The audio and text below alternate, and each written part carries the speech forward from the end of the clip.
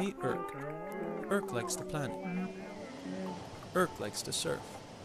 Irk likes to surf on his planet. Irk is impressed with Vissla's movement towards a more sustainable future. He knows they're not perfect, but sees their progress and likes the direction they're heading in, trying to find the best way to make products for people that like to surf and the planet. Irk believes that you can take simple steps to do your part to keep the oceans clean and the beaches clear of rubbish. To learn more about Vissla's sustainability efforts and join them in their pursuit for a better future, head to vissla.com/to protect and surf. And don't drop in on Irk. He doesn't like that.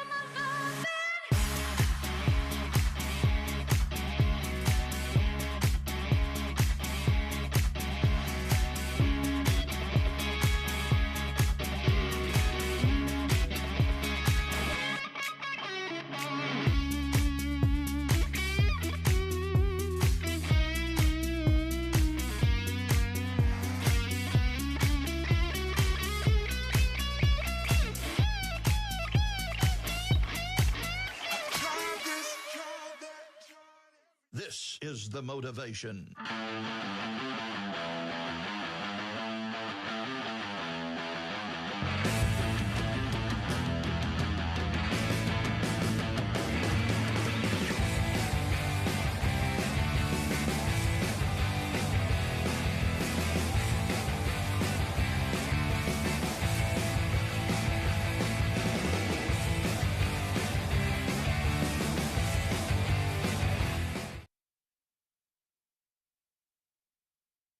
Coast Pro.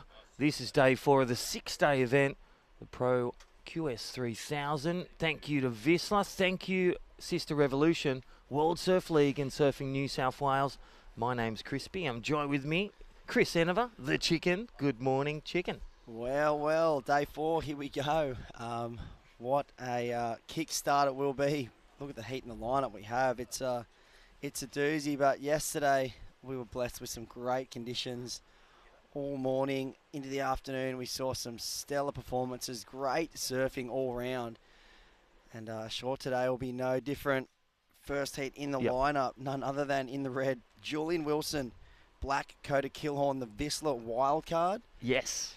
Then we got Nathan Kawani in the white, Connolly in the green. So great matchup to kick off the day. Hope you're tuning in out there in Webland, everyone around the world. And tune into the Vissla 3000 Central Coast Pro. A big thanks to WSL and Surfing New South Wales for getting live surfing, competitive surfing back, so we can, as surf fans, tune in and watch these competitors just take at the lineup and do what they do best. Yeah, definitely. And think about this as a start. Yesterday I was shooting for the moon. Today we're going to shoot for the stars. And, well, don't we have some great seeds advancing on through yesterday with some rising emerging stars. But right now, Julian Wilson, #1 seed in the red. As with Ace Buchan moving on through yesterday. Glenn Hall bowing out.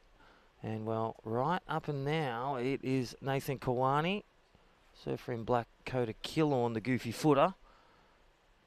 That looks like him now. So a big shout out to all the Vissla crew, Sisstrevolution, John Mossop, and all the crew tuning in around the world at the beautiful home base of Burleigh, Wesburg, and all the crew. A very good morning. This is going to be a cracker day, as with, if you missed it, checked out the highlights on World Surf League. Yesterday we finished with the highest combo, highest waves, one turn, and that was Mordo. He's back again this morning, a 9.9. And then a killer combo 8 with local surfer Caleb Tancred advancing on through and knocking some big upsets yesterday too, Chris. Yeah, there was a few upsets yesterday, but how was Letty's performance? End of the day, Letty Airlines just taking to the skies. It was just, I mean, it was a tricky afternoon for Waves. The competitors seemed to be, you know, struggling to find their way through the lineup with Nathan Sokolani Ball. So there was a lot of bump on the face. It was tricky to ride out there. He won his heat in a really good form. And then Letty took to the skies in his heat and just went berserk about 3 times, 9.9. And then you had the local lad, Caleb Tancred, also putting in a great performance.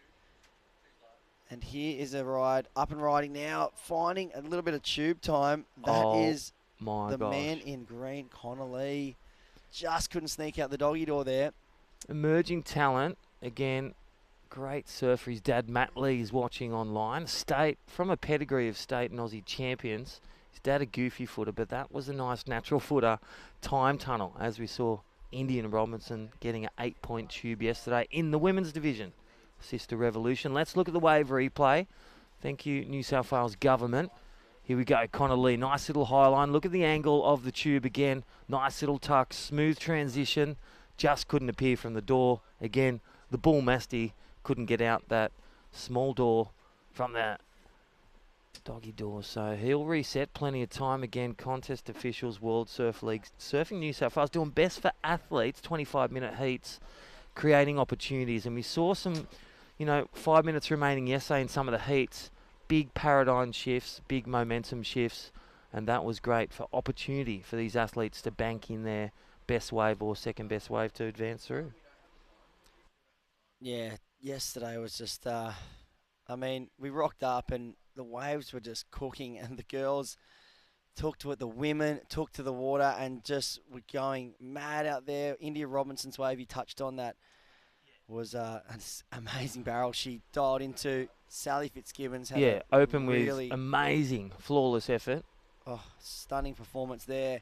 Waves have dropped a bit today, Chris, so still high tide around 1:30. You can see live, beautiful visions of Avoca. Thank you, Destination New South Wales, and presented by Mad Mex, Tom and all the crew, fueling all the athletes, the spectators, with amazing burritos. Don't forget 60 stores in Australia.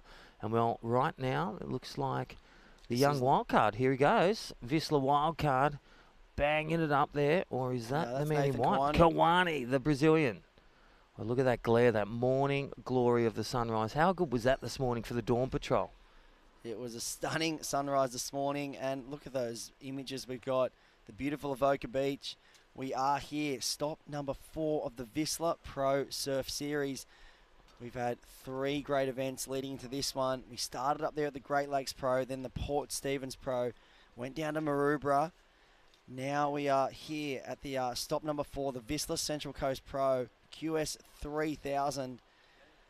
What a series it's been. It has to be, hands down, the most hotly contested 1,000 to 3,000 series I've ever seen. Yeah, definitely. Former tour veterans, currently World Surf League Championship Tour surfers, Ace Buchan, Sally Fitz, Julian Wilson in this heat right now. And again, Ryan Callanan out there. But emerging stars and the talent pool of surfing in Australia and some internationals that live here, again, working in close conjunction with New South Wales Government, a COVID-safe event. So all those out there, keep on till and hope you're healthy and safe. Again, this is check-in for all spectators and also for athletes, COVID-safe check-in in conjunction with our government rules and regulations. That is the man in green up and riding, Connor Lee. So, taken to the skies. Tricky with that offshore wind. A little bit, it can be a bit tricky with those airs. But the talent these guys have is something special. We saw it go to the air yesterday, that light northerly, and it's still west-northwest, light winds. We have a south swell going to build throughout the day. It's going to swing around the surf report. And we'll get Reggae Ellis to talk us through, the super webcaster and surf reporter. But south swell on the jump, and tomorrow looks huge. Cool. Promising waves on the horizon, but right now 2 to 3 foot waves here at Avoca. This is heat 1 of the day. We're going to roll through to 22. We may be on standby from 1 to 12 for QS round 5 for the men. So again, the Vissla Central Coast Pro. This is first heat of the day. Who's in the water, Chriso, for those that just joined us? Yeah, first heat of the day, it is. Well, there's the man up and riding in white. That was Nathan Kawani. Actually, sorry, that was green. Yeah, that glare is playing a bit of havoc. So that was the man in green, Connolly. Nathan Kawani is out there in the white. Brazilian, spends a lot of time on the Sydney's northern beaches. Coda Killorn in the black, the Vissla wildcard, and up against none other than Julian Wilson. And here he goes. This is the Vissla wildcard. It looks like that is Coda Killorn. Tags that one through the lip, taking this wave off Julian Wilson. So that would have felt nice to kick off the morning. 2 nice turns. That'll be a good opening score for the wild card. And how would it be coming up in a heat, your first heat in the seeded round at a QS 3000 event, the Vissla Central Coast Pro, and you're walking down the beach and you look over and Julian Wilson's in your heat. What goes through your head, Crispy? Well, you know what? He's just got to bring his best. He's got to surf out of his skin like a lightweight boxer. He's just taken on the heavyweight. And I'll tell you what, there he is live on screen. Julian Wilson training with his super coach, Luke Egan from Newcastle. And again, also has a house at the beautiful Curranalla 2230. All those tuning in around the world, around the beautiful beaches of Australia. Thank you, Destination New South Wales. We are in Heat 1, Day 4 of the 6-day event, the Vissla Central Coast Pro QS 3000. Don't forget, $30,000 up for grabs in the money rounds from the pointy end of now all the way to the winner taking home $8,000 for first in men and women's. Thank you, Sisstrevolution. Thank you, Vissla. That's right. It is a great prize. Plenty on offer for these competitors to do battle for. Also, the crown of the Central Coast Pro 2021 and valuable points into the Challenger Series at the back end of this year. Hopefully to gain qualification and onto that dream of the WSL Championship Tour. So wouldn't that be something special for some of these competitors? And currently in the lineup, we have a few small scores locked in for Nathan Kawani. Coda Killorn, 4 and a 3, 6-5 for Nathan Kawani. So they really love that first wave of the morning. 2.25 backs that up. Julian Wilson, 1 score of a 6. So we didn't get to see that one on the webcast. Maybe surfed at the same time as one of the athletes. See that one locked in. And Connolly, 2 small scores. 2.3, 1.85. Looking for a 4.70 to take second. Julian just looking for a 1 to take second. Plenty of time on the clock, 12 minutes. Yeah, as a junior surfer, 12 minutes is all the time. We saw, say, that junior surfer from Port Stephens, and that was the man, young ECB, Mikey Clayton Brown. He got 16 waves in literally 20 minutes, so plenty of time for these surfers, these professional athletes, to really kickstart their campaign in the round of 32. Again, beautiful images. Thank you, Destination New South Wales. Thank you, Surfing New South Wales, and our great supporters, World Surf League. Don't forget, tell your friends and family, watch the action. This is Heat 1 of 22 today. We've confirmed we're going to roll through the remainder of the round 4 action. The men, Heats 9 to 16 is Heat 9 in the water right now. 25 minutes. And then the Javiana's expression session to cut right between. And then the round of 16 women will be back. We'll see Sally Fitzgibbons, to name just a few championship surfers as well, taking on, we've got Dimity Stoyle, former World Surf League CT, and current, we've got Freya Prum, India Robinson, Macy Callahan, and Philippa Anderson coming up a bit later on, heats 9 to 12. Yeah, how is that first heat in the women's event? It's unbelievable. Sally Fitzgibbons, Kobe Enright, Molly Picklum, Keely Andrew. Wow. So Sisstrevolution Central Coast Pro is going to kick off in a big way. So stay around for that later. But currently in the water, it is the man in white, Nathan Kawani, in the lead. 6.5, 2.25 as a backup. Coda Killorn in second place. 4 points and a 3. So look, Julian Wilson, the top seed, the CT veteran, made his debut on the CT in 2011. Ninth place in the world first year on the CT. Rookie of the year. Yeah. He's just gone from strength to strength since then. 5 CT wins and a world title runner-up to Gabby Medina in 2018. He's done pretty much everything you can do except win a world title. Yeah, the JW. And I remember as a junior commentating him on the Billabong Surf Series, and I tell you what, he did a club sandwich one day at Coffs Harbour at Diggers Beach as a junior, as a 15-year-old. No one knew what he did. Did a floater, did a snap, did a bit of air, bit of flare. The club sandwich got posted like a 9-point ride like Mordo yesterday, and you could see the promising career back then, like the Reef Hazelwoods, emerging through events such as these, and that's what it produces, amazing surfers, men and women. But right now... Speaking of amazing surfers, there is Connor Lee up and riding on that one. Just a quick down-the-line floater. We'll see if there was another turn before that one. Look at the patience. Got to see our good-looking heads on the screen just before we're in the booth. Fired up, loving the action down here. Well, that was Julian. Was he having a look at that one? It's been good to shower and shave every day. And also fresh teas. Thank you, Vissla. Thank you, Sisstrevolution. We'll have Shannon Reggae. And right now, this is Julian Wilson. Well, one of the top seeds in this event. And what the crowd down the beach here at Avoca. Again, the speed, the flow, and the smoothness. That is Julian Wilson. He will kick the lead. He only needs a 1 to make some movement. Let's look at the wave replay. Chris. Yeah, so look at this. Driving down the line nicely. You can see his intentions so smooth and just fluid. Nice hooking carve. Lots of rail, lots of spray, a lot of power out the back. You know, very controlled. Nothing crazy, just, you know, joining the dots, building the foundation, surfing a smart heat now. Yeah. And 6 and a 5 in the scoreline, in the lead. Expect to probably see some fireworks now. Look at the duck dive there. Beautiful images. Thank you, World Surf League. Surfing New South Wales in Vissla. There is your heat leader, Julian Wilson. Again, look at the wave replay. Thank you, Destination New South Wales. Here's the young Grom, the Vissla wildcard, and he has been blasting through this series. Vissla stopped 1, 2, 3, and 4.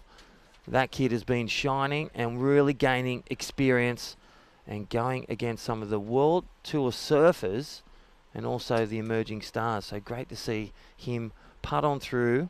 Always a win, whether you win or lose, always a learn. Alrighty, Julian Wilson in the lead, a 6 and a 5. Discipline, patient, and well, opportunity, taking it top and bottom. I love that last wave. Fitted 5 on the scale out of 10, but just a dreamy open face slice, and then that vertical finish on the coping. In your mind's eye, he's in the lead, Julian Wilson. Round of 64, heat 9.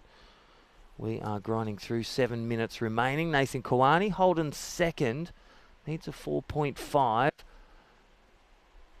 Coda Killorn requiring a 4.61 for the Vissla wildcard in black. And Connor Lee, still an emerging star in the Pro Junior, now living at Cabarita with his girlfriend. But supporters on the beach here for that man in red, Julian Wilson. It's exciting. Chicken. It is exciting. I mean, so many local Groms, juniors, you know, even peers of Julian will be down here tuning in, watching, to seeing what the world's best is able to do in this lineup. It's just very exciting times to have, you know, surfers of this caliber coming to your hometown, putting on the rashi and competing. And I know there'll be a lot of young Groms, you know, really excited to see him down here. He is an inspiration to so many. And here is up and riding Nathan Kawani, it looks like. So tagging that one through the lip, bangs it again. This is some better surfing from Nathan Kawani. Saw him lock in the top score of the heat, the 6.5. That'll be his backup. Looking for a 4.5 to take the lead off Julian. That'll be really close. 2 nice backside whips. Came unstuck at the end. Just falls under. 3.9 it looks like. Just locked in. So just coming under for Nathan Kawani. Here's a replay. Nice lip line float. This is the money turn here. Bang. Through the lip. Races down the line and just catching a rail. So Julian Wilson probably dodging a bit of a bullet there, stays in the lead. Here is the wild card. Little mistake there from Coda Killorn. We're coming down to 5 minutes remaining in this opening heat of the day. Surfers in the next heat will be paddling out. And that will be none other than Nicholas Squires in the red, Chris Zaffis in the black, Noah Stocker in the white, and Max Kearney in the green. So what a matchup that is. Yeah, definitely. I think he did the surf report this morning with Ethan Smith surfing New South Wales. That's Max Kearney. But right now, this is the young man, Connor Lees, looking to advance, needs to hit the high note. First little tag as he drives into that morning glare. And again, look at the finish, discipline. Nice little drift of the tails, a demonstration of power and control. Oh my gosh, Connor Lee. There's no safe seat. Julian Wilson's out there, World Surf League Championship Tour surfer in this event, as with Ryan Callanan. But he's been put on notice. Look at this replay. Chicken. Love this wave. Speed turn down the line and a second. Then he finds this end section and gets loose out of the tail. 3 nice turns, high speed, critical. I like that wave from Connor Lee. And we'll see where it sits in the situation. That looked like behind him. That was the wild card, Coda Killorn. So we'll wait for scores to lock in. Here is a replay of the last of blacks racing down the line. Nice transition floater and just one move. So we'll see where the last score for green locks in. It looks like it could be in 5.9. I dare say that was the number for that last score. So some great surfing. First 2 turns, more speed turns down the line. Didn't really allow him to open up so much. But then the last turn was had a lot of release in it, a lot of commitment through the tail.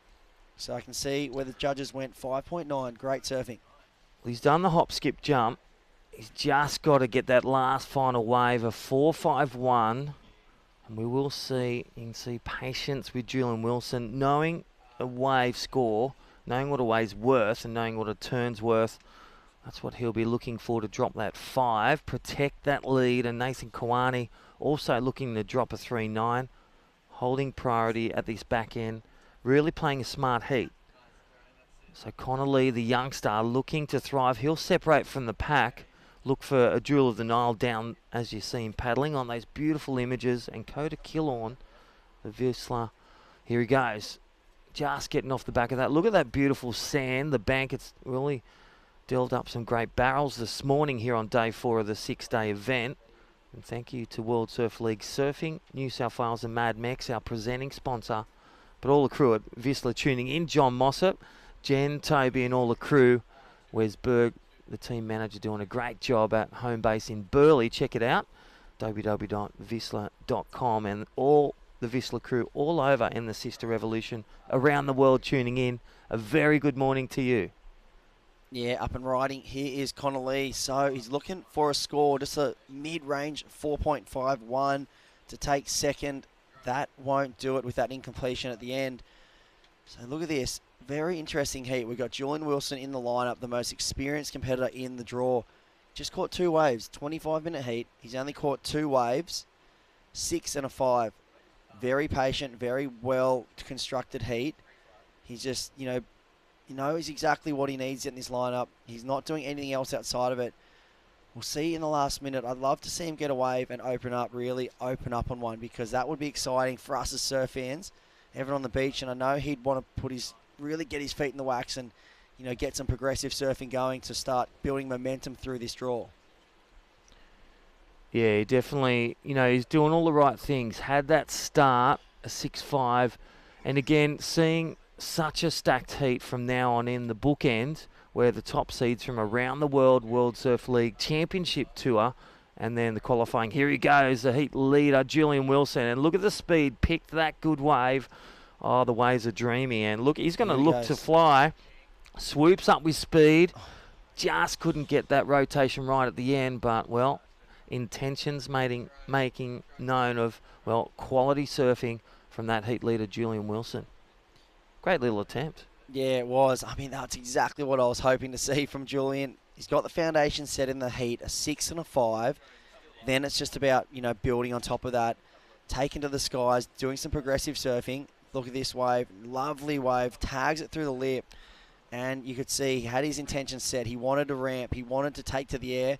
Here it is. Boom. Great air, great rotation. He almost got in between the air reverse, caught between the air reverse and the full rotation. He just needed to probably rotate a few more degrees around, have that nose pointing a little bit more to the beach, and would have stomped that cleanly, just catching that hillside rail as he came round. And yeah, he got a couple in this morning, so yeah, he still takes a win, but I love that he was comfortable and he didn't take a step back. He took a couple steps forwards and takes a win.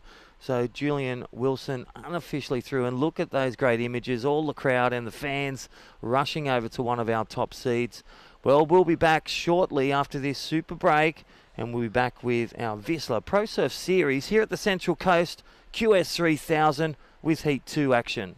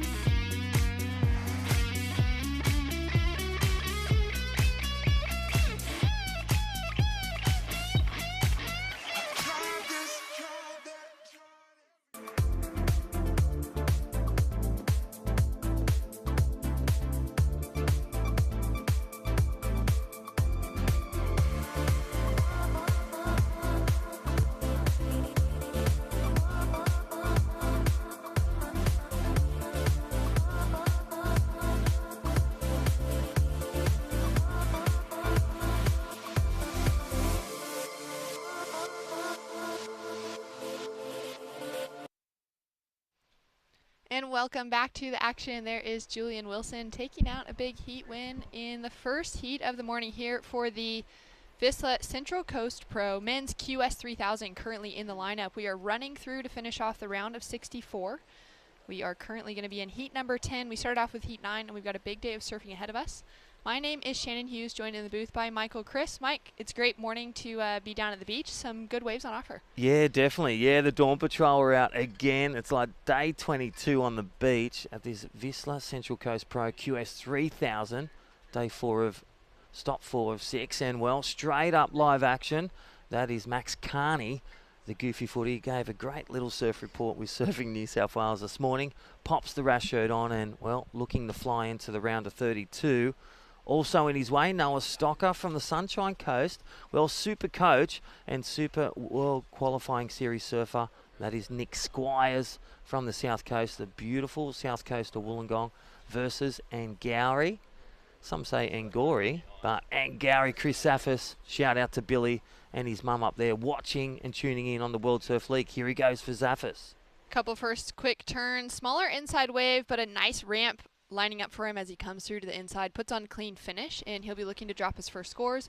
Couple scores, at least heat totals on the board so far for Max Kearney and Noah Stocka in that 4-point range. So nothing too expressive this morning. But it's going to be a good day of surfing. Having a look at the forecast, conditions have dropped off quite a lot today. Yeah, definitely. So yesterday we saw three 4-footers, some nice barrels, some nice vertical waves, predominantly right-handers. It changed from the left-handers on day number 1. As you can see, live screens without beautiful images. Thank you, Destination New South Wales. But 2 to 3 foot northwest winds, really nice and offshore, swinging around to the southwest, south. High tide at 1 o'clock. Shannon. We had a quick wave from Max Kearney, couple backhand turns, kicks out under the foam. So some of those waves still shutting down But as you were saying, we're pretty much on dead low tide at the moment. Yes. So dead low tide. So see a few barrels as we saw this morning. Max Carney getting the best of the exchange so far. Really coming out of the gate strong. 7-8-5 combo. But Noah Stocker, again from the Sunshine Coast, boosting up there. Shout out to his dad and mum watching the World Surf League. Live on the app, live on the website. But Chris Safis opening with a 3.9. Super speed. But I must say, that man with the P next to it, well, there's live images. Our last heat's winner, Julian Wilson. Look at the crowd lapping it up. The superhero from Newcastle, born in Noosa, and look at him. Great to have him a part of this amazing event. Yeah, it's amazing to see him, show up ready to suit up, getting ready for the championship tour to kick off here in Australia. But again, we were kind of having this conversation a lot yesterday, seeing Sally Fitzgibbons in the jersey, Macy Callahan, so many of our championship tour competitors showing up here in Avoca. Shows, number one, the quality of waves on offer. They want to surf some good waves. They've got it right here in Avoca. But they're also here to get that jersey on and to kind of just show up for that younger crew that's entered in as well. It's such a multi-generational event. That's where they started. I love Sally's post the other day of a father putting a rashi on when she was like 12. It was just such a beautiful image. I check it out on Sally Fitzgibbons on her Instagram. But just that legacy, that pathway that's developed through the States, through the board riders, and all the way from Surfing Australia, all the way to the World Surf League, the dream. And again, great to have you here with your quality surf webcast and also Reggae LSL. I was a grommet at Cronulla listening to his radio and surf reports. Can't wait to have him on board today. Well, here we go. Nick Squires, great opening turn, drives into that second section, drifts the tail, and is not able to pull out of it. Really packing a punch. Well, he is such a strong competitor. Been doing over 10 years on the World Qualifying Series QS.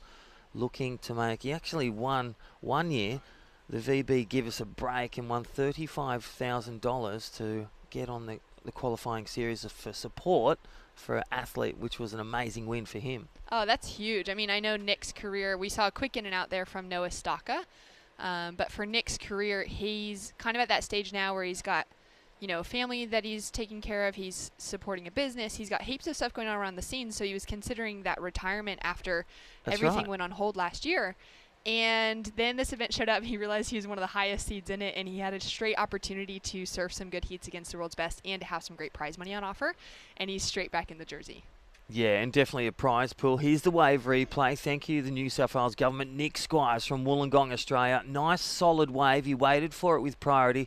But look at that intention, just overcooking that last turn and drifting that nose a little round. Here's Noah Stocker up and riding. Nice little replay again, looking to stomp that turn, get complete points according to the scale out of 10.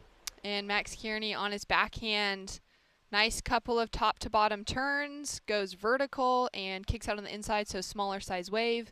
Taking a look back at that one of Nick, Crispy, you've got a lot of coaching experience. You've worked with so many athletes over the years. What could Nick have done differently to be able to capitalize on that second maneuver? Yeah, he brought the energy, but he just needed to harness that energy, bank in those first scores, build the house, as well as he had that first turn, he had that positive rhythm, but just went a bit too far and kicked that tail. When the nose doesn't face the beach, that's when all things can fall off.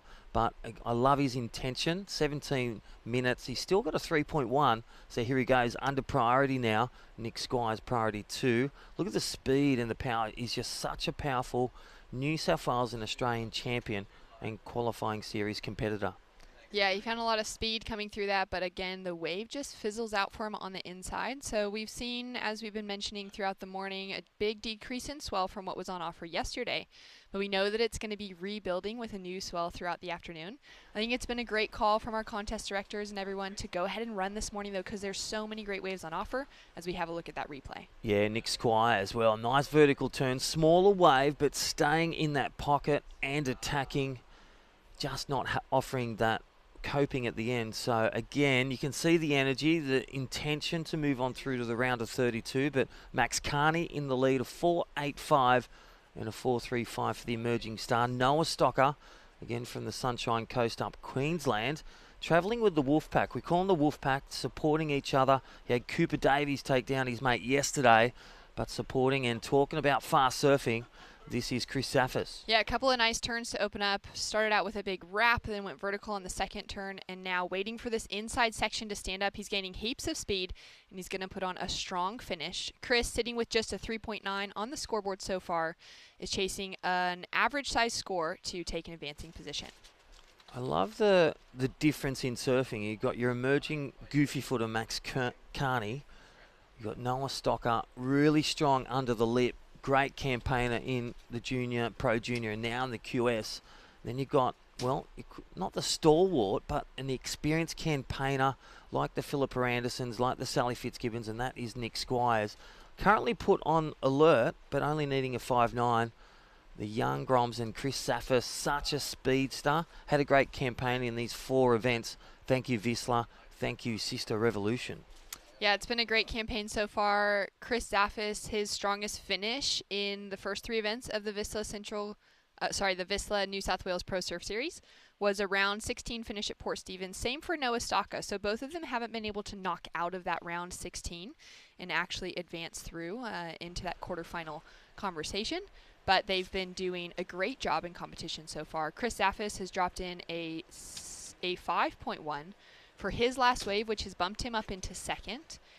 And we will be waiting for that next set to roll through. But as we do, oh Crispy, my gosh, there it is. It's Crispy and Shannon here. Julian Wilson, congratulations. Great warm-up and great heat then. How'd you feel? Yeah, thanks, guys. Yeah, it was nice. The bank's really good. We had a few nice opportunities. Thought I might be able to ride a few more waves in the heat, but had to be a little bit selective. But it's just nice to put the Rashi on and get this big Australian leg underway. What is it like for you to come into a QS 3000? What's it like putting the Rashi on? You know, how much work has gone into it this week and, you know, the last few months? Yeah, well, basically since getting home from Hawaii, I've been training for the CT events coming up. So I feel like I'm almost there physically. So I feel like I've been training for what would be normally snapper. Yes. But coming into a QS 3000 here, and it's a great opportunity. I've been working a lot on my boards and trying out a few different fins lately, and there was a new board, new fin in that heat, and it felt pretty good. But it was nice to test it with that kind of excitement and energy of a heat, and I think I kind of overpowered it a little bit, so I'll probably make a little adjustment. But yes, swell's going to come up tomorrow too, so I'll be riding something completely different. Yeah, well, it'll be great to see you guys in some of that bigger swell size as it peaks throughout the afternoon. Julian, like you mentioned, having to shift that practice in preparing for snapper, getting to prepare for Newcastle, your hometown, getting to surf some of these beach breaks, does that come into mind, surfing out in Avoca, something that's different but a little more similar to your home break of Newcastle for the championship tour than preparing on a point break for snapper? Yeah, this is a great opportunity for us, me and Ryan and Ace and Owen, I think. And yeah, it's a lot of similarities. Obviously not too far down the coast here at Avoca from Newcastle. And I mean, the biggest difference really when you get to the CT is you have a bit more time on your hands during a heat, and wave selection, you can be a little bit more picky. There's less guys in the water. Where the 4-man QS heats and similar conditions, it's kind of good because you sort of have to take more chances. You got to be hungry. You got to get stuck in. So it's a nice opportunity to sort of, I guess take the gloves off a little bit, get dirty, and fight out a few heats and hopefully do well in this event, but then sort of set myself up to get a bit more time in the water during heats. And I mean, the conditions are nice today, but we kind of get to cherry pick the conditions too with the CT. So this is a great warm up, I think, for 4 World Tour events that are coming up.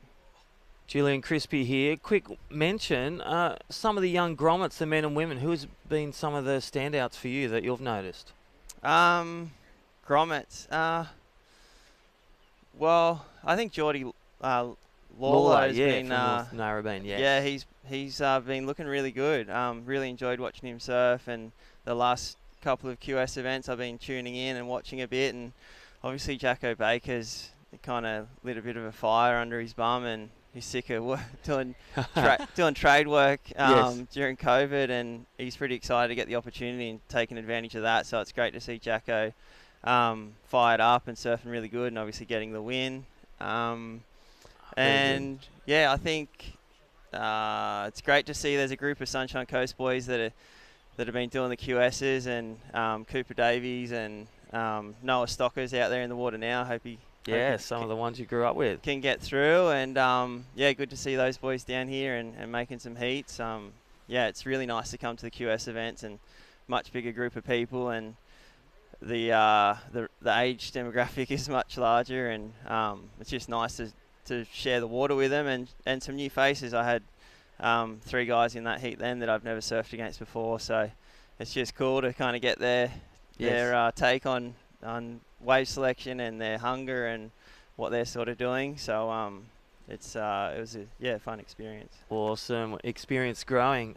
Closing? Yeah, well, thank you so much, Julian. It's great to see you in with a big heat win. I'm sure everyone down on the beach was just frothing to see you in the lineup. So thanks for showing up for Avoca, and we'll see you in the next round. Yeah, looking forward to the swell and some more heats. Thanks, guys. We'll let you know if we're on this afternoon. That was Julian Wilson, and well, what a champion, and what a great ambassador for surfing, and great to see him light the shores here on day 4 of the 6-day event.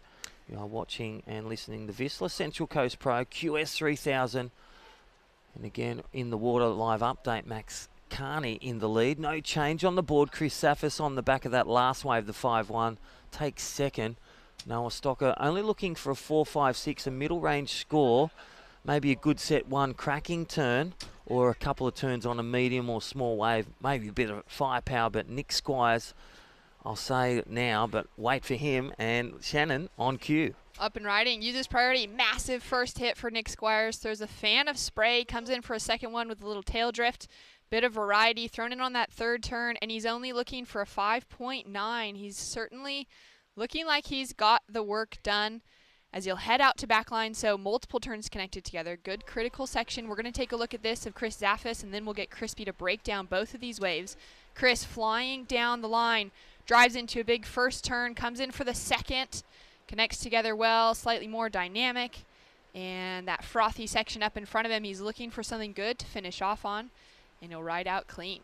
Yeah, well, what a great exchange there. That was 3rd and 4th, and this is the game where we get down to the pointy end, and there is no safe seat. It's all about grabbing those moments, maximising those moments, and finishing those moments for a good score to march on through to the round of 32. We'll get the replay shortly. Thank you, Surfing New South Wales and World Surf League. And then while we wait for that, you see him paddling out. He'll go already a change. Last wave of Chris Safis dropping in. There it is, a 4.9. So really going from 4th position and going into the lead. And last of Nick Squires to drop in. Stand by for that one. But Chris Safis maximising the most of that exchange, whereas Nick Squires just bumping up from 4th to 3rd. So, well, bit of a shift there in momentum. 8 minutes remaining. Look at this replay. Let's go through it. A medium wave. There's the first turn. Nice fanning spray. Powerful spray. Look at the torque on his turns. Got a little rock and roll on that. Jams that. It just didn't have that last section as it got steeper. Got a bit caught up on that last one, and that is reflected in the score. Good score, but look at this one. This is Chris Safis maximising the speed, waiting for that moment, driving off the bottom. Bang, there's the first turn. And look at the progression into his second one. A bit sharper and building on that one from Nick Squires. Look at this end section. This is where that end coping is the difference in the score there, Shannon. Well, Chris Zaffis dropped in a 4.9 for that last wave, which bumps him up into the lead as his 2nd highest score. Nick Squires dropped in a 5.75 for his wave, which is his highest scoring wave and would have jumped him into that 2nd position, except that Chris Zaffis increased that heat total overall. So Nick Squires is now chasing a 3.55 to advance. Noah Stocka, the Sunshine Coast local, as Julian Wilson was mentioning, is down into 4th position. But Noah is sitting with priority, chasing that 4.86, and now up and riding on his backhand is Max Kearney, chasing a bigger score than a 5 to increase that requirement on Nick Squires and solidify himself in advancing position. So a small score to drop in for Max. Chris Zaffis now up and riding again on the inside. He's staying super active throughout this whole heat. Takes to the air, throws in the progression, and rides out clean. So he's looking to throw something different down for the judges than what we've seen so far, Crispy. Yeah, I love the energy of Chris Zaffis under the lip, and where you can just see he just loves speed, harnesses, makes that quick, adaptable decision. Am I going to smash it? Am I going to fly it? Let's look at the wave replay. There's the speed, drives off the bottom. There's the first turn. Banks in the combo, and here we go. Opportunity, tail high, kicked it and stomped it. Made amends and great energy building from his last wave, and now in a comfortable position in the lead of 5.8. And there we go. He's increased that heat total. He's dropped the highest score of the heat so far, and he's now got that pressure on the rest of the field. Max Kearney is now chasing a bigger score, that 6.05, to take the lead. Nick Squires still chasing a small score of a 3.55. Same for Noah Staka. Not massive requirements for either of them to shift into that second place position. I love the gratitude of Julian Wilson. He won the last heat, but the gratitude, knowing and talking that Cooper Davies got through his heat, the support, seeing those grommets, because he remembers as he was a grommet one day back then, and now he's in, well, on the world stage. But I love the support that he still watches the QSs, sees who's going well, supporting the locals at Newcastle, now his new home, with Luke Egan, his coach, and all the crew up Noosa watching and listening. Cooper Davies, Noah Stocker flying the flag for the Sunshine Coast. And they've just dropped in a new film called Home Bros. Cooper Davies, Alistair Reginato, Connor Lyons, Jack Reginato. Some big barrels in there, some great turns in Noah Staka, who's currently in the water in the white jersey. Of course, we're now going to take a look at who is coming up in our next heat. There's Mini Margot right live on screen, and he is just as smooth. I'd like to say his style is his own, but he's so smooth like his dad. Margot, one of the superstars and first free surfers paid to just surf and grind a beautiful waves and put it together and enjoy surfing. He's up next. Who else we got out there? Coming up in the next heat, surfer in red will be Liam O'Brien, surfer in black, Dakota Walters, in white, Jamie Skillen, and then Micah Margison, as you were just saying. Yeah, Mini Margot from the Casuarina area, and I'll tell you what, lob from Burleigh Heads. That is going. Jamie Skillen been dropping some really impressive combos and scores. What a matchup. There's no safe seats, so don't go anywhere. 3.5 minutes. Or you can go somewhere at lunchtime, because guess what? At the Vissla store at Burleigh Head, they've dropped all their new wetsuits for Vissla and also Sisstrevolution. Check them out, www.vissla.com. And again, all the crew at Sisstrevolution and Vissla. Check them out if you're near Burleigh, and pop in and say hi to Wes Berg and John Mossop up there. So great to have their support behind this. Great to see Sisstrevolution coming in behind the women's event. Vissla, of course, behind the men's in the entire series here for the Vissla New South Wales Pro Surf Series. It's been amazing to have competitive surfing up and going again as we see a quick kick out there from one of our competitors. That sun is shining bright today. We may have some weather changes throughout the afternoon, and a big swell is on the horizon. So we know we'll see an increase in size throughout the day. Yeah, definitely. And that's why all those men that are getting through, like Julian Wilson this morning, they may be surfing twice today, so they may be picking up this afternoon where they left off in round number 5. But stay with us. Currently sitting in heat number 10 of the morning, rejoining and completing the round of 64. Here is your heat leader from Ngari. Well, shining the stars. I love the kick, the power, and the bling. And look at the hands thrown to the air, grabs the apples from the tree, and stomps that turn. Yeah, that's a great wave from Chris Zaffis. Definitely putting it all on the line as we come down to the last 2 minutes. He's already sitting in the lead, but he's looking to increase on those 5-point scores. Yeah. So I love the build of energy. Don't you agree? He set his pace. He just was so disciplined with his completion in every opportunity of the waves, and just building. He's building so much strength in the gym, time in the water, and again, bringing it in that 25-minute frame in the jersey, in the heat. Chris Zaffis leading the charge, a 6.25 and a 5.8. Max Kearney needing now an above-average score out of 10. A 7.2 still achievable, but Nick Squires, he's the one super coach. This is where B. Derva just says he's such a great cue-worder. He'll just say, use your instinct, but when you're in a heat, when a coach is in a heat, take your coach hat off and put the athlete hat on. You just got to leave it simple and get that wave, do that turn, get that 3-5-5. Yeah, it's such a small requirement for Nick, and he's one of those power surfers that we know the right wave comes in, he could get, one of those good scores on a single maneuver, connect two together, and he's got an excellent so easily. We've seen that so many times from Squizza. Yeah. But now it's coming down to that gritty end, 45 seconds on the clock. He just needs one small wave, couple of quick turns thrown together, and he'll have that score. Is he going to be able to pull it out? Where we've seen Chris Zaffis steadily build that score line, wave after wave. Another wave coming through. Noah Staka sitting with priority decides not to go. Nick Squires decides not to go. 20 seconds on the clock. Well, they can just read the wave and see the opportunity, and this is where all that practice, knowing what a wave's worth, they know what and can do turns that get the score. They're just running out of time as it's the enemy. 10 seconds for Nick Squires. And this is where you go back to the start in your debrief, whether win or lose. You're always winning when you're learning. But I'll tell you what, with Nick Squires, those first moments, that first wave where he fell off on that second turn, there's the magic moment that would have driven him through. So he'll bow out of this event, as with Noah Stocker. They've done such a great campaign for 4 days. Well, we'll come back shortly after a short break. Don't go anywhere. Heat 3, the men's round of 64, the Vissla Pro Surf Series here at Avoca. See you soon.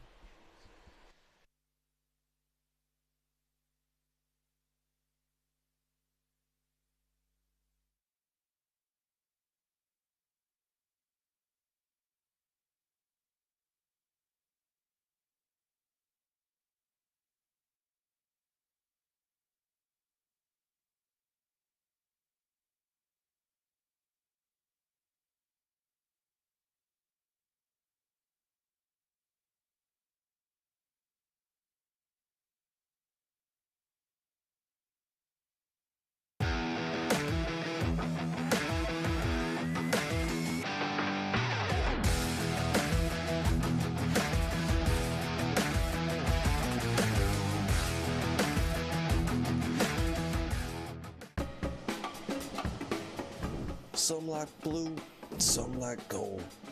Some are mellow, yet some are bold. Some are aggro, yet some are stoked. Vissla has tops for all different folk.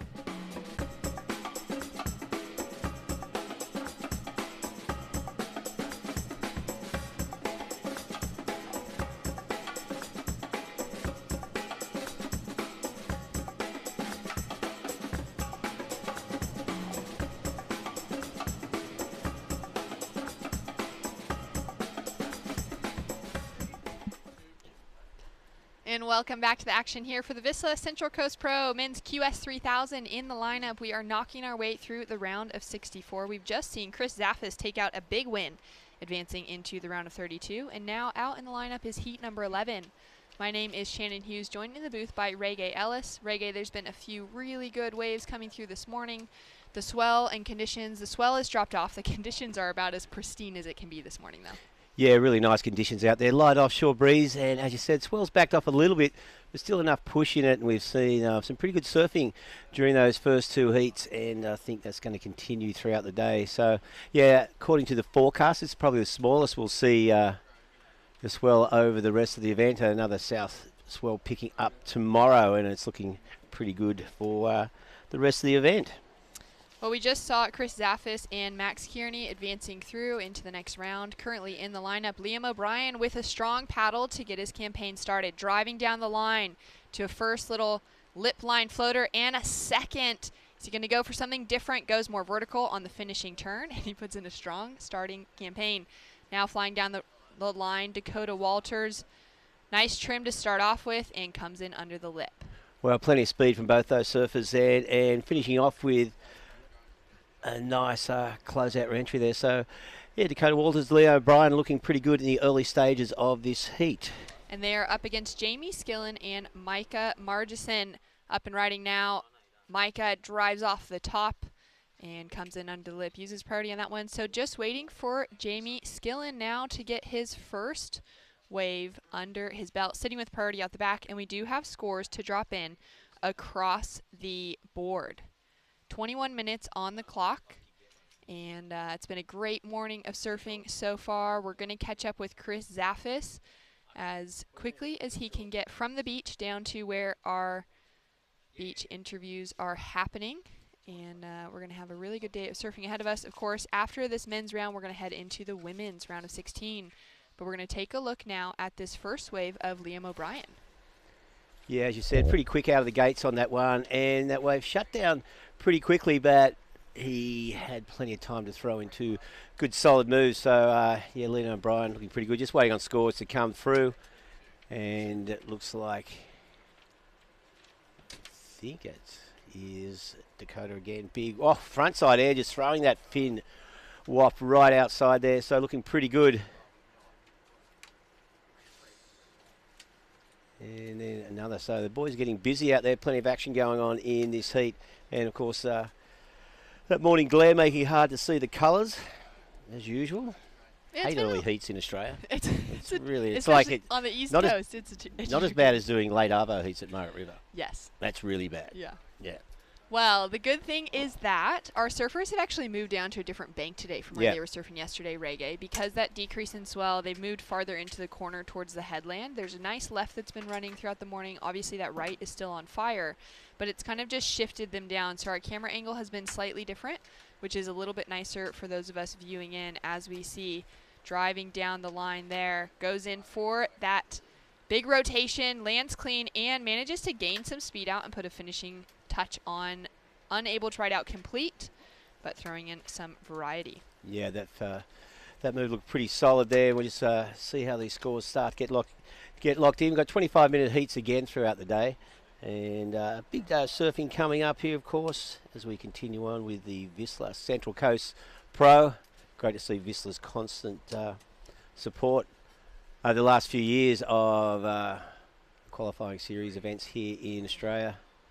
Because Vissla, relatively new company, started in 2014 and headed by Paul Norday, of course, South African surfer who was he was a finalist in the Pipe Masters in '76. He got third behind Roy Russell and the great Jerry Lopez. So Paul, part of that push with out of South Africa back in the day with Sean Thompson and Sean's cousin Michael.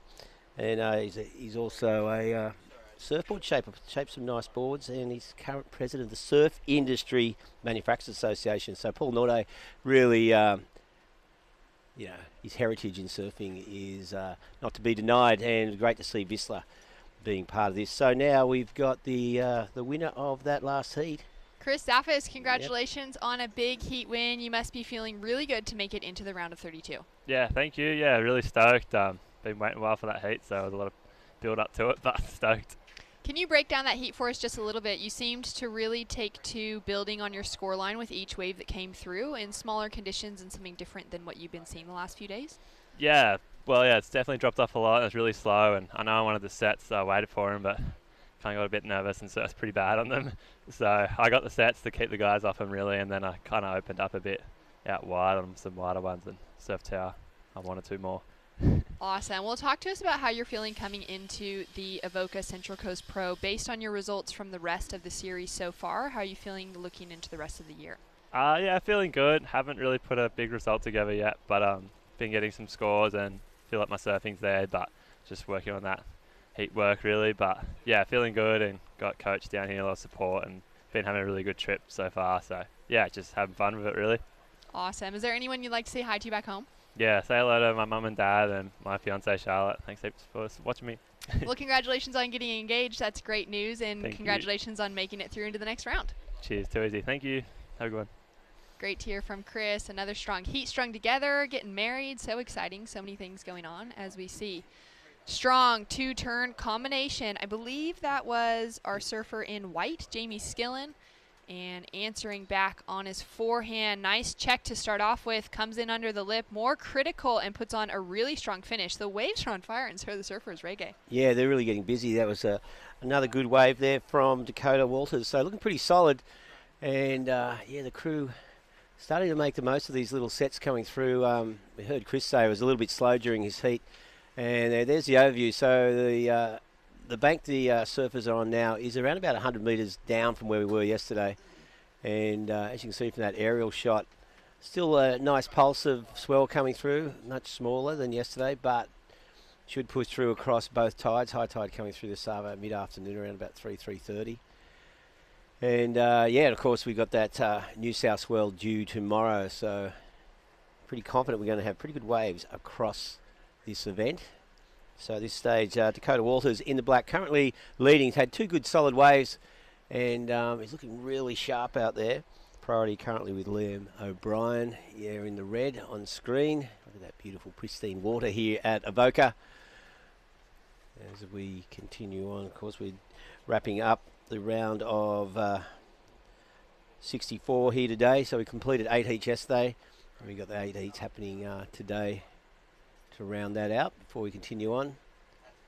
And then we'll see the women hit the water. We'll be going into women's round of 16, which just has the 4 heats in it. That'll be advancing the women straight into the quarterfinals. So it'll be an exciting day of surfing with some nice conditions on offer.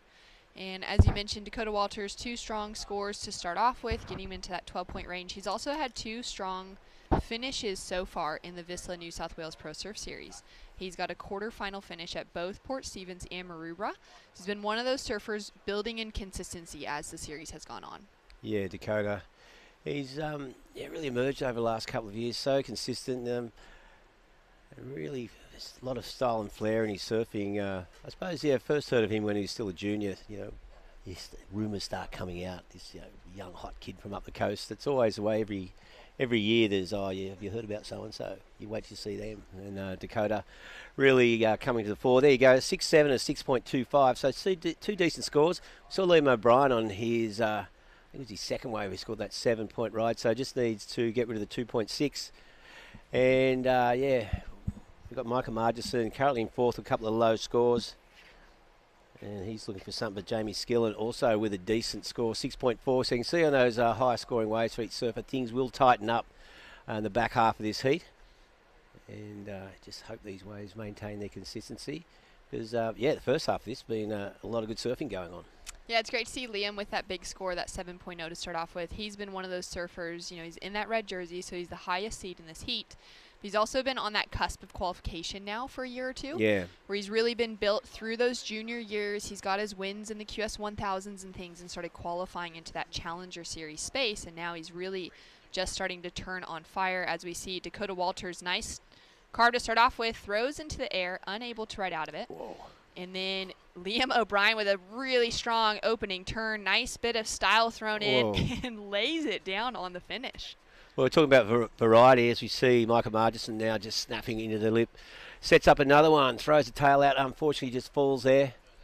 But, Liam O'Brien, just 3 turns, a lot of variety. Each one was different. But the constant thing in it was speed and power, so looking really sharp on that wave. And that'll get rid of his 2.6. And it may put him in the lead as we hit the 13-minute mark. This is heat 11 of the round of 64. Yeah, coming down to that halfway mark, Jamie Skillen currently sitting with Priority, a local surfer from the Central Coast. We don't see him competing too much, but he's got a really powerful air game and rail game, as do the majority of surfers. We've just seen Liam O'Brien jump into lead, but we're going to take a look at this replay from Dakota Walters. Yeah, nice snap out the back, throws it up, and releases the fins for that air, but unfortunately he comes unstuck. And here's the replay of Liam. Watch his first turn, just bang, just snaps it straight into the lip. Another one coming up, little floater, and sets up this last turn with big hack through the back there. Looked like Matt Hoy. And, definitely. And here's Micah's replay. Nice little snap to start with, but unfortunately just mistimed that last turn and fell. So Micah Margison's got a bit of work to do. Just with a couple of low scores. We saw Liam O'Brien 8.25 on that wave, so that's put him in the lead. And it's one of the highest scores we've seen in this round. So 2 good waves, an 8.25 and a 7. Dakota Walters now needs an 8.55 to move into first. But all these surfers need to lock in a wave above 7 to stay in touch with Liam O'Brien, who's just looking really sharp. He's having a good heat. So solid, put himself up into lead. And talking about high scores of the round, yesterday afternoon, last heat of the day, Liam Mortensen dropped in a 9.9.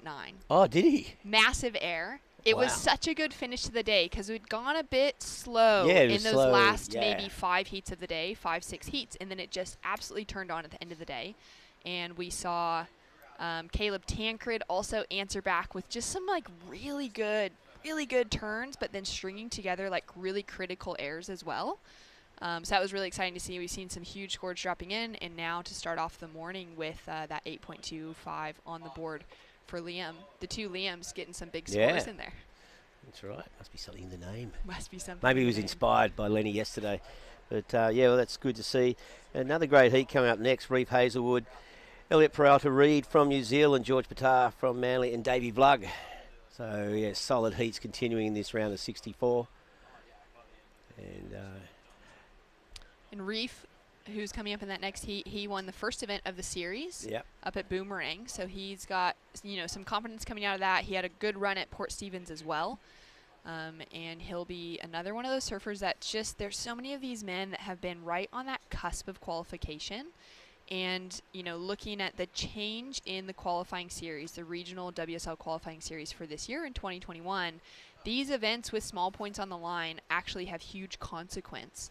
Talking about getting into the Challenger Series towards the back half of the year, and then into the qualifications moving into the 2022 Championship Tour. Yeah, that's a structural change. Previous years a 3,000 wouldn't necessarily be a keeper in your points, but this year it definitely is. And I think it's going to be one of those years when any heat result makes a big difference. So we were talking yesterday about people who've, I think you said Philip Anderson, of course, with two semis and a final. Exactly. She's looking pretty solid now. So, consistency throughout the Vissla Surf Series is going to be making a big difference towards the end of the year, because, of course, this is the final qualifying event of the Australian season, moving into CTs, of course, starting next month. Not that long, actually. Everything's just wrapping up so quickly as we're coming down. It really is. Yeah. Great to see professional surfing back on the coast here in Australia, especially with all of these great events that have run in New South Wales. We're so thankful to Destination New South Wales for partnering with surfing. I mean, they've done such an amazing job over the years of sponsoring and supporting and giving our competitors the opportunity to surf at some of the best locations on the New South Wales coastline. Yeah. Thinking of that string of QS events from Boomerang Beach to Port Stevens to Maroubra for what we've had. As we take a look again at Dakota Walters, he doesn't want to take that second place. He wants to lead. Nice strong turn to start off with. Good floater, and he's going to come in for a strong finish on the inside with a couple of turns thrown together. 3, 4, and he's going to go in for another little finish past the umbrella and rides out clean on the inside. Yeah, that was a decent wave there from Dakota Walters. A couple of solid turns. In middle section, you sort of had to go down the line a little bit, nursing those bottom turns just to make it around that section. But the first and third turn looking pretty good. And have a look at the replay here. You'll see he gets in this nice clean face again, just driving straight into that lip. And there you'll see a couple little sort of maintaining speed just through this at the bottom here. No room to hook into the top until this time. And nice little snap. And as he runs down the line, getting busy right at the end there. And just finishes off nicely. So, yeah, nice clean wave there. Ridden well. And he's chasing a big score. I don't think it's not going to put him into first place, but might bridge the gap a little bit between Liam O'Brien and himself. Looks like we had a wave from Jamie Skillen there on his forehand. Look at that turn. That was ridiculous. Driving speed to finish off on the inside. And a name that I am not very familiar with, but wow, that was amazing. Yeah, that first turn was pretty sick. That's the first one of the few lefts I've seen ridden in the entire event. He looks so sharp on that. And he's got a bit of a spring in his step now, paddling back out. And he's looking for a 6.56 to move in a second. That could tighten things up. Of course, we still got that last score of Dakota Walters to get locked in. Micah Margison, currently sitting in fourth, needs to lock in 2 waves. As we see the replay, look at that big hook out of the top, full layback, and just finishes off with, just wafts those fins out at the end of that turn as well. So 2 good solid turns there. Fairly short wave, but Jamie really made the most of it. Plenty of speed and power through that first turn. Micah Margison, this is an interesting one to see him sitting just with such small scores on the board. He's chasing that 9.55 to advance. He's got priority, so he's in that kind of, in that control position. But he's one of those surfers that's just such a blow-up here in Australia. Yeah. He had the win for the trials for the Tweed Coast Pro, that specialty event that ran last year. Yep. When the WSL strung together a few events just to have some competition happening. He went down in the elimination round to ace Buchan. And now Dakota Walters, he's just dialed in. He's on every wave that comes through. Goes for massive air, lands in the flats. And he's just staying busy and having fun. Yeah, he is. Just looking for that elusive 855. They're very elusive out there, obviously. Yeah, so Jamie Skillen. Doesn't look like that last wave pushed him up. So priority now with Micah Margison. He has 6 minutes, and looking at his scores, he really needs to lock in a high 6 to stay in touch. So he's still looking for two waves. So basically he's got a 6-minute heat ahead of him if he's going to progress. And Liam O'Brien looking pretty comfortable at the moment as we see Dakota, like nice clean wall ahead of him, stretching way out in front, and so he goes for the big air, but unfortunately that wave just shuts down. He knew it wasn't going to amount to the score he needs. Liam O'Brien sitting out the back. 2 huge scores on the board so far. Looking at some of the kind of heat totals of the last few events, getting into that 15-point range was really the only safety net. There were so many high scores that were being dropped because we've had such good conditions throughout the series. So it's great to see Liam get into that space, and I think we'll see that heat total start to increase consistently. Yeah, because earlier, like yesterday, it was all 11s and 12 2-wave total was sort of getting you through to the next round. So yeah, Liam stretched it out a little bit, and that's good. We want to see 15s and above. Yeah. So exactly, and we want to see that. We're seeing some of those big scores dropped, but without that backup score, which is keeping that heat total pretty low. Yeah, there's a lot of that going on yesterday. Surfers getting through with the second wave, just the mid-5. So, yeah, hopefully, well, you'll expect as the event progresses, get into the round of 16, etc., things will get really tight out there. And surfers know they need 8s to guarantee progression. So down to the final 5 minutes, round 64, heat number 11 this morning. We're going to be running through to heat number 16 and then jumping back into the women's Sisstrevolution Central Coast Pro. We'll be into the quarterfinals as we have another little line coming through here. These guys are just going to have a paddle right up and over the top. Have a look maybe at the second wave in the set, and there goes Jamie Skillen eyeing off that left once again. And he's setting up for a big opening turn, similar to that first turn on his last wave. And kicks out quick to avoid running into one of those free surfers, but great opening turn. Love that layback. Yeah, good opening turn. Unfortunately, the wave ran out. He's chasing a 6.56, almost a 7-point ride. And unfortunately, you can see he wasn't too happy with the way that wave just ran out, but he had second priority at the time. So Micah Margison, here's the replay, as you can see. So Jamie just sets up his first turn. There's that big slice, throwing that back foot down there, and this wave just flattens out, and there's not much in it at all, and he just kicks out before he runs over that grommet. I love the grommets. It's great. There's so many surfers around. There's so many fun waves today, and as you head closer into the corner there, underneath that headland, the swell just kind of decreases. It doesn't get in around that headland as much, and so there's a great little spot here at Avoca for anyone looking for smaller, kind of softer waves, and then the farther you go up the other end of the beach, the more swell it picks up and the heavier, the bigger that it gets. Yeah. This sort of the Pines and the Shark Tail to the Pines is probably the most consistent bank here at Avoca. There have been so many events run on this bank over the years. And you can see there's the overview there, so you can see a pack of surfers down there to the south of the contest area. And there's still some waves running. Oh, here goes Jamie Skillen again. He's hunting out these lefts. Bang. Oh, yeah, he's getting a bit frustrated now. There's only 2.5 minutes to go. And Liam O'Brien, nice snap into the lip there. And again, hooks it off the top and throws that third turn in. So, nice complete wave there for Liam O'Brien. I'm not sure if it'll get rid of his 7. But he's looking pretty comfortable at the moment, as is Dakota Walters. So, Jamie Skillen and Micah Margison have been playing catch-up, but Micah really has been pretty quiet out there. He's had priority for a good 5 minutes and hasn't taken off. We've seen other ways ridden. Yeah, it's pretty surprising, just kind of letting that priority get the best of him rather than using it to his advantage. As we take another look at Liam O'Brien, the Burley Heads local, looking really sharp on that DHD, connects a couple great turns together. Again, he's already sitting with that 8.25 and that 7-point ride on the scoreboard. and has a commanding lead over the rest of the field. Down to the final 1 minute 30 seconds. Another set rolling through. Margot with priority. Dakota Walters sitting with second priority, looking to put some pressure on the rest of the field, but our surfer in green sitting in fourth position. He's chasing a big score of a 9.55 to advance. So that's going to be a pretty tough challenge by this stage. Jamie Skillen has been close to getting that requirement to advance with that 6.4 to his 6.56 requirement.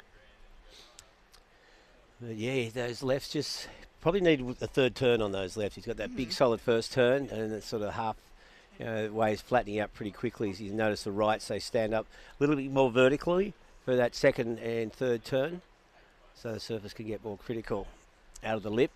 And that's what we've seen from Liam O'Brien and Dakota Walters. They've probably been, it's fair to say they've been in control of this heat from the outset. On screen there you can see Jamie Skillen. 30 seconds remaining in this heat. Liam O'Brien and Dakota Walters looking good to move it through to the next round. Will be another good result for Liam O'Brien, and looking to solidify himself a place maybe in the final conversation by the end of this event with a heat total like that. Dakota Walters feeling confident as well. He's been so busy throughout this heat. He really took control and just got some scores on waves under priority as well, and continued to build on that score line. Yeah, well, there you go. So, yeah, that one wraps it up. So, Liam O'Brien and Dakota Walters moving through the next round. You can see Michael Martinson pretty disappointed with that, but that's the way things go. We'll be back with the next heat as we continue the Vissla Central Coast Pro right after this break.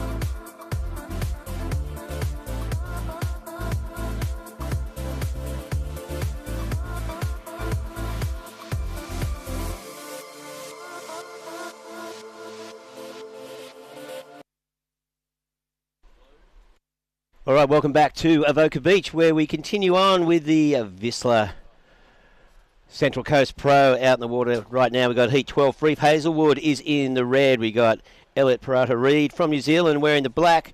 George Pitar, he's in the white, and wearing the green is David Vlug. So another good heat coming up. Joining me here in the booth is none other than Chris Enever. So Chris, some pretty good surfing going on out there this morning. Yeah, it is, Reggae. Great to be in the booth, and here is the man from North Narrabeen, David Vlug, up and riding. That's a way to start your heat for Vluggy. So great opening wave there, launches to the sky, lands in the flats, and that'll be a great opening ride for the man in green, David Vlug. Yeah, you'd be pretty happy with that. We see Elliot Parata-Reid, young, or probably not so young surfer from New Zealand, opened up with a 2.75. There you go. So Davey Vlug locks in a 7-point ride on that opener. So you'd be pretty happy with that, catching that wave in the first 2 minutes of the heat. And yeah, have a look at the replay here, Chris. Just nice snap into the lip, running down the line, and just throws that air reverse. Now, you would have seen a lot of David surfing over the years. Yep, seen a bunch of Vluggy. He's a great character.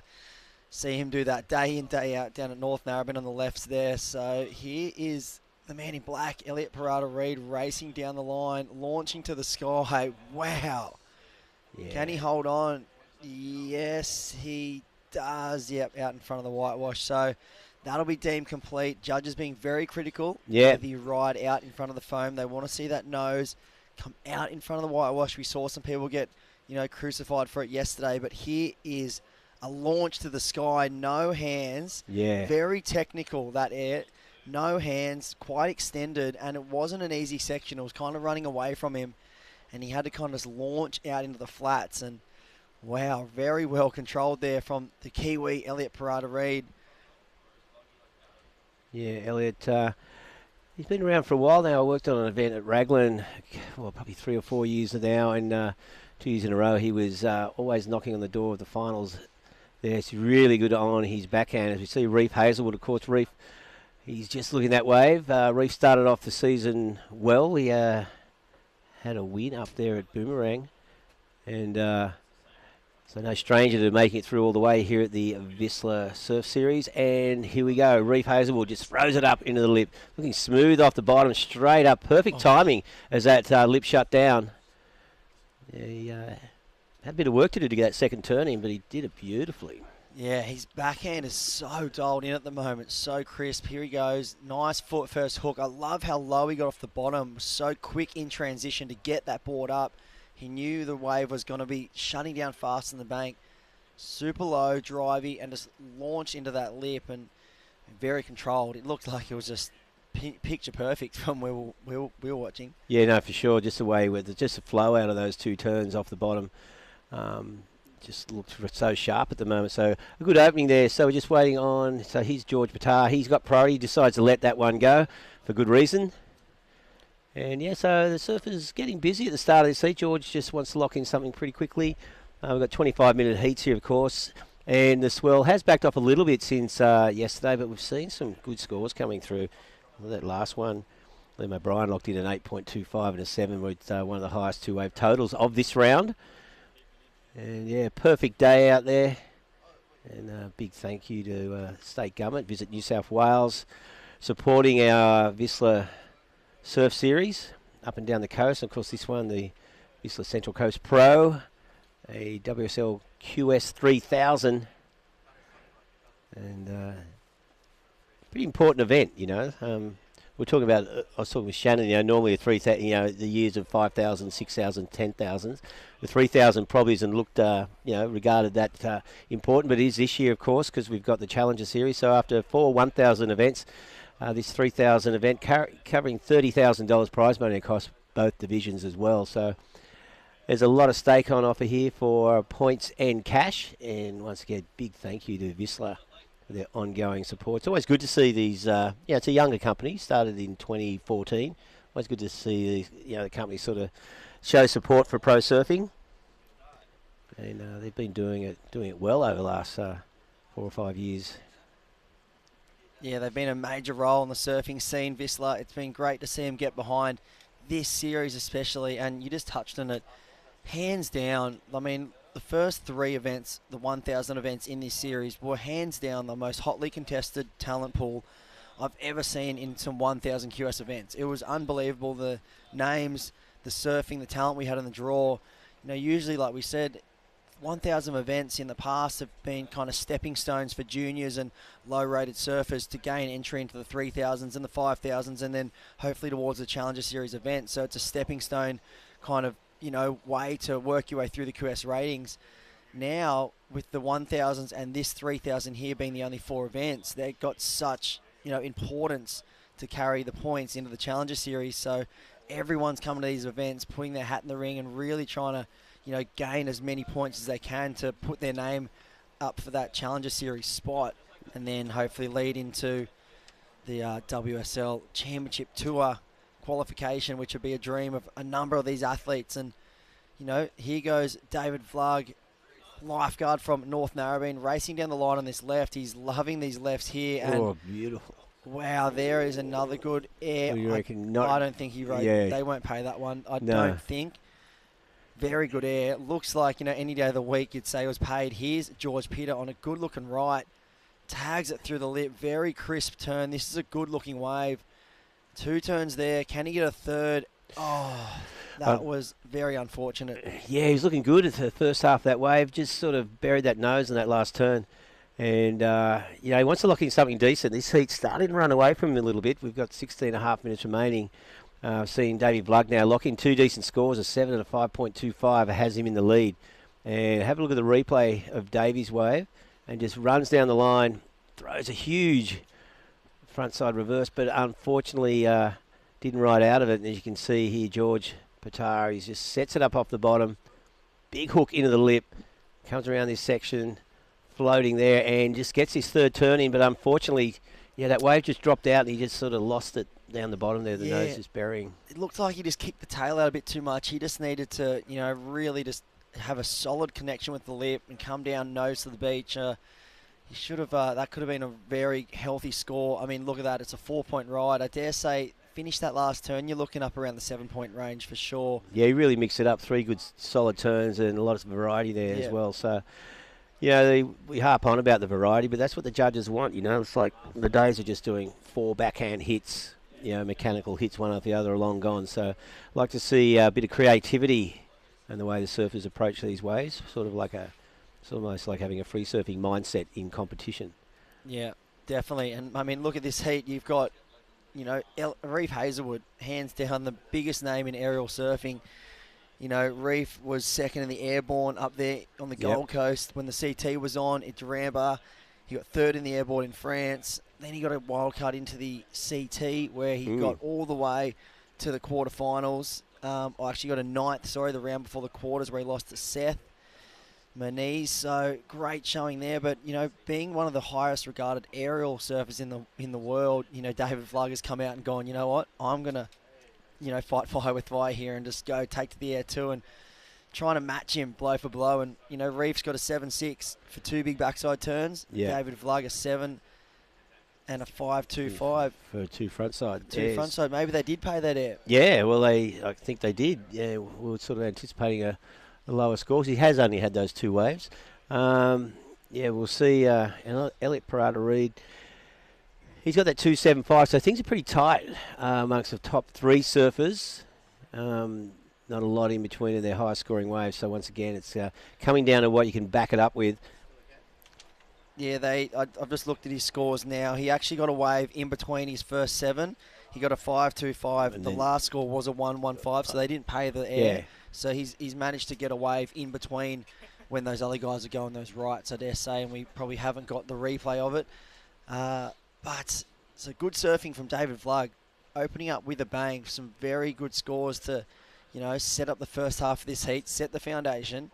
Now with, being a very dangerous and progressive surfer, you will see him take to the air like he did on that last wave. And, I wouldn't be surprised to see him move down to the right as well. He's got a really, really good backhand approach on him. Very crisp, very critical.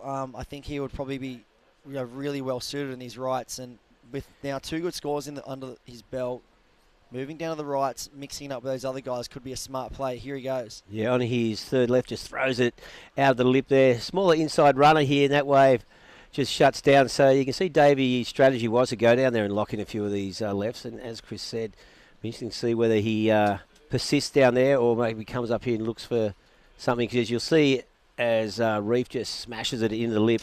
And again, the right's somewhat shorter, but they are standing up pretty well.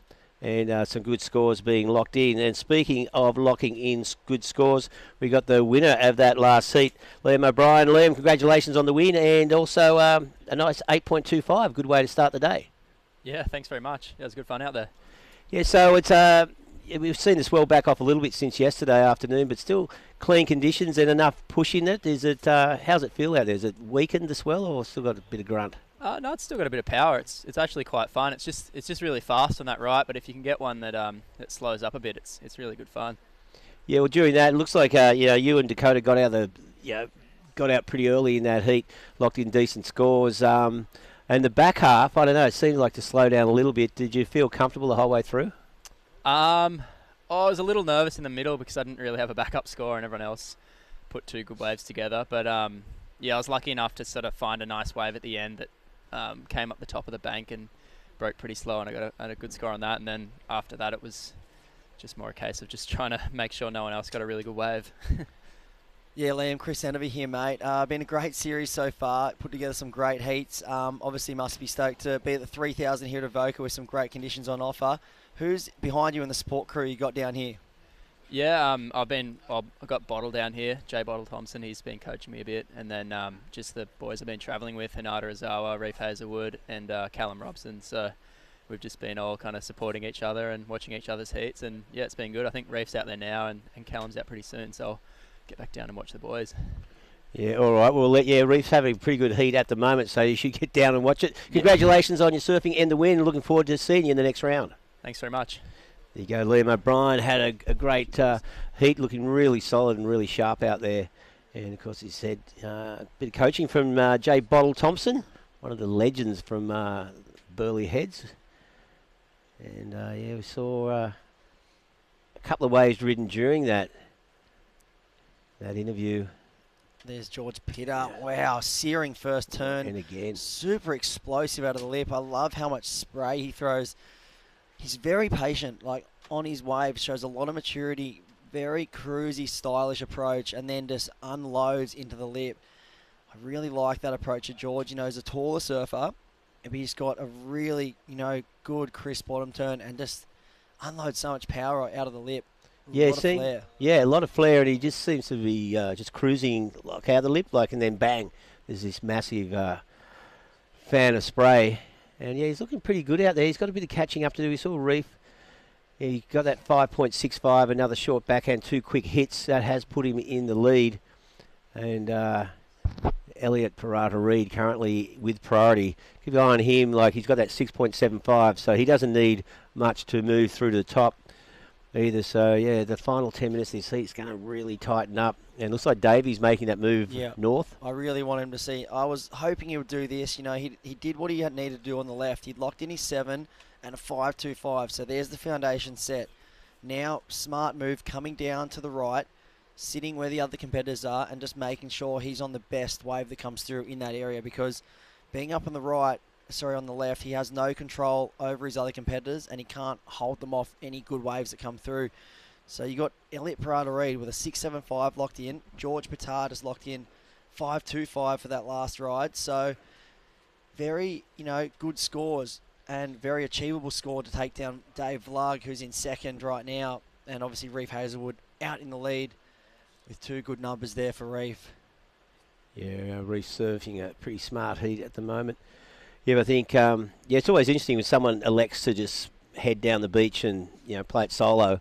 You do have that sort of doubt. You don't know what the other surfers are doing. It's always a bit of a risky call, but as you said, Davey, with that 7 and a 5.25, he can definitely capitalise on that and come back up to the north, which he's done. He is second priority as well, so once Elliot catches his wave, Davey's going to be in position to find one of these rights. Yeah, well, like you said, when you do separate the peaks, when you paddle down the beach and, sit on your own peak, you do bring an element of luck into it, because if waves tend to come to you and not the other competitors, the luck falls your way. But if it goes the other way, when you're sitting on a different peak, if the waves hit the other bank and you don't get the luck in that sense, then it can really go against you. Vluggy there, played it smart. He's managed to find, a couple of waves away from the 3 other competitors. Good move to go down that left, find a couple of scores, now come back and just really play the back end of this heat smart. Make sure he's on the best waves of the heat from here on out. George Batar in 4th priority and Elliot Parata-Reed. So next score for Black is going to be very important in the scheme of this back end of this heat. 2020 New Zealand champ, national champ. Yep. Travels on the road with Kiwi Butler. We've seen him be a force to be reckoned with. Had a great showing at Maroubra. And he's had a couple of runner-up finishes in some QS events, so he'll be looking to take a win. So big heat unfolding right in front of us. Yeah, you can see all 4 surfers just hooking in here as we see. Looks like Elliot just sneaking this one. Had priority course, just throws it up into the air. Foot just didn't look comfortable at all with that move. definitely in two minds. You could see he was racing on the line. He's thinking, do I start turning? Do I go for the air? You see him shuffling his feet around, and yeah, just in two minds there. Didn't really look confident on that wave, and you know, that's where he ended up in a kind of in between a straight air and an air reverse. And that was all she wrote for Black. So bit of a mistake there, you would say, because he's going to hand over priority, and now the man in green, David Vlug, does have priority and probably in the driver's seat to really lock in another good score and hopefully take the lead off Reef and put himself in a safe position in the back end of this heat. Yeah, he'll... as you see, it looks like Elliott's going to have a little look at that. So Elliott, Parada Reed with priority there. He won't be too happy with that, just looking to get rid of that 2.75, and could have done it easily, but with 6 minutes remaining, he's now in fourth priority. So Davey Vlug, the man, just waiting to secure his position with a 6.26 will move him into first. We've got just under 6 minutes. So Reef Hazelwood played a patient game out there so far, and he's in the lead at that big solid 7.6 off those two backhand turns. That wave was short but sweet. Two beautiful flowing bottom turns into solid turns out of the lip. It's funny, we were talking about what a weapon he is as far as airs go, but he's definitely the complete surfer. He has. He's polished up the turn side of things. He's on the face surfing. He said he put a lot of emphasis and time, work in the off season into really, sharpening the tools with his carving game, with his on the face game, and it's really shown because he's looking so solid from top to bottom. And we haven't even seen him have to take above the lip. No. He's been making finals a day, every event, and well, I mean, that's the type of surfing that, the CT really can thrive with. He's definitely one to, if he can get into the Challenger Series, I would not be surprised to see Reef get a start on the CT and do some really big damage on the CT. Yeah, it's going to be interesting the back half of the year. The Challenger Series, running through from, I think it's August through to the end of the year. And, August through to December. So with that, there are all those Challenger events. You qualify through your regional rounds into that. And I think we've got the top 6 from last year's ratings already in the Challenger Series. So if you're not amongst those 6, coming through these events is crucial to get that knock on the door for the CT.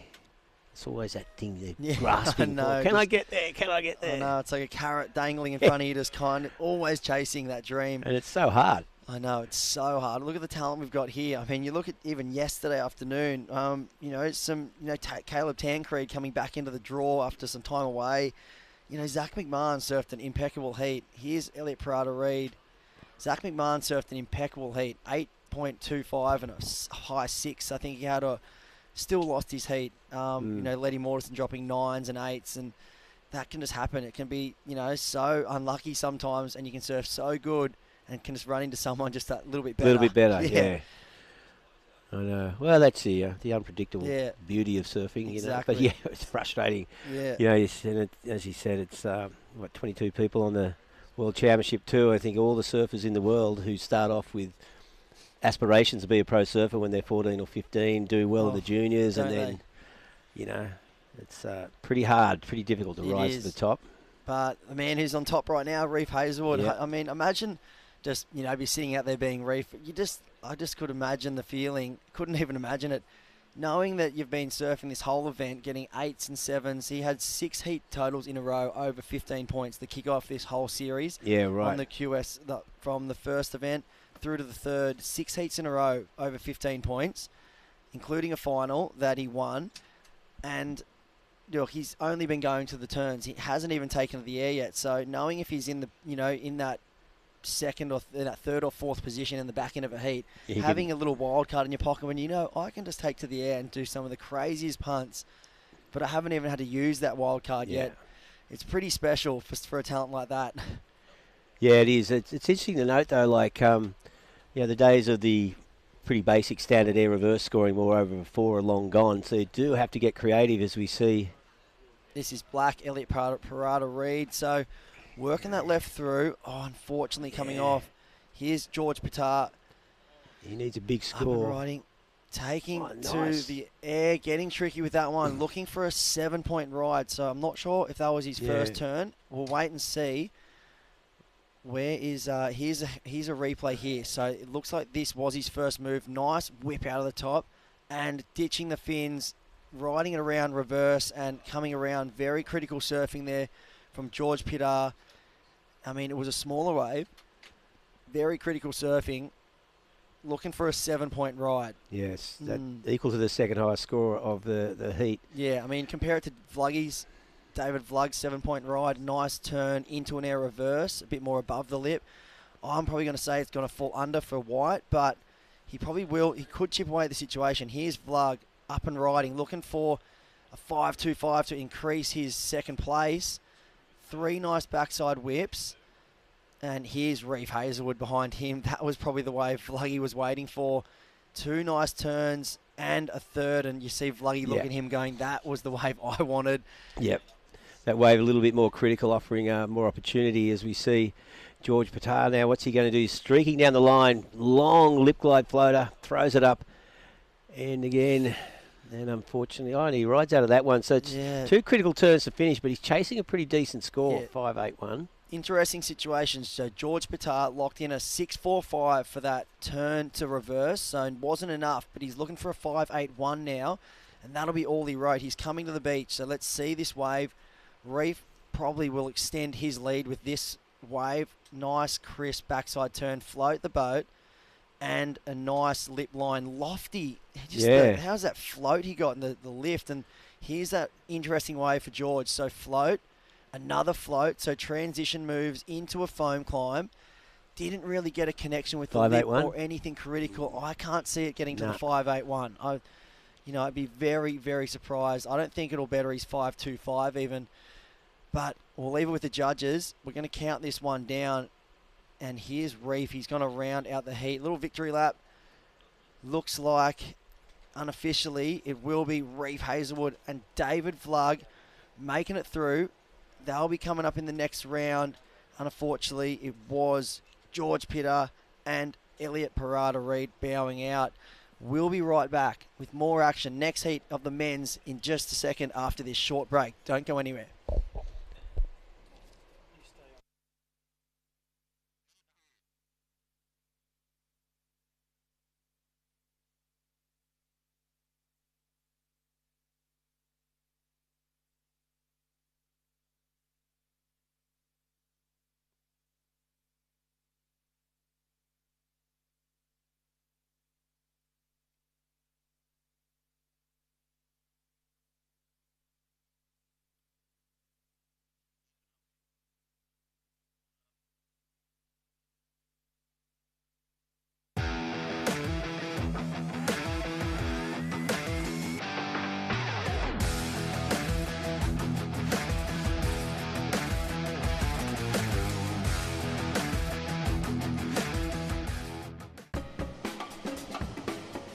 Some like blue, some like gold.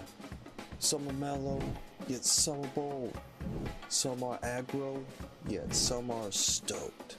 Vissla has tops for all different folk.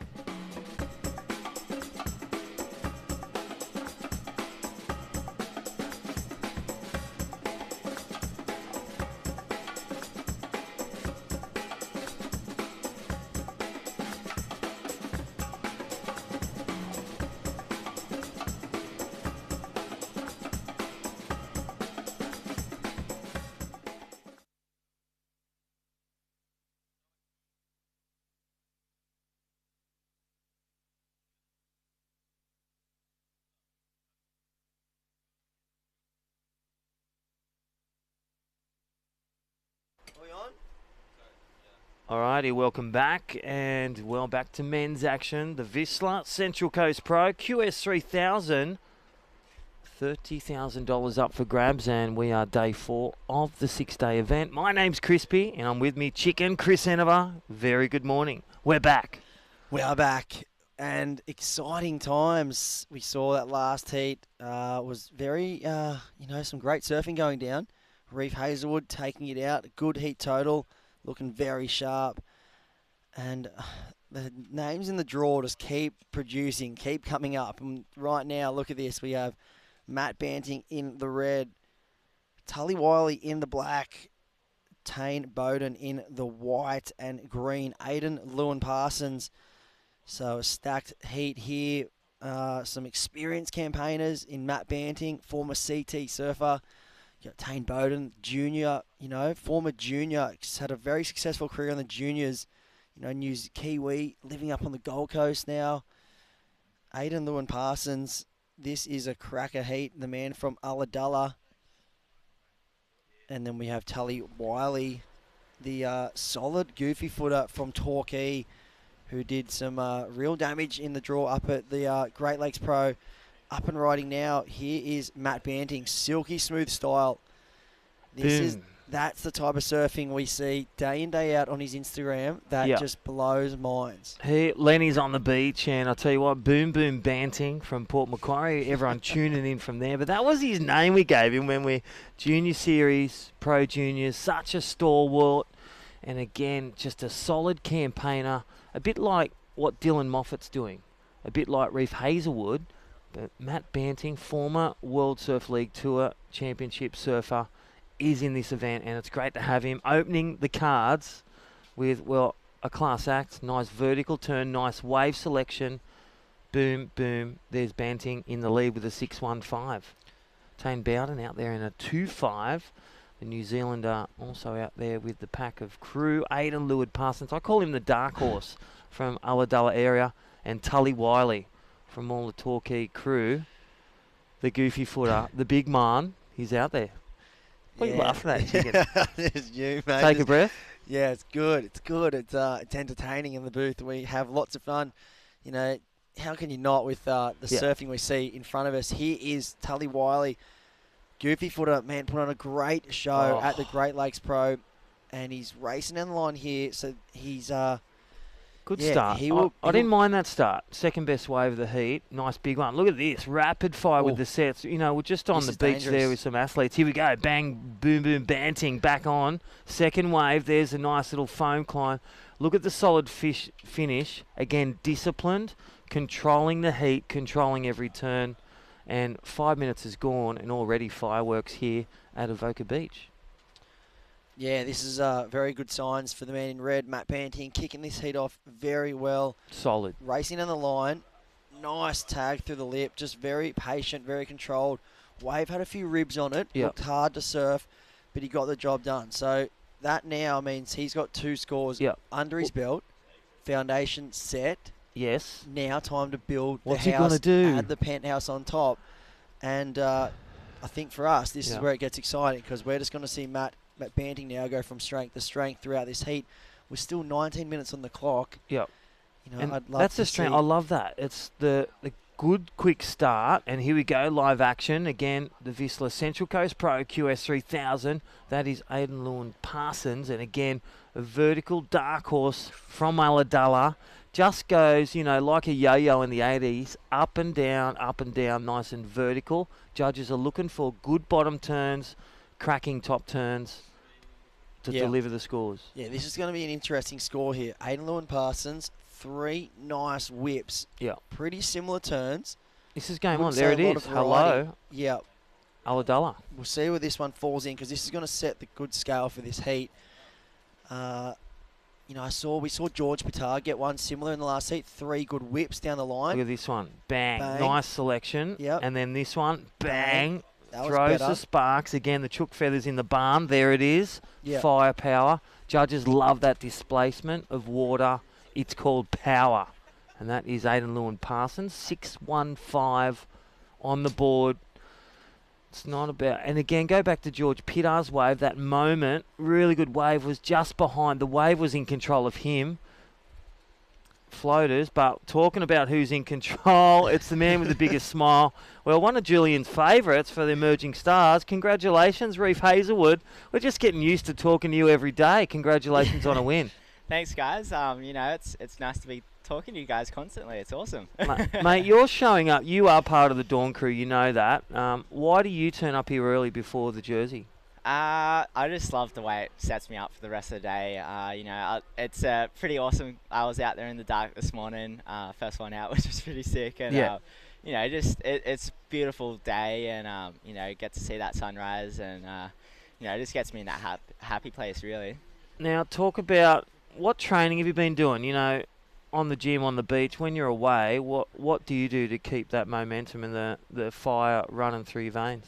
Well, I've been surfing a lot. I actually went and surfed just some waves around here yesterday, and kind of just had 3 surfs yesterday, which was really fun. Frothing. Just absolutely amazing waves down here, so that was awesome. And then I did do a training session like before the contest started, in between the events, and kind of keeps that level there. And it's a good way to kind of stay fresh for the contest. Talk us through now. You had a bit more energy in that heat. What's it like, that feeling when you get those scores banking in? What are you thinking about then with the energies when you bank those good scores? Yeah, I was stoked to get that first one, and it kind of just made like the rest of the heat that I could relax a little bit. And so then I got the back up, got into the lead, and from there I was like, I just want to go and get a better one after that, and I was able to do that. And it was kind of exactly what I wanted to do. I wanted to go out and be patient and just nail the waves that I got and get those sets, and it really worked for me. I was stoked. Hey, anyone to watch out for in your round of 32? Who are you going to be watching out for in your preparation? I think all the guys, really. I think I've been watching a couple of heats before mine, and just everyone was absolutely ripping. I'm staying with Liam O'Brien, Callum Robson, and he's coming up in the next heat.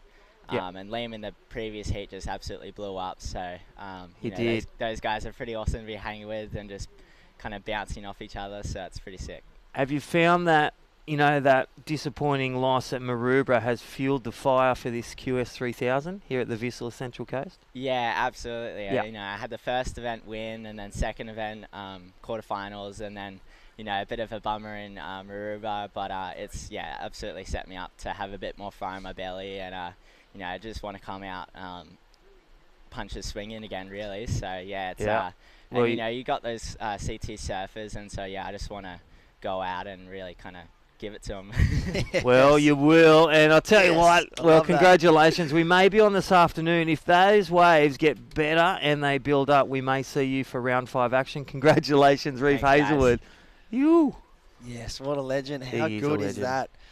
Can't wait to see him actually mix it up with all those guys. Imagine a few heats. Could be actually a little, in-house heat with he could match up with I think him winning and Liam winning, they won't match up in the next round. Yes. I don't think, but we could see what happens in the next heat with one of his other roommates. Well, we saw that Cooper Davies with the Wolf Pack, from the beautiful Noosa, or Julian's stomping ground.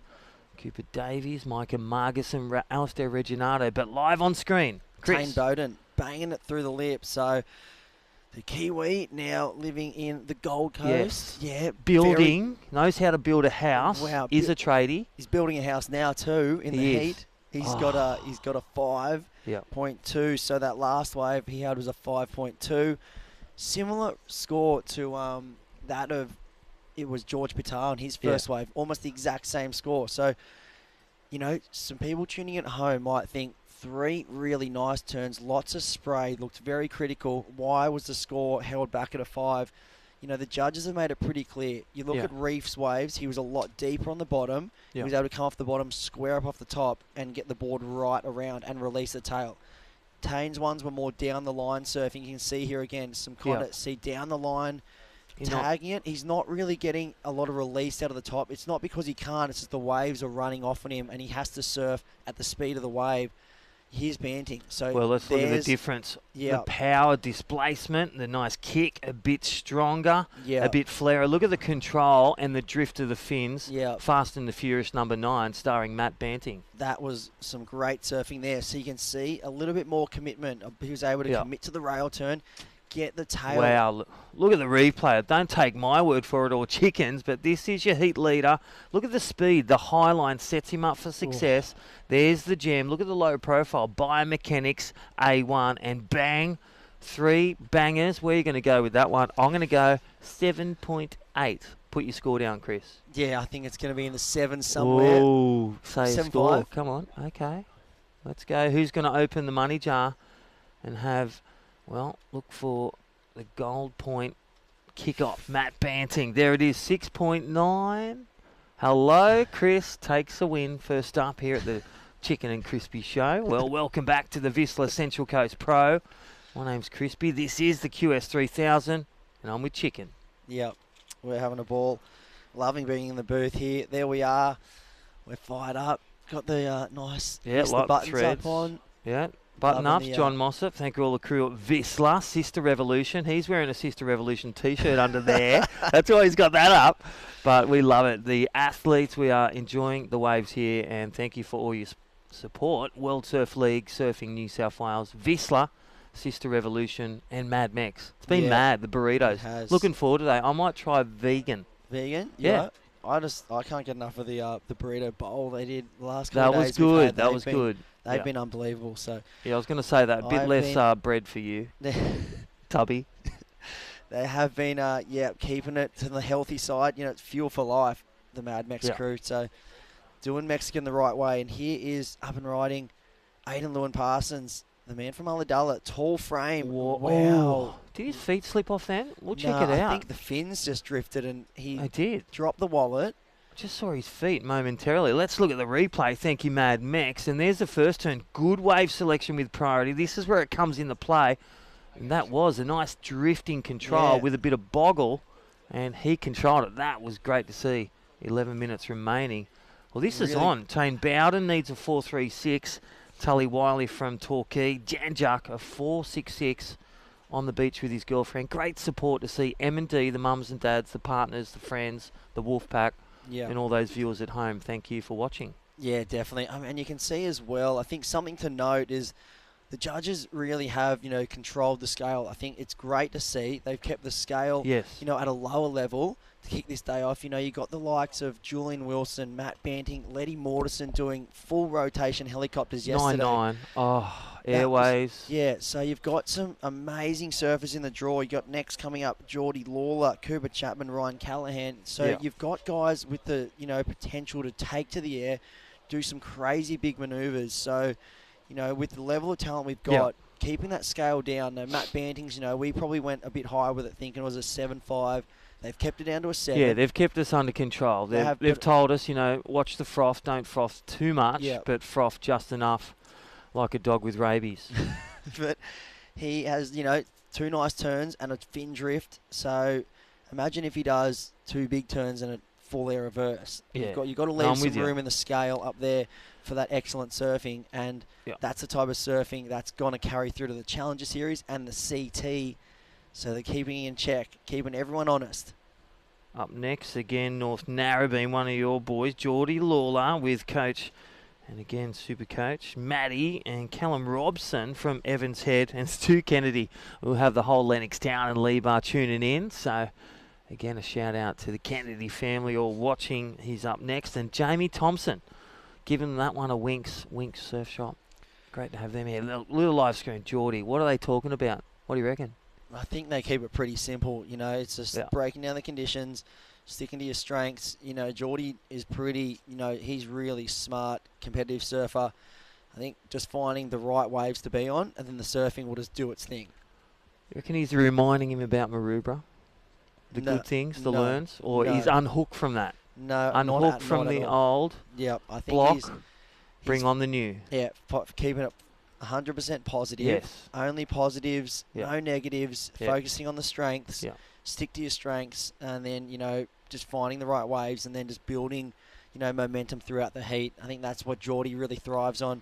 He's one that does really thrive on just momentum and confidence. If he gets that confidence going, he really thrives. If things can get, go a bit mishapped in a heat like we saw at Maroubra, that's when we can see things go wrong. So Matty would know that. He'd be keeping him in check and really trying to make sure that the whole heat is just really well maintained. I love that Julian mentioned Geordie Lawler. So he's been hitting the high notes and one to watch. It's like in the corner of the eye, when you got those blinkers on, who's out there in your blind spot. And Geordie Lawler is up next, as with Callum Robson. He's been a powerhouse. So strong with, Pete Duncan up there watching him, one of the coaches from Evans Head. Stu Kennedy doing stuff with Woody at Lennox, and sparring partner with Connor O'Leary, not a bad thing in Owen Wright. And we must say, Owen Wright gifted that spot to the man yesterday, Caleb Tancred, and he took it with both hands and Didn't went, he? boom, shakalaka, I'm through.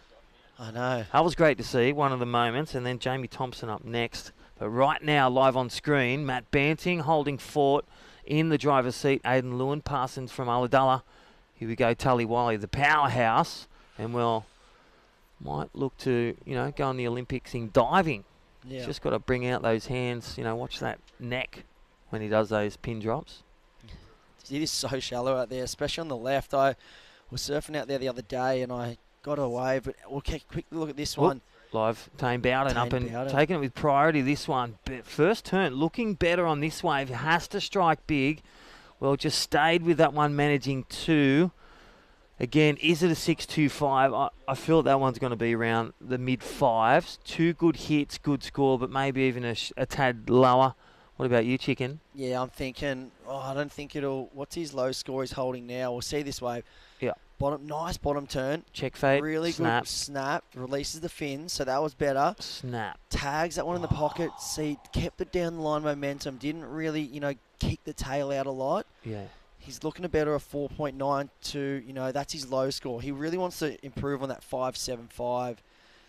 He's looking for a 5.41. Yeah, he's chipped away. I don't think he'll get the 5.41. So we'll see what that last score came at. We'll pull up the WSL app. You can tune into WSL, check out all the live action. It's on 7+ KO. Plenty of outlets where we can tune in and see all the live action going down from some of the best surfers in the world here at Avoca in some great waves. Yeah. All right, so in the lead, Matt Banting from Port Macquarie, and again, former World Surf League Championship Tour contender and looking to get into the Challenger Series. Again, the Australian Oceania leg. There's one of 7 regions that we're in. Again, New South Wales, Queensland events are on. Thank you, World Surf League. Thank you, Surfing New South Wales.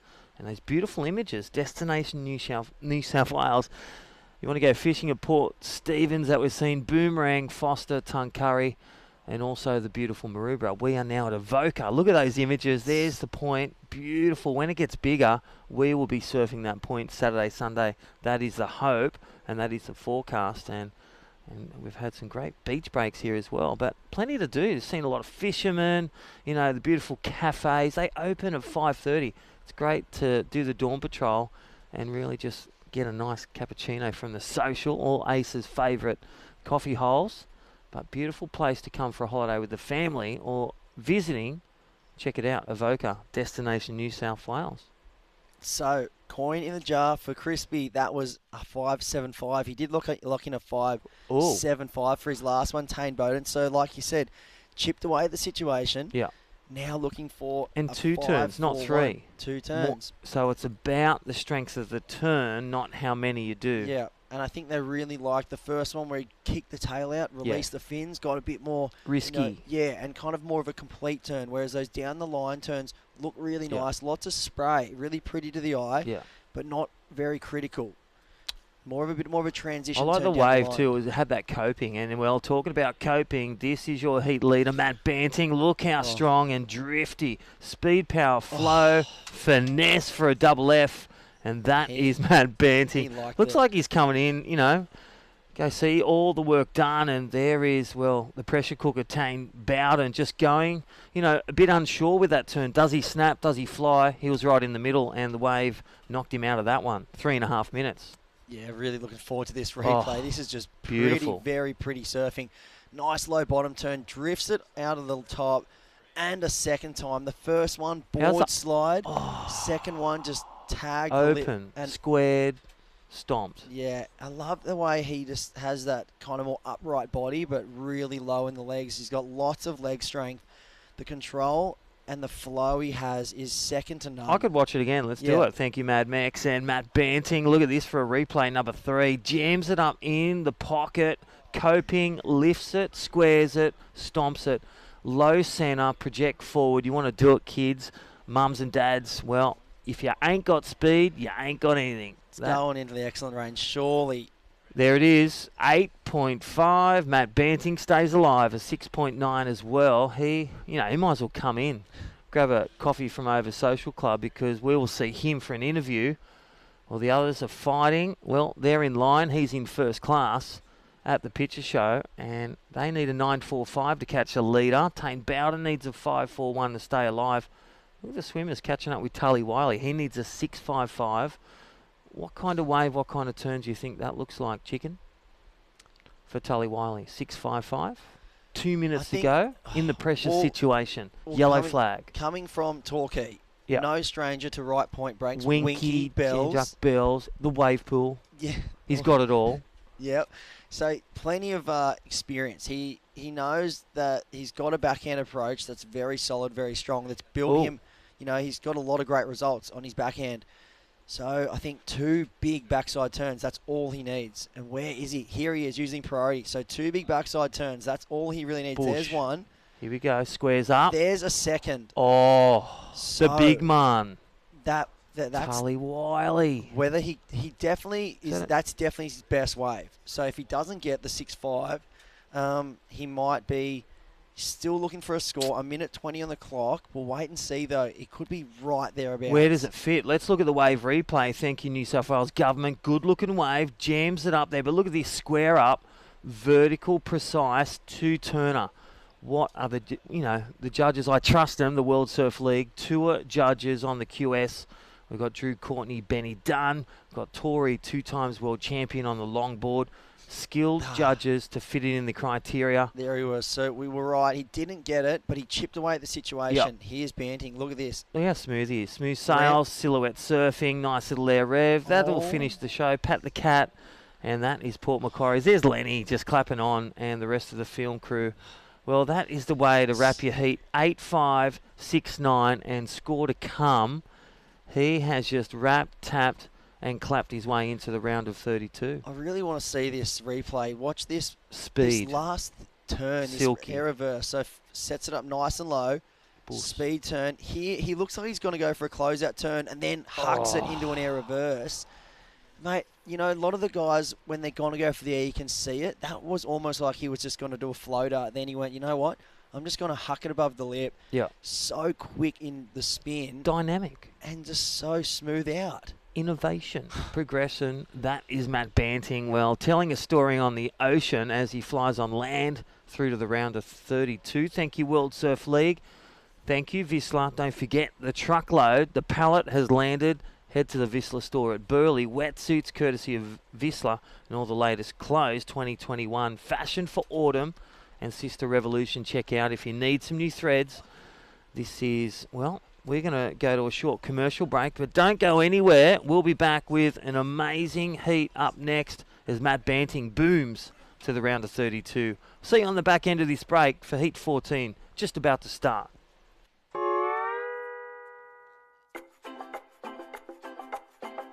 Meet Irk. Irk likes the planet. Irk likes to surf. Irk likes to surf on his planet. Irk is impressed with Vissla's movement towards a more sustainable future. He knows they're not perfect, but sees their progress and likes the direction they're heading in, trying to find the best way to make products for people that like to surf and the planet. Irk believes that you can take simple steps to do your part to keep the oceans clean and the beaches clear of rubbish. To learn more about Vissla's sustainability efforts and join them in their pursuit for a better future, head to vissla.com/to protect and surf. And don't drop in on Irk. He doesn't like that.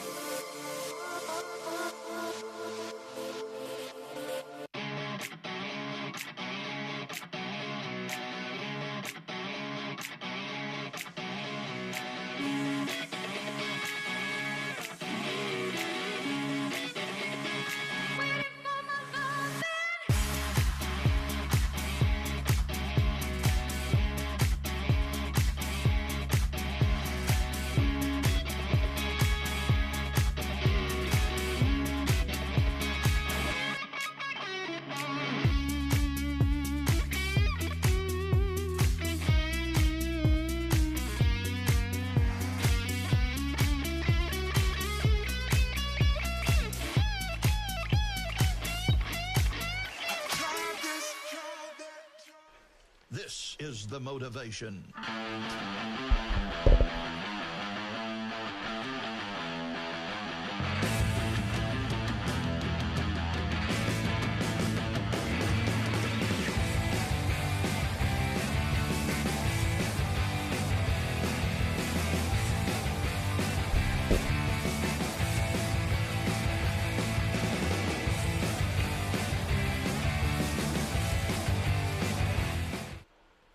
Welcome back to the Vissla Central Coast Pro, coming to you live from beautiful Avoca Beach out there in the water at the moment. We have Heat 14, the round of 64 of the men's.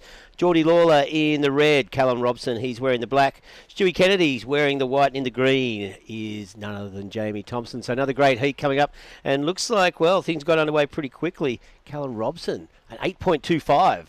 Wow, that is amazing. We're going to have a look at it right now. Driving off the bottom into a massive first hit, throws heaps of spray, drives into a second, way more critical turn, and he'll kick out clean. Yeah, well, a big score there coming through for Callum Robson. Seemed to have a little bit of extra size in it, so maybe this new swell's starting to kick in a little bit. We've got a wind just drifting around at the moment, but there you go. So obviously Geordie Lawler caught and in and out as well. So another great heat coming up as we continue to press on through with this round of 64. Two more heats after this one before we go back into the women's. And in the next heat, well, Cooper Chapman up against there with Kahukutai Bulla, Axel Rose Carrotta and Tian Cronji. So another great heat coming up. And yeah, the way's pretty consistent, though it is smaller than yesterday. A little bit of change in direction as well. Surfers have elected to go down the bank, and here's Stu Kennedy now. Throws it up into the lip, just drifts that tail. Of course, Stu, former CT surfer, very experienced competitor, and one to watch in this event. And that's like Jamie Thompson from North Narrabeen. Big hook, just throws that spray. So big, solid turn. Just one manoeuvre. And but he'd be happy to get one on the board in the early stages of this heat. Just have a look at the replay here. Oh, what a fun exchange between these guys. So Stu Kennedy drives into this first big turn, drifts that tail out, puts in a little bit of progression there, and then Jamie Thompson answers back. Decent sized wave and lays it down for a really strong turn. I mean, each just single turn maneuvers, single turn waves, but really looking sharp, and it'll be great to see if they can find those waves now that allow them to connect that starting turn, that great rail work with a second finish for some of those big scores. Yeah, we can see from those scores there. So Stu Kennedy a 5 for that tail waft, and Jamie Thompson the big hack at 4.6. So that's indication of what they'll be scoring for one manoeuvre. So yeah, as Shannon said, if they can link 2 or 3 turns together after that big outside one, we'll start seeing scores drifting up towards 8.25 that Callum caught on his first wave. Well, it definitely looks like we've got some conditions improving through the afternoon. There's Matt Banting. He dropped in at 8.5 with 2 massive turns and a finishing air coming through to the inside section. So we're going to catch up with him in just a moment. Great to see Matt with a solid heat total. But like you were saying, Reggae, that last set in that exchange was bigger than what we've seen the whole morning. So yeah, it looks like we were expecting that swell to pick up, you know, through the afternoon. It's only 10:15 a.m. here on the east coast of Australia, New South Wales time at least. And it looks like it's already starting to pulse, which means we're in for a great afternoon of action. And it should be absolutely on fire the next couple days with that swell arriving. Yeah, for sure. We're going to see pretty good surfing as we make our way through to the finals of this event. Of course, $30,000 prize money. I think $8,000 first place, both men's and women's. So the surfers will have plenty of opportunity with this incoming swell. It's great to have an event where we've had consistent waves, consistent size throughout the all rounds from the first heat in round 1. And so Geordie Lawler out there, the goofy footer from North Narrabeen, with priority, the number 1 seed going into this event, this heat I should say, wearing the red jersey. And yeah, just wanting to get things underway. You can see him standing up on his board looking to see if anything's coming out to sea. Wants to utilise his priority wisely. And so the Vissla Central Coast Pro, a WSL QS 3000 event. 3,000 points for first place. And the 4th event of the Vissla Surf Series. It looks like Jamie Thompson again There's that big roundhouse. Plenty of spray. Nice little inside runner. Gets through that turn as he heads down the line. Nice little snap. And this one giving him a little bit more opportunity on the inside. And just the tail for a quick snap. And there's Geordie. Finally getting things underway. That wave shut down. Oh, that first section came down pretty quickly. But again, a little bit of opportunity on this side. Probably wasn't the wave he was waiting for. But he'd be happy to at least get a mid-range score maybe as we hit the 17-minute mark. Yeah, a couple of smaller waves coming through on that last little set, but great shape to it. Like you mentioned, they've also moved down to kind of that bank in front of the Shark Tower now, off of that southern bank that they were sitting on earlier in the day. As we see Stu Kennedy, nice snap to start off with, drives down the line, and the floater to finish. Yeah, well, short turn, not a lot of opportunity there, but he made the most of it. And, yeah, just finishing off that wave. So we wait for these heat to progress. We're going to cross down to the winner of that last heat, Matt Banting. Matt, congratulations. And, yeah, a couple of good solid waves there. Yeah, thank you guys. It was, yeah, a bit of fun. Oh, sorry, can you hear me? Yeah, I can hear you. Can you hear me? Yeah, it was a bit of fun. Just had a pretty bad start to the heat. Just not good wave selection and stuff. But, yeah, got some good ones at the end and unloaded. Realised I creased the second board, unfortunately, in 2 days. So I was on a Magic one yesterday, Magic LSD, and I broke it just creased it in the free surf, and then did another little one today, unfortunately, but got some more up my sleeve. So I was going to say, how many boards you got? Your old man will be having them ready to go, won't he? Yeah, if not, he's doing a trip back to port for me. Oh, is he? Good on him. I've got enough. I've got about 6 to 8 down here, so I'm well and truly packed. Yeah, well, you've, 8.5, you'd be pretty happy with that. Of course, you've got fond memories of last year here at the Vissla Pro at Avoca. How are you feeling? You're looking pretty sharp. Yeah, I feel good. That board was a tiny bit small for out there. It was just, it's semi-groveler, so I was kind of hanging on in between a few turns, but got the job done. It was pretty small this morning, and it's picking up slowly through the day, so it's kind of hard to know what to prepare for, but looked pretty grovelly this morning. Then this new swell's picking up and filling in, so be surprising for what we have tomorrow. Should be a good couple of days. Yeah, well, it has kicked in a little bit earlier. So you're looking pretty good throughout the series. How are you feeling about the Challenger Series at the end of the year? Yeah, I can't wait. I really hope it's on. I really hope travel gets back to normal, and the world, all the other countries around the world. Like Oz is doing pretty good, but I'm not too up to date with all the rest of them. So just fingers crossed we can go to the US Open and stuff. But in my opinion, it's looking pretty unlikely. But yeah, just keep training. These next CT events are on for the next kind of month block, and yeah, just want to keep training, keep sharp, and stay ready. Yeah, well, you're looking good out there. You're looking very sharp. So congratulations on your surfing and the win, and look forward to seeing you in the next round. Thanks heaps, boys. Appreciate it. No worries. There you go. So Matt Bant looking pretty good. Yeah, looking really good. Great to see him drop in that excellent score range, and even talking about like having to change up that quiver to crease a couple of boards that he would have been relying on, and maybe surfing heaps at home with, and really getting ready for these kind of waves and conditions, and now to have to kind of change that up.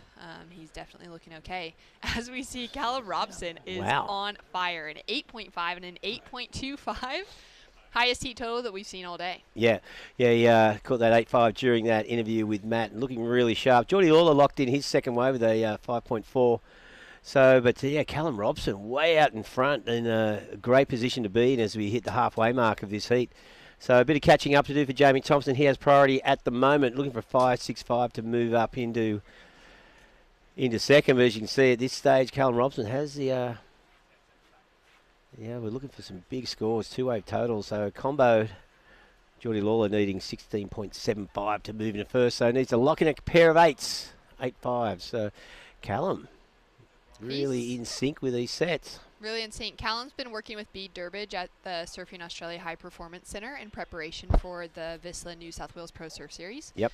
So clearly that training paying off, getting a great coach behind you, heaps of video analysis, good workouts behind the scenes. I mean, we know so many of the surfers are doing that sort of stuff. He's Bede the Olympic coach? I believe so. He is, isn't he? Yeah.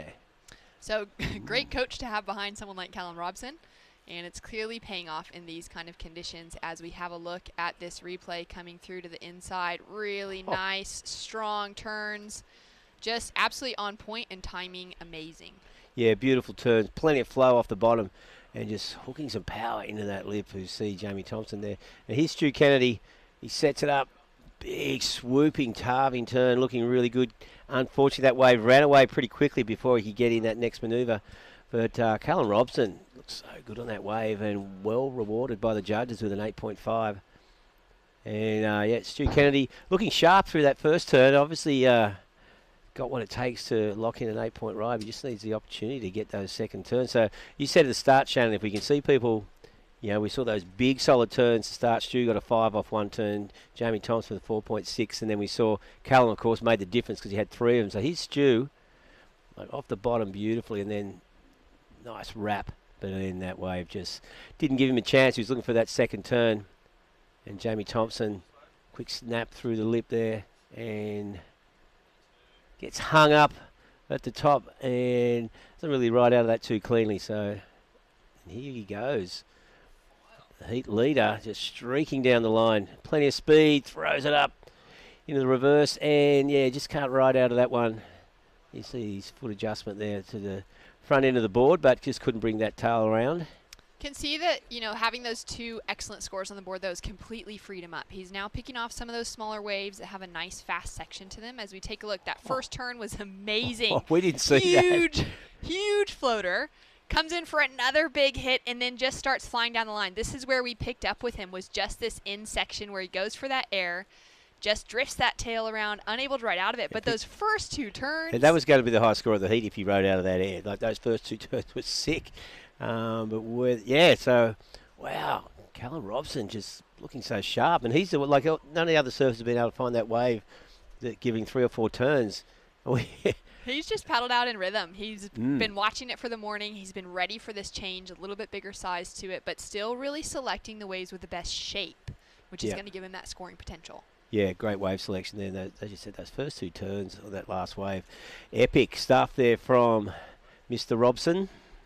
He'll be pretty happy sitting there. Yeah, looking really good. I mean, having a look at his results from the series so far, the best that he's been able to do was a round 16, which is that 9th place finish at Maroubra, the last event. Before that, he hadn't cracked the round of 16. So he's obviously, if he advances through this one, he'll just be to the round of 32. But I feel like getting a heat like this together starts to help build that momentum. There's so much more points on the line. Reggae, we've been talking about it the whole event. QS 3,000 points to the winner. But just to make it into that round of 16, which is 2 rounds from now, you're starting to get at that points, which is equal to winning a QS 1000, which is the other 3 events in the series. So there's so much more on the line for these men and women this week when there's so many points making it into that finals conversation. Jamie Thompson just misses the timing on that last one. Stu Kennedy racing down the face. Nice, huge floater. And will he be able to hit the second section? Comes under the lip. I think he's going for a corrupt. I don't know. That was crazy. Yeah, but Stu, he's looking for, he just can't find that high-scoring wave at the moment. Waves aren't cooperating with him. So he had, a bit of lip glide floater there. He's not going to, nothing too critical with that first manoeuvre, unfortunately coming unstuck on the second. So at this stage, Callum Robson way out in front. The other 3 surfers struggling to lock in scores above the 5 range. Geordie Lawler with a 5.4 and a 4.85, currently in second position. So, I could stick my neck out and say confidently that Callum Robson's home and hose. So it's all about second place at the moment. Callum Robson wins today. We'll just say that.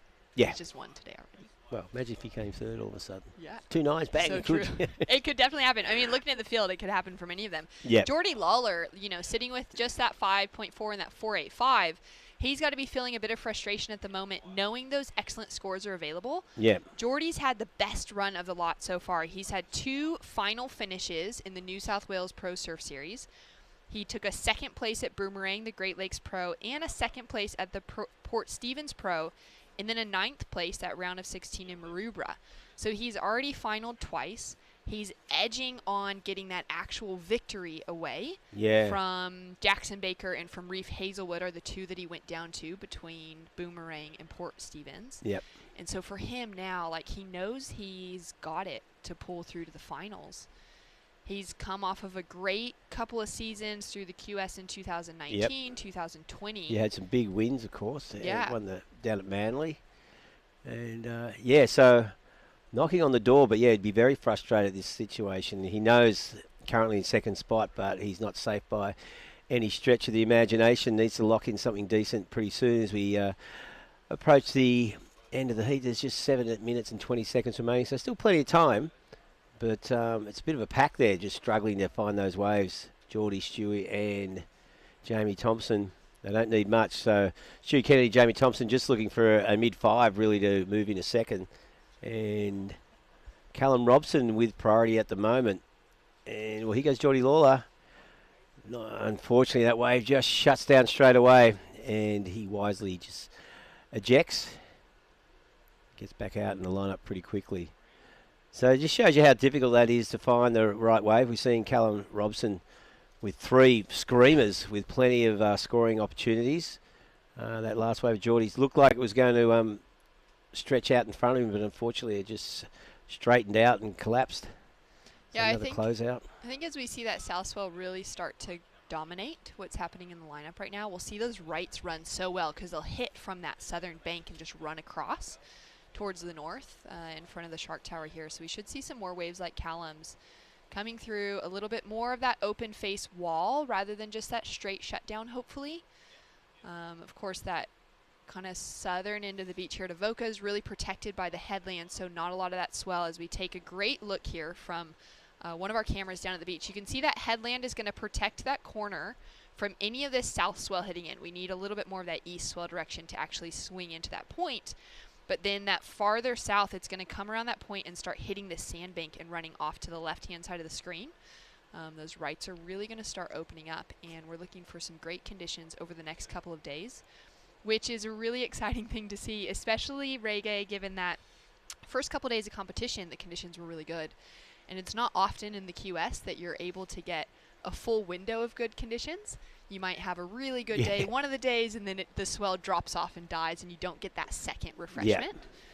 Where this week we're really sitting on an amazing kind of bubble of swell that's just been, keeps coming. Well, it's reflective of the summer we've had here on the East Coast. It's been fairly consistent, not too many flat days, and and this is entering prime surf season on the East Coast. As you know, March through to winter is peak time, so we're pretty fortunate. Just back-to-back swells, this easterly swell we had at the start of the week, and now building south swell.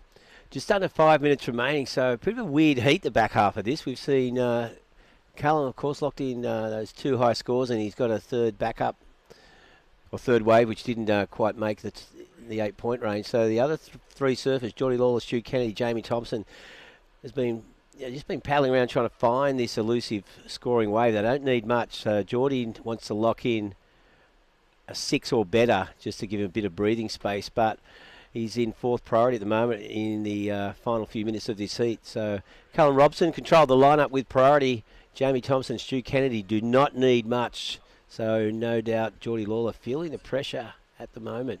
But he's experienced, he'll handle it. And for Stu Kennedy, 4 minutes on the clock. This is a big heat for him when it talks to making it into that Challenger Series once again. Callum Robson, another one on the inside. Stu Kennedy had those couple of years, 2016 and 2017, I believe, on the championship tour. And then fell off, nearly requalified again at the end of 2019, finished right in that conversation, but was just outside of it. And he'll be, kind of one of those surfers that's a bit older. He's been on tour for so many years, and he's kind of in that position of either deciding to fully retire or to take the opportunity when he's got these events that are close to home, waves that he knows really well. As we see Jamie Thompson driving around that first section, little snap to start off with, and then starts to get to work coming through to the inside. Second turn, really dynamic, and he nails the third. Well, it's going to be pretty interesting. Only needs a 5.65 from move from 4th to 2nd. We've got 3 minutes remaining, so Jamie Thompson will be waiting with bated breath for that score. 3 good solid turns. And have a look at the replay here. So it takes off deep, comes around this section. Nothing too critical on that first turn. But big snap on the second one and throws it up and rides out of that one. So what are you thinking? 5.65 is what he's looking for. I mean, he's connected multiple turns together. That's what was missing from his 4.6, right? He had that one opening turn that was really good and couldn't put together anything else for it. So, Yeah, we'll have to see where it lands in the hands of the judges. Oh, it's just shy. 4.8, so it moves him up into third position, now chasing a 5.45. Stu Kennedy with priority only needs a 5.26. Stu Kennedy, of course, given the opportunity, he can get that score pretty easily. Geordie Lawler now sitting in second priority. He'll just be going, okay, Stu, exercise some really poor wave choice and take off on a closeout, and I'll be happy. But, yeah, Callum Robson, of course, just cruising around out the back, having one of those heats where he's been in total control since his first wave. And Geordie Lawler has just snuck up underneath Stu Kennedy. He's going to play that so tight, trying to put that pressure. Stu's not even paying attention to him. He's such a good competitor. He's just going to ignore the rest of the guys in the lineup, take the wave that counts. Callum Robson, though, up and riding once again. He's been having such a great heat. Nice transition to start off with. Comes in a little more vertical on the second turn, and now he's looking to gain some speed and hit the air. He's going to ride out clean. Yeah. And just that was putting interesting a clinic on. because he had third priority, Geordie had second, and Geordie let him get that wave. That didn't show much interest in it. So, yeah, Callum just cruising through this, having just a fun free surf out there at the moment. So Geordie Lawler, pressure is on. Can he hold onto this tenuous grasp he has on second place at the moment? Stu Kennedy with priority, looking for a 5.26 to advance. 1 minute remaining. So down to the mad minute, as our friend Terry McKenna likes to say. And here we go. So, just shuts down. Well, Stu Kennedy way inside. Throws it up critically into the lip. And again, he needs to ride out of that one, which he does. So a 5.26 took off deep. We didn't see if there was a first manoeuvre. We saw Geordie paddling for that wave, and he would have turned inside and gone, uh-oh. So this could be a game changer here for Stu Kennedy. That was exciting to see. I mean, I was thinking, okay, Geordie's got this wave. Yeah. And then suddenly he pulls out, and Stu Kennedy came flying so fast from behind that section. Yeah. I'm so curious to know if he was able to get in a turn in at the start, but he came with so much speed that I'm wondering if it was just race that to get to the actual open face. And then those two turns connected together. Is that going to be enough? Well, he only had he got 5, so took off deep. That's a critical turn. And again, just hit that lip as it came down. So I don't know, pretty tight surfing there for Stu Kennedy. He had a 5 on that on his first wave for one big hack. He needs that 5.26. Judges having a look at that. Well, we'll be back with the result of that heat. There you go. Stu Kennedy does. He gets the 5.6 and he is through. So Geordie Lawler, bit of an upset there. The seated surfer, Huge of course, upset. made a number of finals so far. He's out of the 3,000. But we'll be back with the next heat as the Vissla Central Coast Pro continues. Don't go away.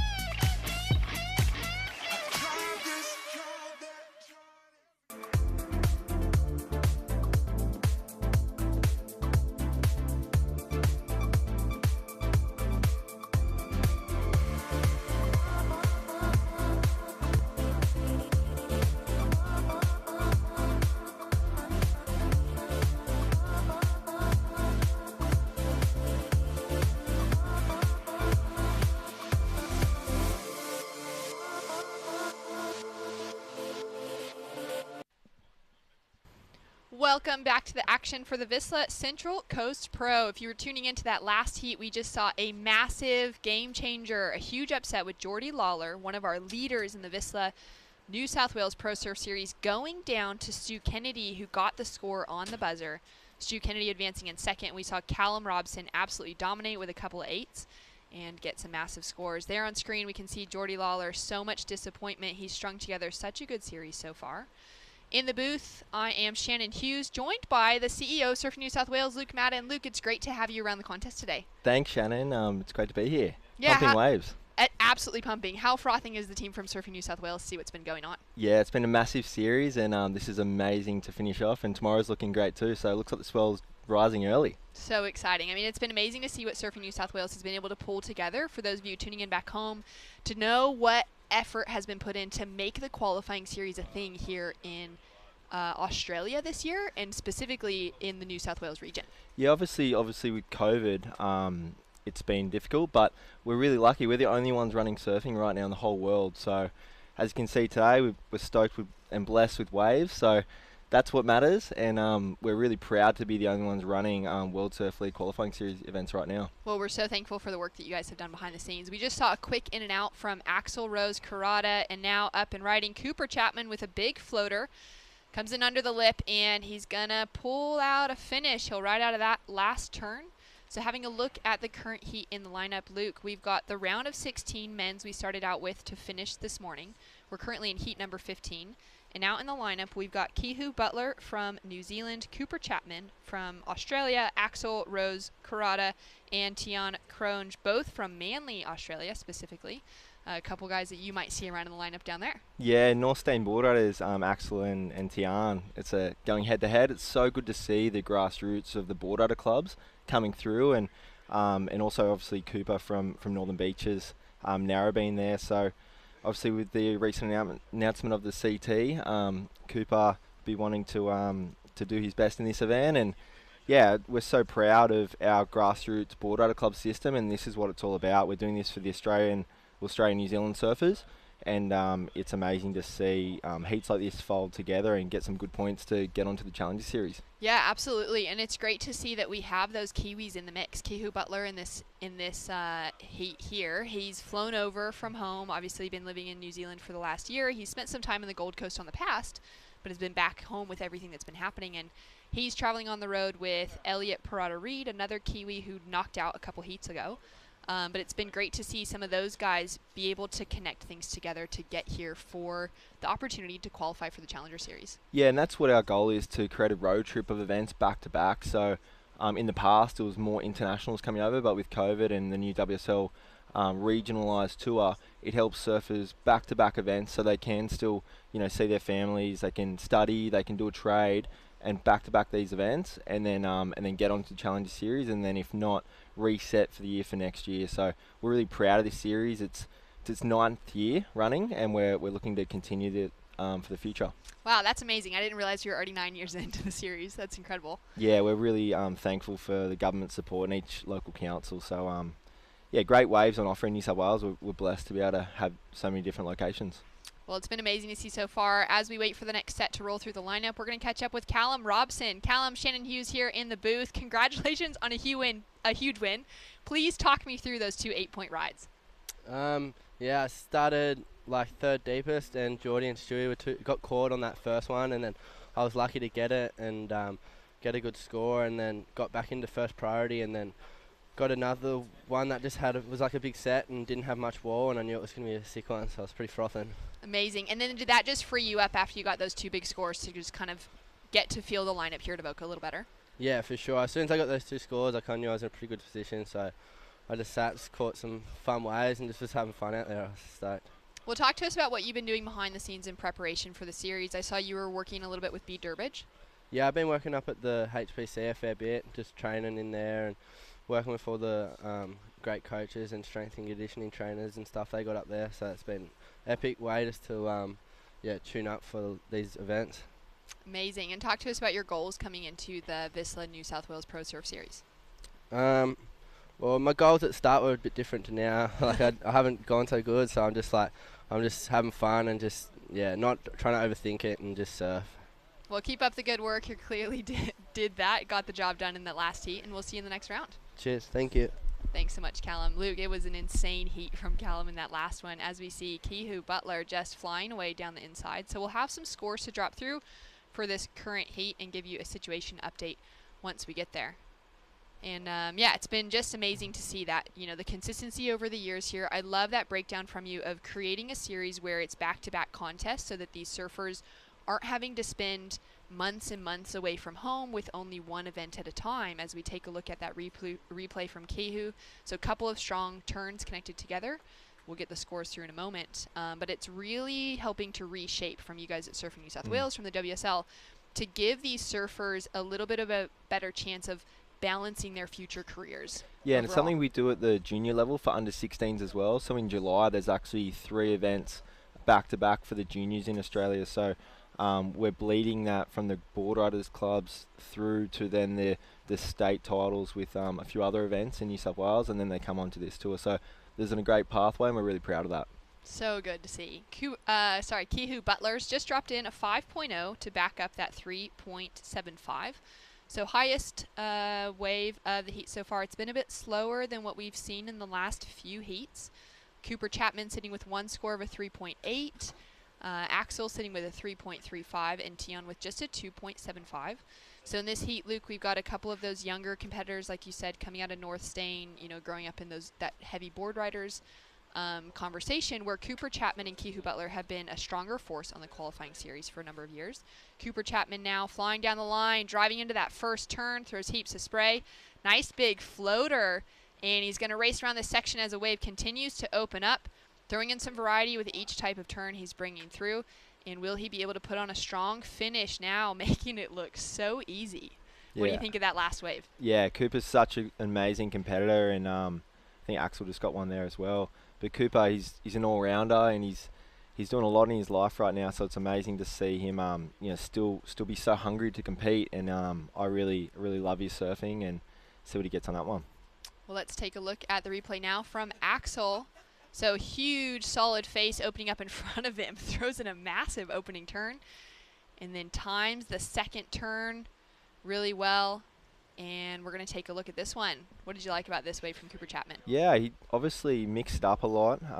He worked with the waves so well. Like, it was fast, but he still stayed with it. And yeah, I think he'd be pretty happy with that.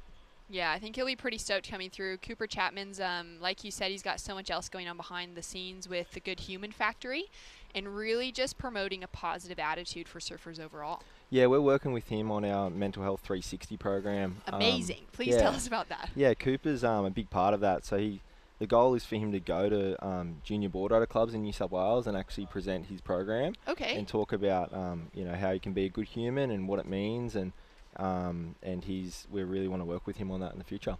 Yeah, that's so good to see that you, as an organization, Surfing New South Wales, is looking at more than just the surfer as an athlete and their ability in the ocean, but actually taking care of themselves outside of that.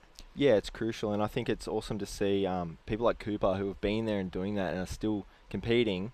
They want to get on the road, want to get in front of all those up-and-coming kids and tell them what they've learnt along the way. And he's got a lot of different modules, and he can you know, really make a difference. So proud of him. We saw something similar with Glenn Micro Hall. For those of you that were tuning in yesterday, Micro is an amazing surf coach. He's had years on the championship tour, but hasn't put the jersey on in a really long time. Yes. And he kind of said that his motivation for paddling out here to Voca, it's his home beach, yes, was to drop that fear of failure from the conversation with a lot of kids. Yeah, he actually contacted me beforehand and said, hey, what do you think about this idea? And I said, amazing, epic. So good. And I fully encouraged him, helped him to enter, and then was so good to see him obviously make a couple of heats, but then it was more about the message, and I think he really got it out there, and obviously Tyler was behind that as well, so it was awesome to see, and we're going to be working with a range of surfers on those kind of different messages coming up. That's so incredible to hear. It's just a really positive change that's happening in the surf world. I think has been happening for a number of years, but it's great to see you guys taking the charge with that. Having a look at the current scoreboard and situation, we've got some big scores that have dropped in. We've got Cooper Chapman currently sitting in the lead. He's got a 7.5 and a 3.8. Tion Cronge now opening up on his backhand. Nice attack to start off with. Comes in for really critical timed second turn. Little check to just transition and find the speed as he comes through to this inside section. And he's giving the rest of the crew for his money. He's only got a 2.75 on the scoreboard so far for Tian, and he's looking to chase that 6.85. Yeah, nice. I think he'll be pretty happy with that one. I know all the Northstein Board Riders crew will be eagerly watching this, and I've seen Tian surf many times, and he's got it in him, and that'll be a good score for him for sure. Yeah, one of those surfers that's been balancing the junior series in the QS over the last few years. Kehu Butler with a huge floater to finish. Man, that guy has some power to his game, but it's great to see him throw in some variety as well as we take a look at this last one of Tian. So a couple of great turns connected together. Like you said, the Northstein crew will be pretty happy with this one. Yeah, I guess it's pretty similar conditions to Northstein there at Manly. So I guess these guys have favourable conditions for themselves. They've got peaky waves in the northeast swells there at Manly. So I think they're in good form to go well in this heat. And Kehu Butler with a huge floater. You can see that little head nod though. I mean, it was such a great opening maneuver, and then for that wave to shut down in front of him. He's one of those surfers that's been training heaps. He's traveled all around the world, has now spent a lot of time back at home I believe he's in the Mount Maunganui in New Zealand, and for him to be back on the road with some decent waves is probably really exciting. Yeah, we've seen Kehu come through our Pro Junior Series even over here in Oz. I've seen him take out events when he was much younger down at Cronulla in tiny little waves, but I know he's such a powerful surfer, so he'd be stoked with the size today. So taking a look at that current situation, Cooper Chapman in the lead with a 7.5 and a 3.8. Axel Rose Karada with a 6.25 and a 3.25. So those high scores, the 7.5 and the 6.25, setting the standard. Kehu Butler with a 5 and a 3.75, and Tian Kronj with a 5.35 and a 2.75. So not huge scores required at the moment, Luke, for both of our third and fourth place surfers to get that advancing position. We saw in that last heat with Stu Kennedy getting into that 5+ range. He only needed something in the low 5s to get the advancing position, and it changed around right on the buzzer. So it's great to see as that swell's filling in today. I think we're going to see a lot more of this where these heats are really tight because the waves are getting better and better throughout the day. Yeah, you can see it. Obviously it's going a little bit more onshore now, but fully rippable. And we've seen that last few days with onshore coming on and amazing sections for all these surfers. Yeah, and some amazing air sections. I mean, yesterday afternoon, those conditions with that northeast wind really shaped it up for some good airs. As we see Cooper Chapman with some massive speed coming down the line, puts 2 turns together, and is looking to drop that 3.8 on the scoreboard. So talk to us about what else we have to look forward from New South Wales as we take a quick look at this replay and this last one of Cooper Chapman. Great first kind of check turn, hits the lip on the second one. And yeah, Luke, you're down here at the beach this week watching this event, but what else are you guys involved with coming up? Yeah, well, our goal for this demographic of surfers is to have the QS series up until June, and then we're working on the Australian Open of Surfing for later in the year. Oh, great. Yeah, so last year throughout COVID, we were really lucky with New South Wales and Queensland surfers that could enter that series. So we want to work on that series again for all surfers that don't make the Challenger Series. We have an amazing opportunity for Australian surfers to continue to compete up and down New South Wales and working with other states on that. So look forward to announcing that in the next couple of months, and basically have a whole year calendar for surfers to compete in their backyard, but with a goal to go towards the Challenger Series. But if they don't make it, still have an amazing series of the Australian Open of Surfing. Cooper Chapman with another ride on the inside. He's dropping a 6.5, and it's great to hear what surfers on the New South Wales coastline have to look forward to. And I feel like with that opening up and the work you guys are doing to connect so many events through the whole year of 2021, we may see some more of those surfers from other parts of Australia heading into New South Wales to just be able to compete. As we see Axel, great rail game on that first turn, comes in under the lip on the second one, and has found a really nice runner down the beach closer to that shark tower. That right is starting to really open up as the swell fills in. He's chasing that 7.75 to take the leading position. But yeah, it's just great, like you were saying, to be able to connect so many events together, give these surfers the opportunity to just be in the jersey. Yeah, and we're working with, and we will be working closer with all the coaches to make sure we're not doing too many events. Oh, that's so good. At the same time, so we it'll be good balance, and we're really working with the industry really closely to get what Australia used to have as the old championship circuit, and have that in Australia all year round. That's really exciting, and it's such a smart move, you know, as you were saying, talking about that mental health aspect with surfers and talking to their coaches to make sure that it's not pushing too much at them, but giving them an opportunity that keeps them healthy and fit and competitive savvy while also allowing them enough time to rest in between. Yeah, and we want to keep listening to surfers, but have a great platform throughout the whole year. And we're really excited, but we're also we know COVID's still around, and we'll keep pivoting. But we're really lucky here in Australia and New South Wales to be able to do what we're doing, and again to really proud of actually just running events right now where there's not much going on in the rest of the world. Yeah, it's been incredible to see the way the New South Wales government has handled things in Australia overall to be able to provide COVID-safe events. And, you know, we're all following those regulations, and we're just so thankful that we've had the opportunity to keep things safe, keep things healthy for everyone, but also to be able to get surfers out in the best lineups. Yeah, we're really proud of that, and our team's worked really hard on it, and we've got great waves and great locations, so we're really lucky here that a lot of different councils and state government want to work with us in wave-rich locations. We also have the Australian Board Riders Battle coming up as well, cool. The final in May.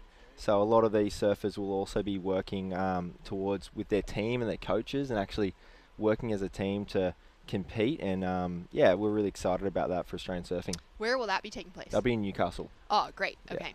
Yeah, so exciting. Some great stuff coming up in Newcastle, of course, with the championship tour returning there after a number of years.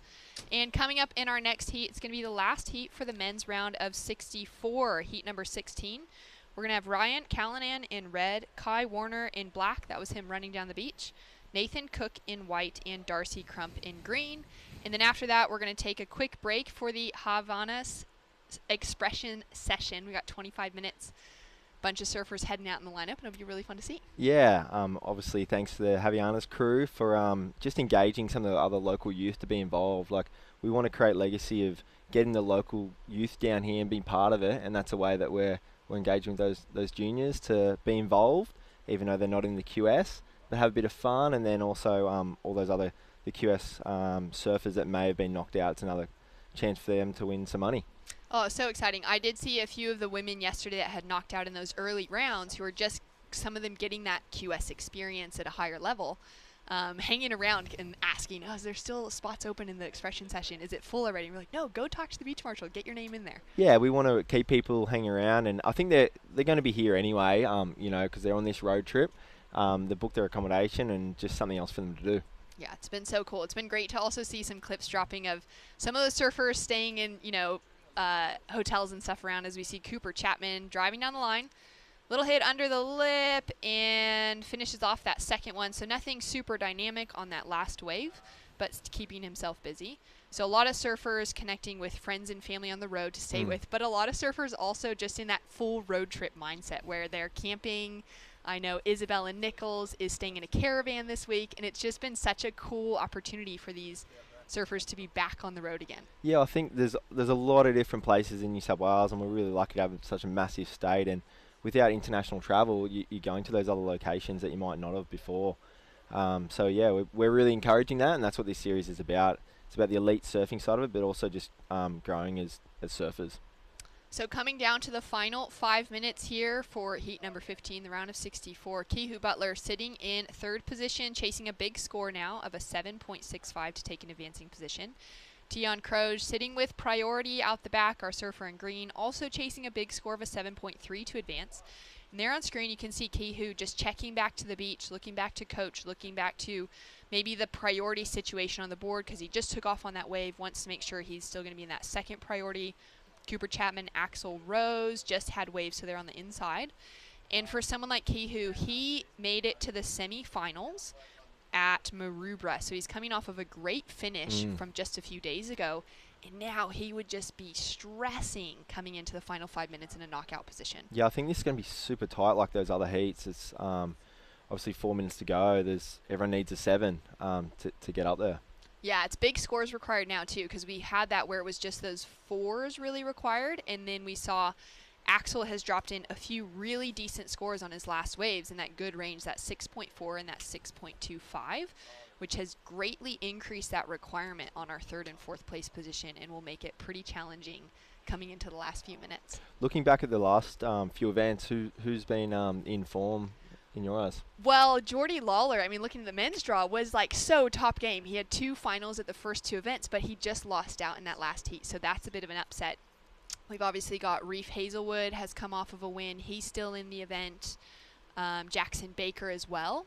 And on the women's side, it's been really cool to see a couple of the Australian women like Sophie and India Robinson, as we see Kihu Butler with a quick in and out there, just explode and get some wins under their belt. Those are women that have been competing on the QS but have also been studying on the side. Like, the women's side of things, a bit of a different conversation to have, but it's been cool to see them balancing that university degree alongside of competitive surfing and mixing the two together, and it's really starting to provide some cool fruit for them. But yeah, it's been great to see some of those names blowing up, as well as your standard ones, but some of those that are up and coming, like getting those heat wins. Yeah, and just on the study side, we really are focusing on that for the surfers and encouraging that. I think it's with COVID last year when there was no competing going on, I think it stepped forward some of those surfers that were going to do that, and they've brought that forward, so it's good to see them doing both. So exciting. Down to final 2 minutes, 18 seconds on the clock. I've had Luke Madden in the booth, the CEO of Surfing New South Wales, putting together some amazing events for our surfers in New South Wales and for surfers traveling in from around the world. It's been great to see that combination of events on all levels, from the fun events like the Australian Open of Surfing, as competitive as they are, there's not much on the line, down to the actual qualifying series and looking at surfers trying to get to that Challenger Series. Yeah, and also just another shout out to the Vissla crew, John Mossop and Wes and Paul Norday in the US. Like, they've backed this series the whole time, and it's an amazing achievement from them to be able to help grassroots surfing, and they really need to be shown some accolades to make sure that what they're doing is making a big difference for Australian surfing. Yeah, it's made a huge difference here. I mean, just the fact that there's contests running right now, it's, you know, partly because of them. So we're really thankful for that support from Vissla all the way through. And down to the final 1 minute, 18 seconds on the clock. Cooper Chapman sitting out the back in a great position with that 7.5 and that 6.5. Axel sitting in second with a 6.4 and a 6.25. So solid heat totals from the two of them. We're starting to see, Luke, in the last couple of heats, those heat totals get into that 15-point plus range. That's what we saw really consistently at the Port Stevens event. There was a lot of heats. The waves were so good at 1 mile. It was so cool to run a contest. Yeah, at look point. pumping. It was absolutely pumping. And because the waves were so on point and the surfers were seeing heaps of excellent scores. Like in some heats, every surfer, all 4 had excellent scores over that 8-point range. And so as we get into the nitty-gritty, we're going to see surfers like Cooper Chapman need to get into that 15-point plus. As he goes for some creativity on the inside, he's already locked in a solid finish, and he'll be feeling good coming into the beach. Yeah, and obviously with this being a 3,000 as well, and more World Tour surfers in there, so that the scale adjusts slightly. Yes. But yeah, it's great to see. There's already been a few larger scores thrown this morning. Yeah, absolutely. 10 seconds on the clock. Tion with one last effort. 7.3 requirement. Big floater. Probably not enough to get him into the advancing position, though. And Axel with a huge layback finish on the inside section. So we've got scores to drop for that last exchange. Thanks so much for joining me in the booth, Luke. It's great to always see you down at the contest and supporting on the ground. Thanks for having me, and yeah, we're really proud of the series and looking forward to watching the finals. Amazing. We'll see you later, and we'll be right back with more action. Final heat for the men's round of 64 right after this.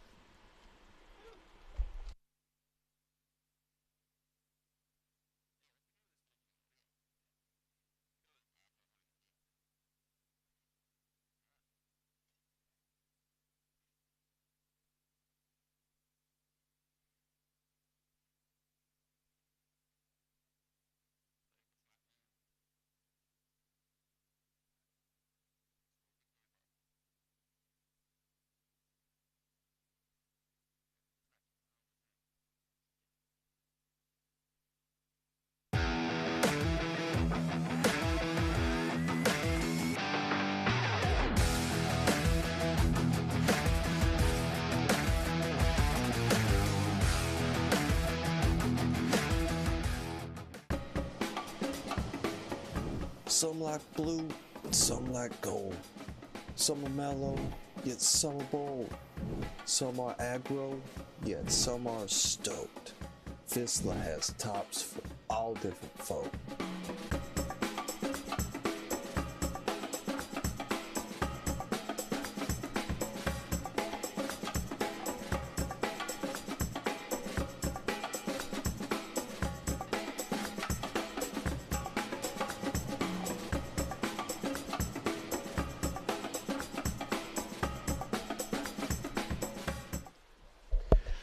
Welcome back to the action here at the Vissla Central Coast Pro. My name is Shannon Hughes, joined in by my co-anchor, Ray Gay. It's been really fun to call heats and trying to analyze. I know, at the same some of time. this week. I know, I was going to open, and then, no, hang on, I just arrived here. You're meant to open. No. We've been switching back and forth. Yeah, it's been a funny week. Yeah, we've got a good heat coming up here. Ryan Callanan, of course, the top-seeded surfer in the red singlet. We've got Kai Warner in the black. Nathan Cook in the white, and Darcy Crump wearing the green. So pretty stacked heat. Nathan Cook from the Goldie, I think it's maybe pretty sure. His dad, Christian Cook, former QBC surfer. His uncle, Justin Cook, former North Stain surfer. They don't talk about him that much.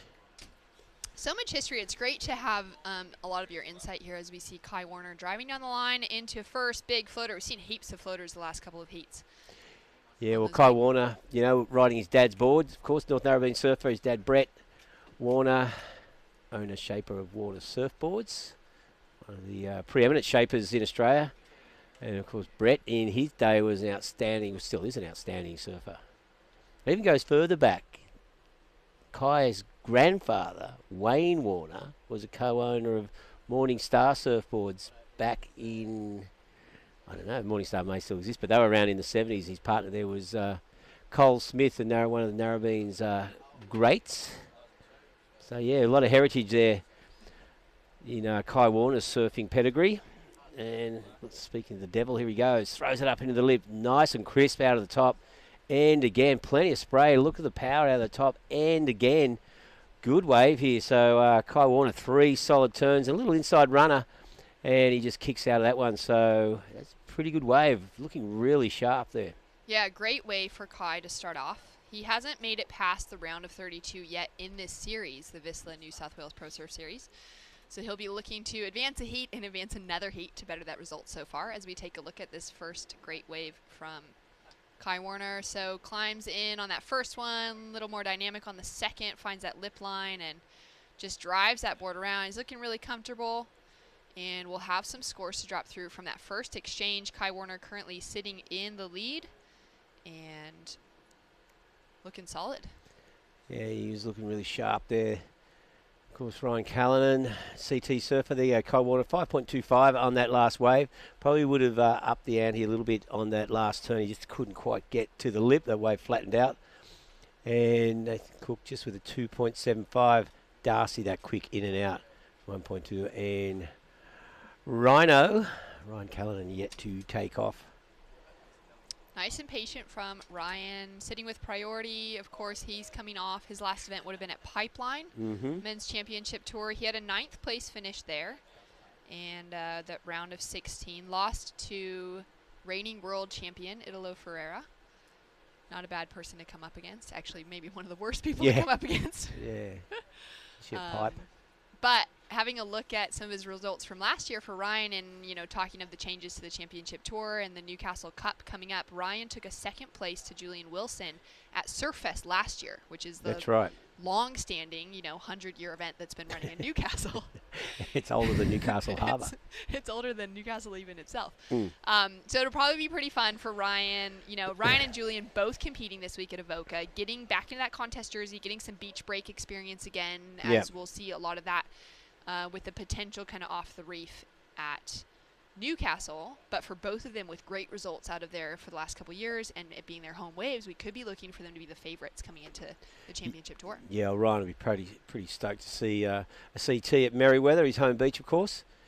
And yeah, Julian has adopted Newcastle as his base. I've been living there, 3 years now, I think. So yeah, it's going to be exciting couple of months coming up around Australia, east and west coast. So we see Ryan just trying to get in position for this one. And suddenly wind putting a bit of ruffle in the surface. Here we go, Ryan Callanan now on his backhand.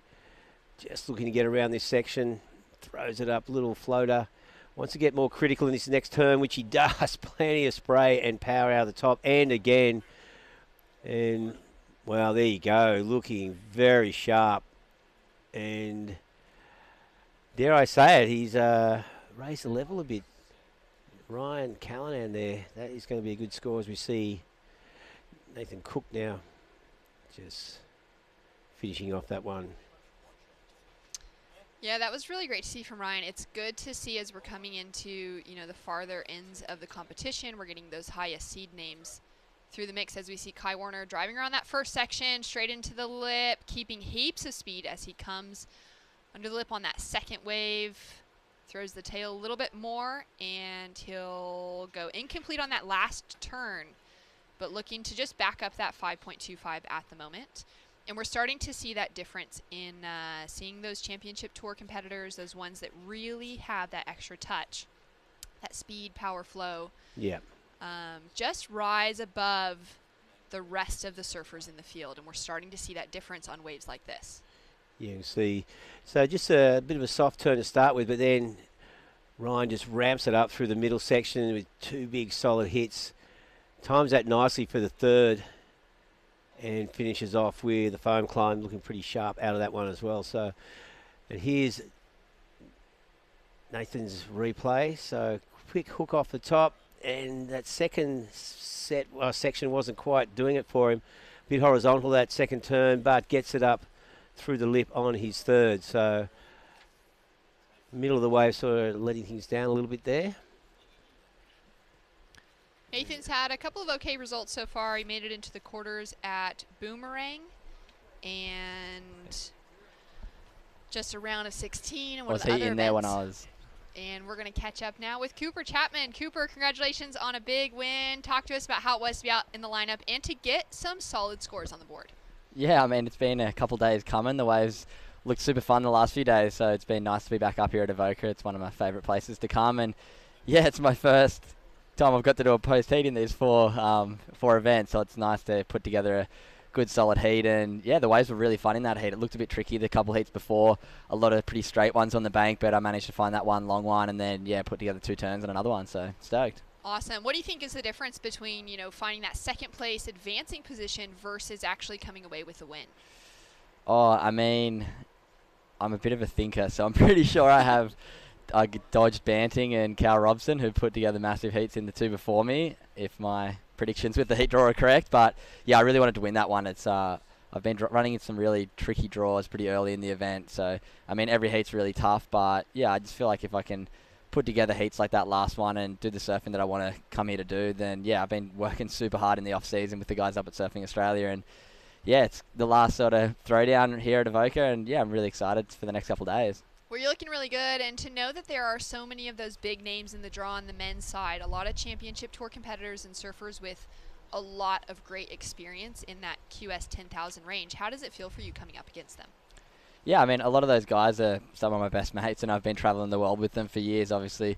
Been doing this for quite a while now, and yeah, it's great when they get to come and do these events with us. It really gives us a benchmark for where we need to be surfing. It's obviously makes the events a bit tougher, but as the kind of age-old saying goes, if you want to be on the tour with those guys, you're going to be able to beat them. And conditions like this, I think, yeah, I mean, all of the boys are from Australia, and these are the waves that we've been surfing our whole junior career and growing up doing these events with Surfing New South Wales. So it's always nice to get to compete with them, and it's just nice to catch up with them. It's been a funny old year for everyone, so getting to hear some of their stories from Hawaii has been really nice, to be honest. There hasn't been too many travel stories coming out of the world at the moment, so getting to chat to the boys about Hawaii was really cool this morning. I caught up with Ethan and Ryan Callanan, and yeah, Sally's been amazing catching up with her. So yeah, it's good to see them supporting these smaller events and getting involved. Yeah, Cooper, Rego here. Like, yeah, you're talking about hearing all the stories from the crew overseas. How you've been feeling like staying at home for this long? You're sort of missing the travel and getting out there? Yes and no. I've loved it. I'm lucky I moved up to Kingscliff from beautiful North Narrabeen about a year ago now, and the waves have been unbelievable, so it's almost felt like I've been on a year holiday, to be honest. But starting to get really into the swing of things, really trying to build my business, the Good Human Factory I'm sure they've been talking about on the webcast, partnering with Surfing New South Wales, trying to speak to a bunch of the juniors across New South Wales about building resilience, and yeah, mental health is such an important topic. So it's been a really good opportunity for me the last year to build on other parts of my life. But yeah, obviously would love to be traveling around the world surfing right now, but hey, there's a lot of people in a lot worse off positions than me, so I'm super grateful for where I am right now. Yeah, no, it's great to see your personal fulfilment continuing, and it's great to see you ripping as we know you can, and looking forward to seeing you in the rest of the event, and all the best in the next round. Cheers, guys. Thanks for watching. There you go. So Cooper Chapman, yeah, interesting. He, you know, the Good Human Factory, yeah, it really is progressing with that, and yeah, it is. Like, I've known Cooper since he was a Grom, you know, and just seen, you know, how he's developing personally, and what he's trying to achieve for other people is quite inspiring, and it's great to see. Yeah, it's been amazing to see him start to, you know, figure out what's missing in this surf conversation. Where can he kind of plug in with his strengths and where his mindset is at with things. And Surfing New South Wales, Luke Madden was just sharing with me, is partnering with Cooper now with Good Human Factory and getting Cooper on the road, traveling and speaking to a lot of those junior competitors about their mental health and about keeping their focus in the right places in and out of the water. So it's cool to see an organization partnering with a surfer who's got a great vision in mind in a way that we can help the surf community even more than what's already been done. Yeah, exactly. And yeah, it's the growth. We were talking to Luke just off air how, you know, I think Surfing New South Wales is sort of progressing as well, and a lot of achievements. And yeah, it's funny to think it wasn't that long ago where it was pretty well run by an individual. As we see, well, looks like Darcy Crump looking to hit the lip there. He doesn't quite get up there on that second one. Bit of speed through the bottom there, small vertical. He'd be happy with that turn. And will he get one to finish? That wave just shuts down. It looked like he was setting up for that last turn, but unfortunately, wave hit that inside bank and just crumpled. We've got a southerly wind about 10 to 15 knots at the moment, pretty direct south. So we got some protection from the headland, not causing, you can see the ruffle in the surface, but wave face still pretty smooth. And just under 12 minutes ago, you see Ryan Callanan backed up that 7.75 with a 3.4, so he's in the lead. Kai Warner has locked in a pair of fives, so he'll be looking to move into the sixes to extend his position, but not much required from the other surfers. Nathan Cook looking for a 5.11, Darcy Crump a 6.2, and plenty of time for both surfers. Ryan Callanan certainly leading the charge with that 7.75. That difference that we could see, that second turn was so good. Yeah. So much power, so much speed and precision within it. So we'll see as another set rolls through. Man, that wind has really picked up just as we're taking a look at, you know, what's really happening in the lineup out to sea right now. It's just... Yeah, you can see it. That southerly is really blowing up, but it's great that we have that headland here at Avoca to protect the inside conditions just a little bit from really getting too blown out. Yeah, this front moving through, it's going to push the swell, pretty direct south swell tomorrow, a bit more southeast in it on Sunday. It is going to be big enough to wrap around the point. It'll give it a little bit more structure. Be pretty solid on the open south-facing beaches. But here at Avoca, we should see cleaner conditions. But at the moment, plenty of waves coming through for our surfers, just on 10 minutes remaining. So priority with surfer in red, Ryan Callanan, looking to extend his lead by ejecting that 3.4 from his two-wave tally. Ryan just patiently out the back, because this is the final heat in the round of 64 at the Vissla Central Coast Pro, and we're back into the...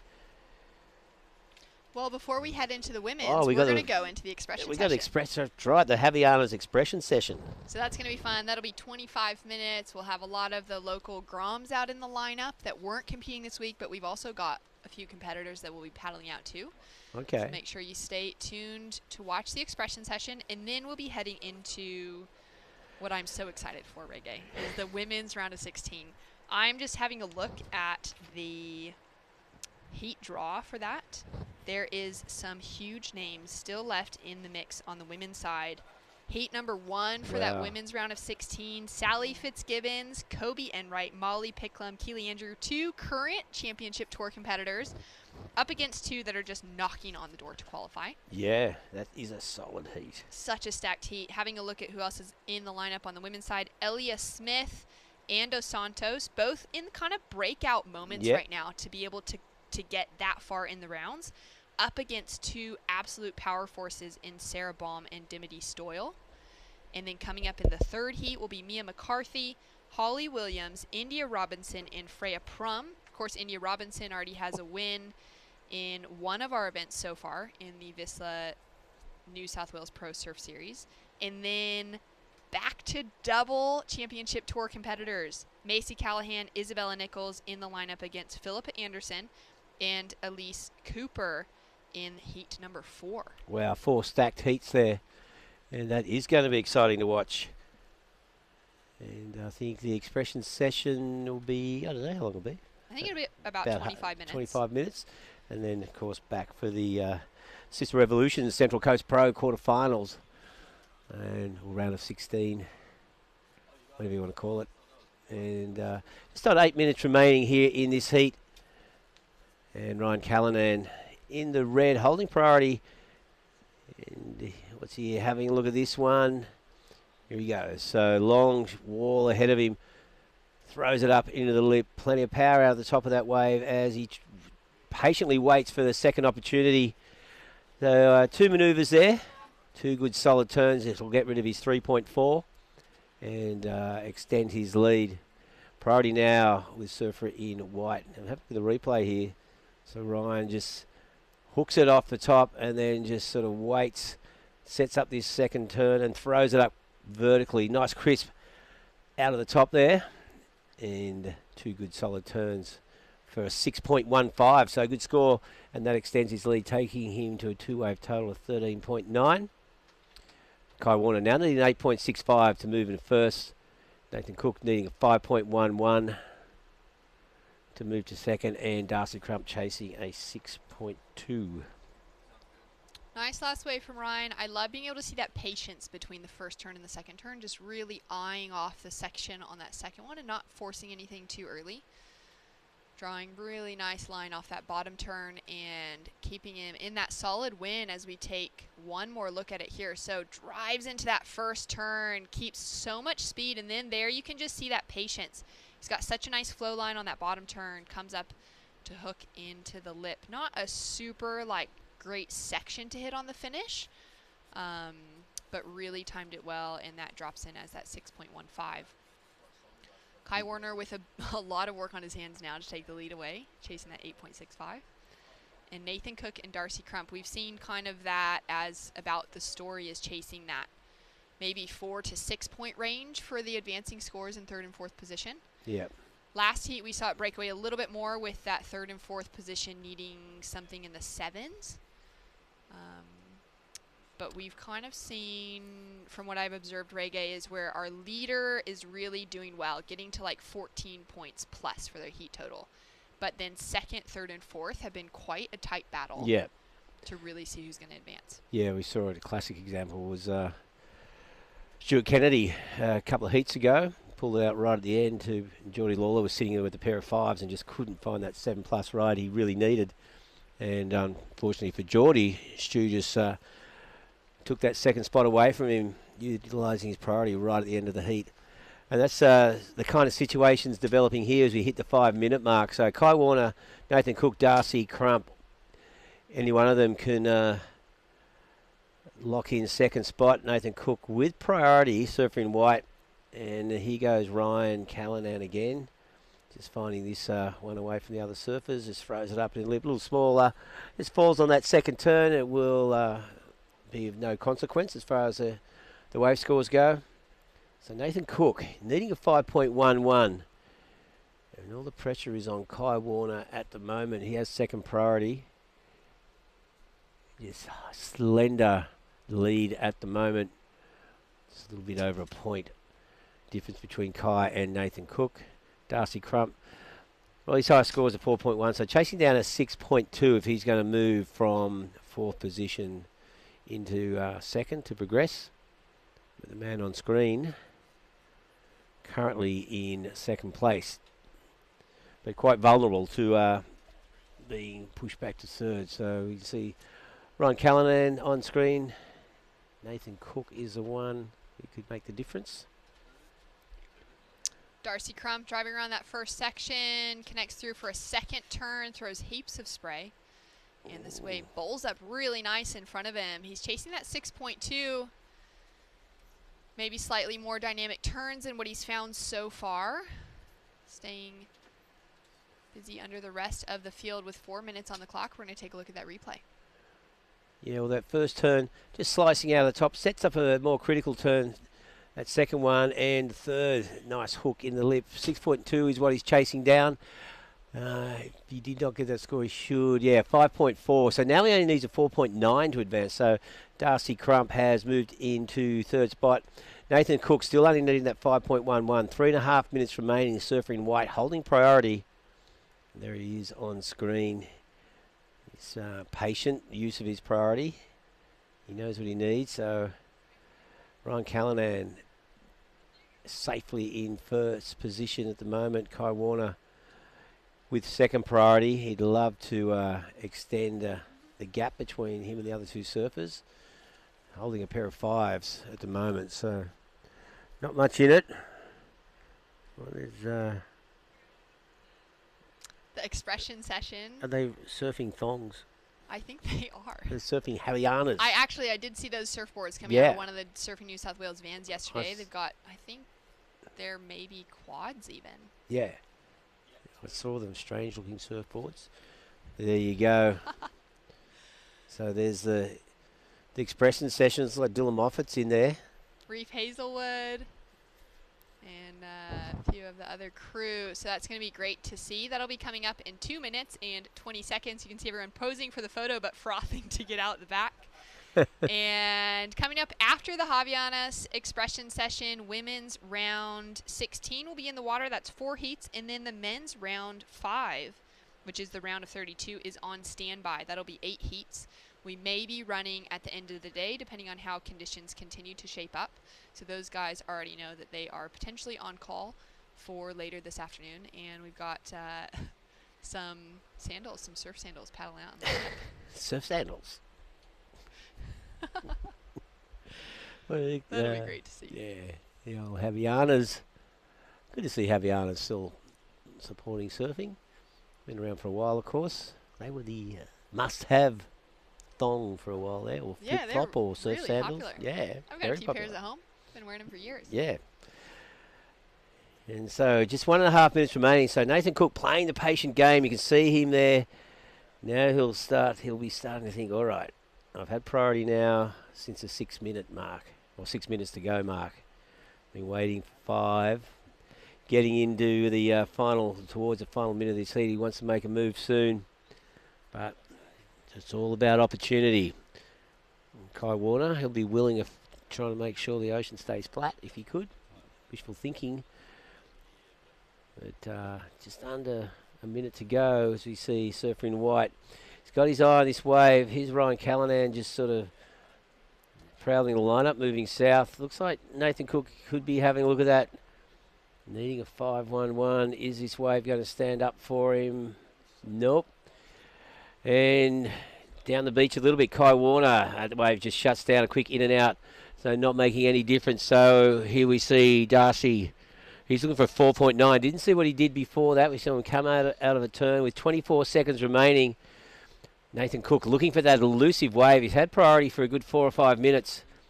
And down the beach, Ryan Callanan now throws it up and out. With a Hail Mary there, 10 seconds. Hold on with those toes. Yeah, I thought he was going to bring it around. As we hit the 5 second mark, and here we go. Oh, Darcy. So that was Nathan Cook just ejecting there. And that wraps up the heat. Pretty sure that wasn't the wave he needed. Looking for that 5.11. So Ryan Callanan winning the heat, and unofficially Kai Warner joining him in the next round. And don't go away. We'll be back with the Havianas expression session coming to you live from the Vissla Central Coast Pro here at Avoca Beach right after this.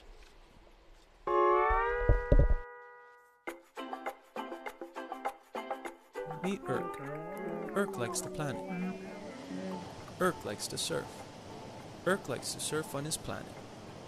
Irk is impressed with Vissla's movement towards a more sustainable future. He knows they're not perfect, but sees their progress and likes the direction they're heading in, trying to find the best way to make products for people that like to surf and the planet. Irk believes that you can take simple steps to do your part to keep the oceans clean and the beaches clear of rubbish. To learn more about Vissla's sustainability efforts and join them in their pursuit for a better future, head to vissla.com/to protect and surf. And don't drop in on Irk. He doesn't like that.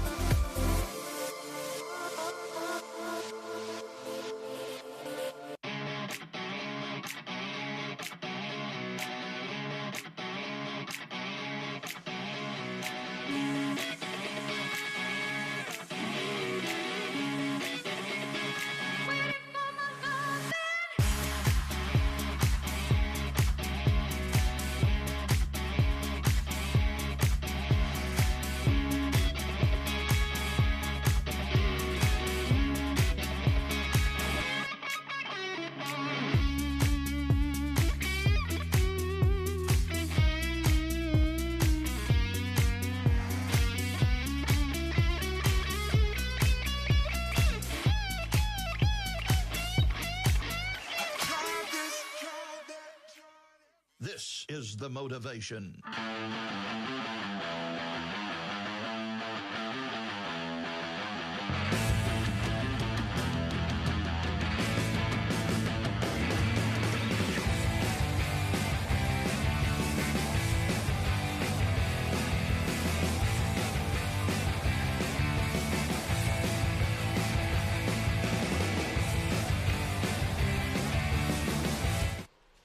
Well, here, welcome back to Avoca Beach. And if you're thinking this competitor is riding a weird craft, they are indeed, because this is the Javianas Expression Session. A little gap between the men's round and the start of the Sisstrevolution quarterfinals, which are coming up very soon. So we've got this Expression Session now.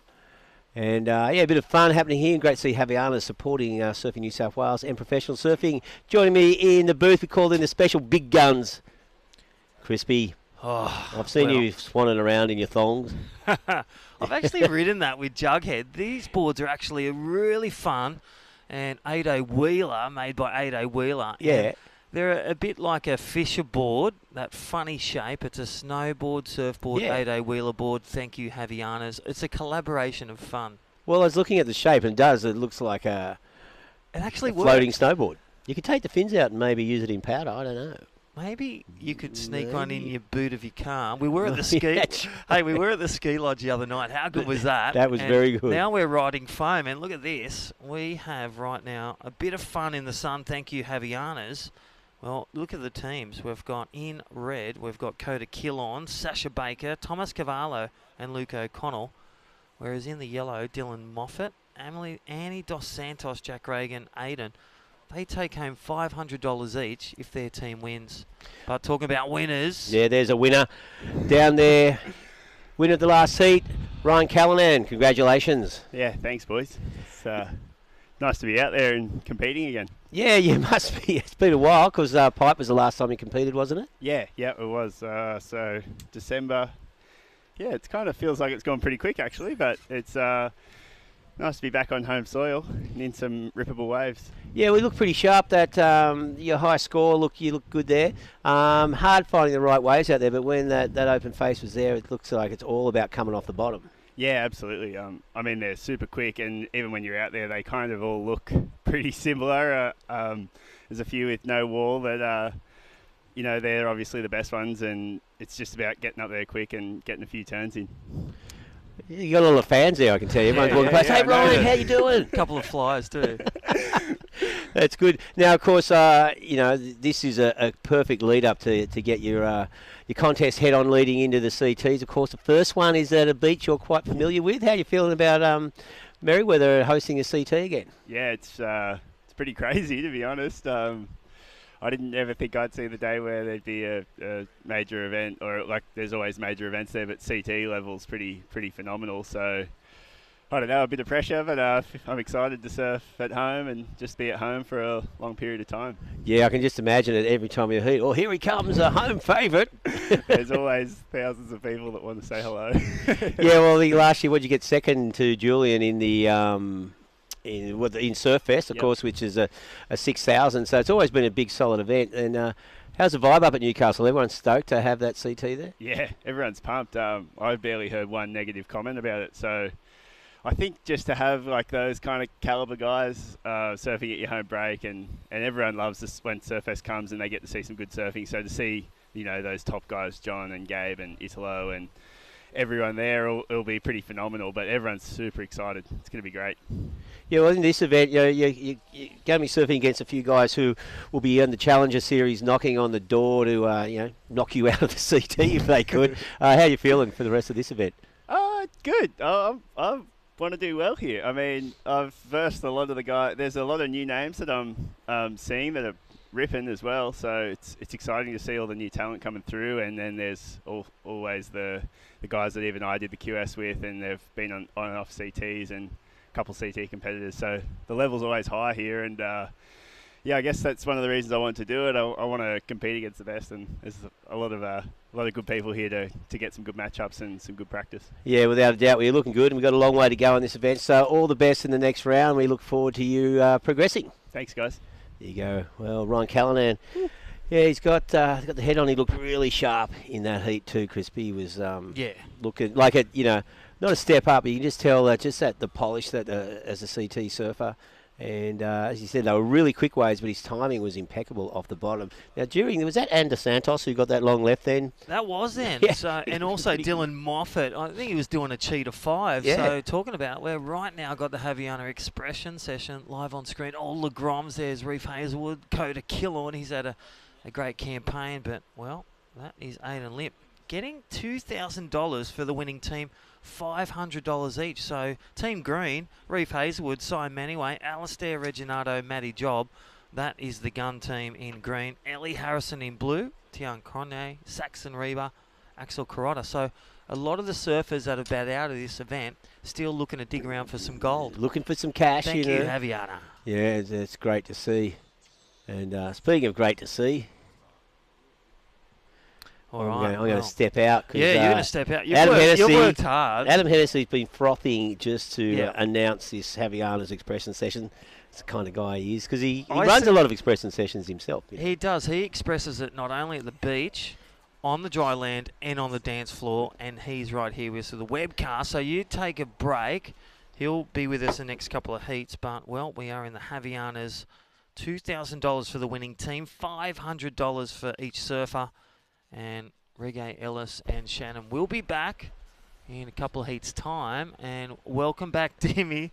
Sorry, I stitched you up there. I've just had a hip replacement, and Crispy's got me running from the tents back to here. I just wanted to see how you were under pressure. How are you feeling? Feeling good, mate. Talk us through the run. Oh, yeah. Thanks to my surgeon, Michael O'Sullivan. Great job. It's working well, the hip. But, yeah, good to see the Expression session. Bit of fun for the crew. And Reef Hazelwood, as I was running down the beach, I saw Reef Hazelwood going absolute bananas out there. That's what I was saying. These boards from Haviana working in well with Ado Wheeler. So Ado Wheeler doing some great boards in collaboration with Haviana's. And look at the board. There's Ana Dos Santos. She's got the leopard skin Haviana board.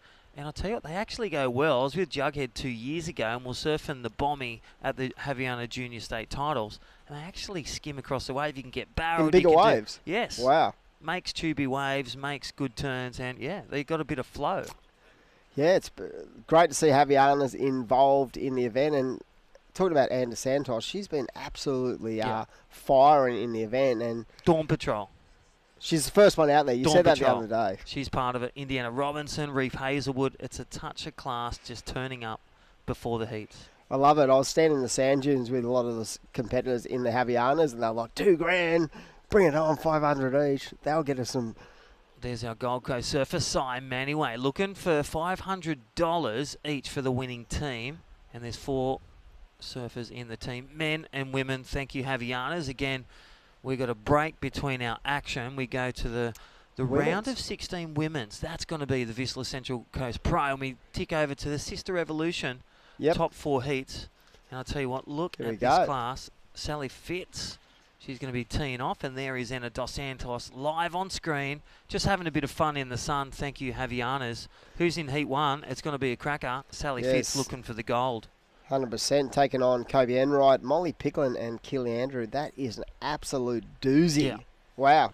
Heat 2, Elias Smith, Annie Dos Santos doing the double. Sarah Baum from South Africa, the Aussie from Newcastle now, and DJ Shimmy, as we see. Saxon Reba. Have a look him. at those shorts. Where did he get them from? He brought them to the junior high performance, and I'll tell you what, they were the shorts of the show, and I'll tell you what, especially his back foot power, he's putting it together, getting through the heats. Yeah, round of 32 for him and another young guy from our club, Axel Rose Corona. So good to see the boys doing so well, enjoying their first real campaign on the QS. But I will say his fashion sense, absolutely down the toilet. Saxon Reba. What was he named after? You know his parents, so yeah. He comes from a really strong athletic family. All the brothers played rugby league, and one of the brothers played at the highest level. His dad, Kev, played first grade for rugby, and Saxon definitely got those genes when it comes to the talent in, the arena of sports, for sure. Well, he's definitely got some thongs and he's got some shorts, and we are watching a bit of fun in the sun. Thank you to Javianas. This is the expression session. Thank you, Javianas. $2,000 up for grabs for any of the competitors, men and women. And we have 6 teams out there. Look at this for Team Black. Noah Stocks, Micah Margison, Cooper Davies and Amber Dodds. That's the Wolfpack. Is that what they call themselves? They are. Well, no, that's what we call them. Here we go for the Wolfpack. They're up and riding. Nice little carve there, as you can see. You've got a naming rights, a nickname for everyone. You're like that. The final of the Seinfeld finale, where where the lawyer goes, "You got a nickname for all those people." No soup for you, eh? No soup for you. The soup Nazi, All the right, low talker. Yeah. Oh, there's so many good episodes, and I tell you what, good. One of my favourite was the last episode where they all got together. They brought the class. That's right. Remember that one? All right, the wife's trying to wing. A shout out to my wife. I'm on the line, babe, but hello. I'll be home Sunday night, but we are here at day 4 of the 6-day event. Vissla Central Coast Pro. We tick over after Javiana's expression session. We go to the 4 Sisstrevolution quarterfinals round of 16, and that will open with fireworks. And don't forget, talking about fireworks, we've got a truckload of wetsuits, red hot Sisstrevolution, and also head up to Burleigh at the Vissla home ground, and that is a Vissla shop and Sisstrevolution. Go see them at Burleigh. All the crew, Wesberg and Toby Mossett and the crew, doing a great job. Oh, 100%. Supporting professional surfing in Australasia. Great to have Vissla involved in the series and the naming rights of this Central Coast Pros. We see, who's that up and riding? Well, that is the man Team Yellow, and that's Jack Reagan. Well, what they can do, unlimited waves, but it's their best wave that counts. So if they want to get 5 waves, they can. It's 25 minutes. So again, it's a tag. They've got their compromises of 4 surfers, 6 teams. Everyone gets $500 if they win for the winning team. So it's a tricky thing, right, with 4 surfers. You want to make sure you don't actually line yourself up with a wave hog who just keeps going back out because the waves are pumping. Or a surfer who keeps falling off and just can't complete the turn. So consistency. Nothing worse in those team events when you got a bloke who just consistently paddles back out to get another one. Have you ever surfed with thongs? Like thongs on your board or the thong board? I remember the first Javianas, the Beachley Classic. The first ever one, it was the Javianas Beachley Classic, and we all went out on these like inflatable thongs. Oh yeah, the at blow Queenie, ones. and we How got good are they? me and Richie Porter and a few of the judges went out on these thongs and got absolutely punished. But yeah, fun times as we see the crew online. Welcome in day number 4 of the Central Coast Pro, both the men's and women's WSL event. So of course we're going to roll into the Sisstrevolution where the intensity starts to build. You can see the levels of concentration just as you're on the beach with, the surfers and their coaches. They're really looking and trying to analyse exactly where they want to sit in the lineup. So it's starting to really build, Crispy. Yeah, definitely. It opened with a bang with Julian Wilson this morning and then just closed the cards of the men's round of 64. We are now down to the round of 32 for the Vissla Central Coast Pro men's division. But I'll tell you what, right now we've got in their live action That is our Javianas. 6 teams going for a share of $2,000. Winner takes all. $500 for each of the 4 surfers. That looks like Huey Vaughan. Oh, it is. Oh, And look at look, riding a thong, it's probably size 43 to 44 on the UK. And look at it, that is big. Look at the smoothness of it. You can actually get some good turns, snaps it round. I'll be bringing the thongs in and hanging them up on the doormat. He Look at sounds better than most people with a thong on. I know. Than they do with a good board underneath their feet. As we see the team yell up and right. Jack so Reagan. Huey Vaughan, he's just the internal frother. Well, there's a nice little layback, a nice little Velcro layback, or the Javiana, it's the leopard skin. We just saw Ana Dos Santos get a good wave, so be great to see. We'll announce the winners, but they will take home a great little cash injection. Thank you, Javianas, $2,000 for the winning team. Yeah. 6 teams out there. Definitely. Big shout out to Mad Mex too, Fresh Mexican. Oh. We've been absolutely loving Ginger the, lemon, that's my favourite. Tom just has a box just for me. Really? Ginger lemon kombucha. That's what happens when you're the boss, mate. Oh, you get all the... No, we share it. He knows the rules, and 2-for-1 deal. Don't forget Mad Mex. 60 stores in Australia, 20 in New Zealand. But yeah, Wow. what's been your favourite burrito?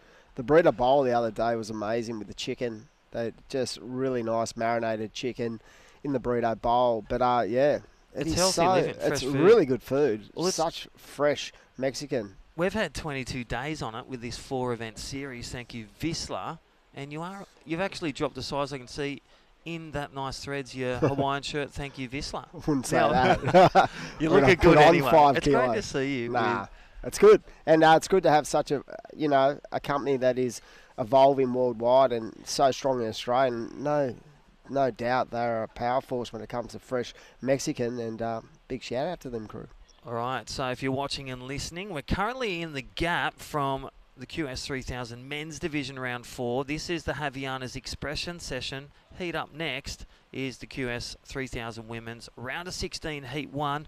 We will see Sally Fitzgibbons take on the world, and then after that, we'll let you know around heat 2 if we're going to round 5. Contest director Rowan Fell and Adam Cuban Surfing New South Wales will make the call with World Surf League. Will Hayden Smith and Ty doing a great job as well. All those watching, listening, hope you're enjoying the broadcast.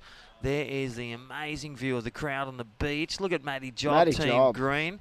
Sucking it in, doing Sophie doing Fletcher. the big yards. So, what will you do out there? Is there penalties for priority interferences and stuff? Because if you were Unlimited like one, yes. in the lead, wouldn't you be like getting other people to block for you and maybe throw $100 to them? Well, that's the thing. I think they're going to be judged by Jess and Chicken, the Oh, Chris Chicken. Evans. He's going to be judging out there. He's not only a commentator, a golfer, he's also a judge. So young Chicken judges out there. He can play golf. He can, I know. He's been He wearing never some good stops talking pants. on the course, but he can play golf. I'll give him that. He's a good bloke. Alrighty, so he'll be back shortly in a couple of heats' time. But up next, Sally Fitzgibbons in red, Cedar Lee Jones from the Northern Beaches in blue. Sophia Fletcher, she's doing the double, so maybe a warm-up on the thongs. And Ana Dos Santos, she's up next. Oh, that's a classic. Sorry, Kobe Ann Wright, Molly Picklum, Keely Andrews. That is a big heat, that first one. 3, truly unbelievable, talented surfers. A couple on the World Tour and a couple of young upstarts as well. So that is going to be a cracker, that first round of 16 in the Sisstrevolution Yep. Pro QS 3000, the WSL, part of the New South Wales Pro Surf Series, brought to you by Vissla. Down to 16, thank you, Sisstrevolution. How's this? If they get third or fourth, so $750 for third, $550 for fourth, so not bad for turning up here on day 4. But the share of, take the prize, $30,000 for men and women. Take the winners from men and women, shared equally, $8,000 for a win, $4,000 for second. That's why they're here. That's Yeah. great support, and all the best for these top 16 Yeah, women up next. When you think about, here we go, it looks like Axel Carotto, who is pretty stoked right now. He's had just such a good day. He got through that heat a little bit early, the North Stone kid. And Yeah, definitely. he was just so excited. Oh, you know what? He took it to Cooper Chapman. Yep. Cooper was on the good waves. He was on really good waves, and they were going bang for buck. Took down one of the rising stars through this 4-series event with Vissla, and that was Kehu Butler. So That's what he brought the said. show. He Oh, said, definitely. he Had said, to shine. He said, I knew I had to bring it if I Yep. was going to beat those other 2 guys in the heat. So well done. But next up, we have the runner-up to the world title 3 times, Sally Fitzgibbons, Yes. out there. 11 CT victories. When you look at her like resume from Yeah. at an early age, it's an incredible achievement what she has done in our sport. And what I love about Sal, she continues to evolve Yes, as she gets definitely. older and older, and she is going to be a representative of Australia at the Olympics. How cool. And that was a dream. As a girl, you know, as on Instagram, she had that 12-year-old picture, her dad tying the rashi, probably 3 knots to fit that thing on back in the 80s and 90s. But I tell you what, Sally Fitzgibbons, what a show lady, for a role model for the women surfing, but on land also an inspiration, healthy living and healthy surfing. And I was looking through some old photos of this junior event we used to run in Sydney, and Sal won it when she was like 11. And she, in every photo from that event, the Aloha Hornet, she just never stopped smiling. Oh, totally. Her and Reef Hazelwood, biggest smiles on their dials in the world. They should be sponsored by Colgate with those white 100%. teeth. What about a new whip? She got a new Land Rover. Have you seen that car? I saw that. She nearly It's ran worth me about over. 150. Dawn Patrol. Yeah, I know. She heard about it, went, hey, I'm jumping in on this with Bede and Patchy. Well, all the crew at Surfing Australia High Performance Centre. And it's great to see the support crew down here. You had Glenn Worko. You had all the crew, the Pathway Wellness for the athletes, supporting them in and out of the water. Thank you, Michelle. Thank you, Patchy. Thanks all the team at Surfing New South Wales, Surfing Australia, World Surf League, and all the crew at Vissla. Sisstrevolution up next. So who is Reef Hazelwood's team? Let's have a look at that, because I heard he locked in like a 9.5 or something for his ride. So one would say he's got some cash going his way. Yeah. $2,000 for the winning team. This is it. The green team, which really is in the lead, Reef Hazelwood. Sai Maniway, the Japanese surfer from the Gold Coast. Alistair Reginato, one of the high flyers, emerging talent. And that young man, Matty Job. Job. He's like a whippet on the ocean, that kid. Yeah, he did a bit of work with Surfing New South Wales on the QE and got to know him, and he's a very calculated young competitor. He's very impressive the way he goes about his business, and they will be frothing to get a hold of that $2,000. Well, there is Aidan Lewin Parsons, and hasn't he had a great campaign, been like a dark horse from the Ulladulla region to all the Ulladulla board riders down there. Even Pam Burridge with the surf school down there doing a great job. And everyone joining us, this is live here at the Expression session, the little intermission. And it's going to be interesting, this change. You know, have you seen the change in conditions out there? You reckon they're going to make an official call after Heat 2? Will they run round 5 of the men, or do we cut it with 12 heats today with the forecast big waves tomorrow, Dimmy? If I was a betting man with that wind starting to come up, I would say they will probably wrap it up after the round of 16 in the Sisstrevolution Pro, but that will be for the bosses to decide, because there is so much time left in the event window that you know, they want to make sure they get the best conditions possible. As we see the surfer in blue, there he is, Axel Rose Carota, up and riding. Yeah, he's had a great campaign. I've loved the way his momentum has shifted from, you know, the start at Boomerang and then moving to Port Stephens and then Maroubra, and it's been a real leveller and consistency. Even for Sal, she was at Maroubra, donned a shirt on, and Macy Callahan, and it just brought them good experience and good practice for this Vissla Central Coast Pro QS 3000. Yeah, what I love about Axel was he had a couple of losses where he had waves in that 7 to 7.5 range, and he just said, look, I just couldn't get it back up, and he said he just went away, analysed it, and realised that, you know, that there was errors made, and he'll learn from those errors, but he's just willing to learn all the time. All these younger guys, the whole younger gen, understand that it is a process, and they just want to learn exactly how to get to that top level. There is the man, and that is not Amber Dodds, but Cooper Davies up and riding, but it looks like, I must say, that looks like Nathan. I was going to say, is that Nathan Cook? It is Nathan Cook. Or is it? No, it's He not. looks like Curtin Iam, to be honest. From Don't you reckon? Ulladulla. Yeah, I was thinking that. Curtin Iam, you legend. Well, hasn't he been great in the rivals? And, well, check it out. Vissla Central Coast Pro, the Haviana's Expression session. And that is the man, Thomas Cavallo. Luke O'Connell out there in Team Red. And they're vying for this fun thing on the Haviana Thong. 6 teams. Look at them run. Who was that? Kicked There's on. someone like a coach on the beach just ripping in, going, get up the beach. Oh, he's tripped over. Wow, he's got across the line. and we will let you know at the conclusion of this expression session. Thank you, Javianas, who takes home the gold. $500 each surfer, 4 surfers, Pretty cool. 6 teams. That's pretty good for support. Thank you to our partners, Javiana. From what we just saw on the screen, are they thinking they won it? I thought Team Green was in the lead. Well, I don't. They look like they've won. I think he's feeling it. He's just loving it. $500 That's a each. great claim. Maybe Seriously? it is. I wish I was that happy if I Chicken. won $500. All right, well, don't go anywhere. We're going to have a short break, and then we'll be back with Sister Revolution, the round of 16. 4 heats to come. The kickoff, Sally Fitzgibbon versus Kobe Enright, Molly Picklin, the local superstar, and Keely Andrew, the former WSL CT competitor. We'll be back after this short break with the winners and the grinners, Sister Revolution. Thank you, the Women's Central Coast Pro, QS 3000.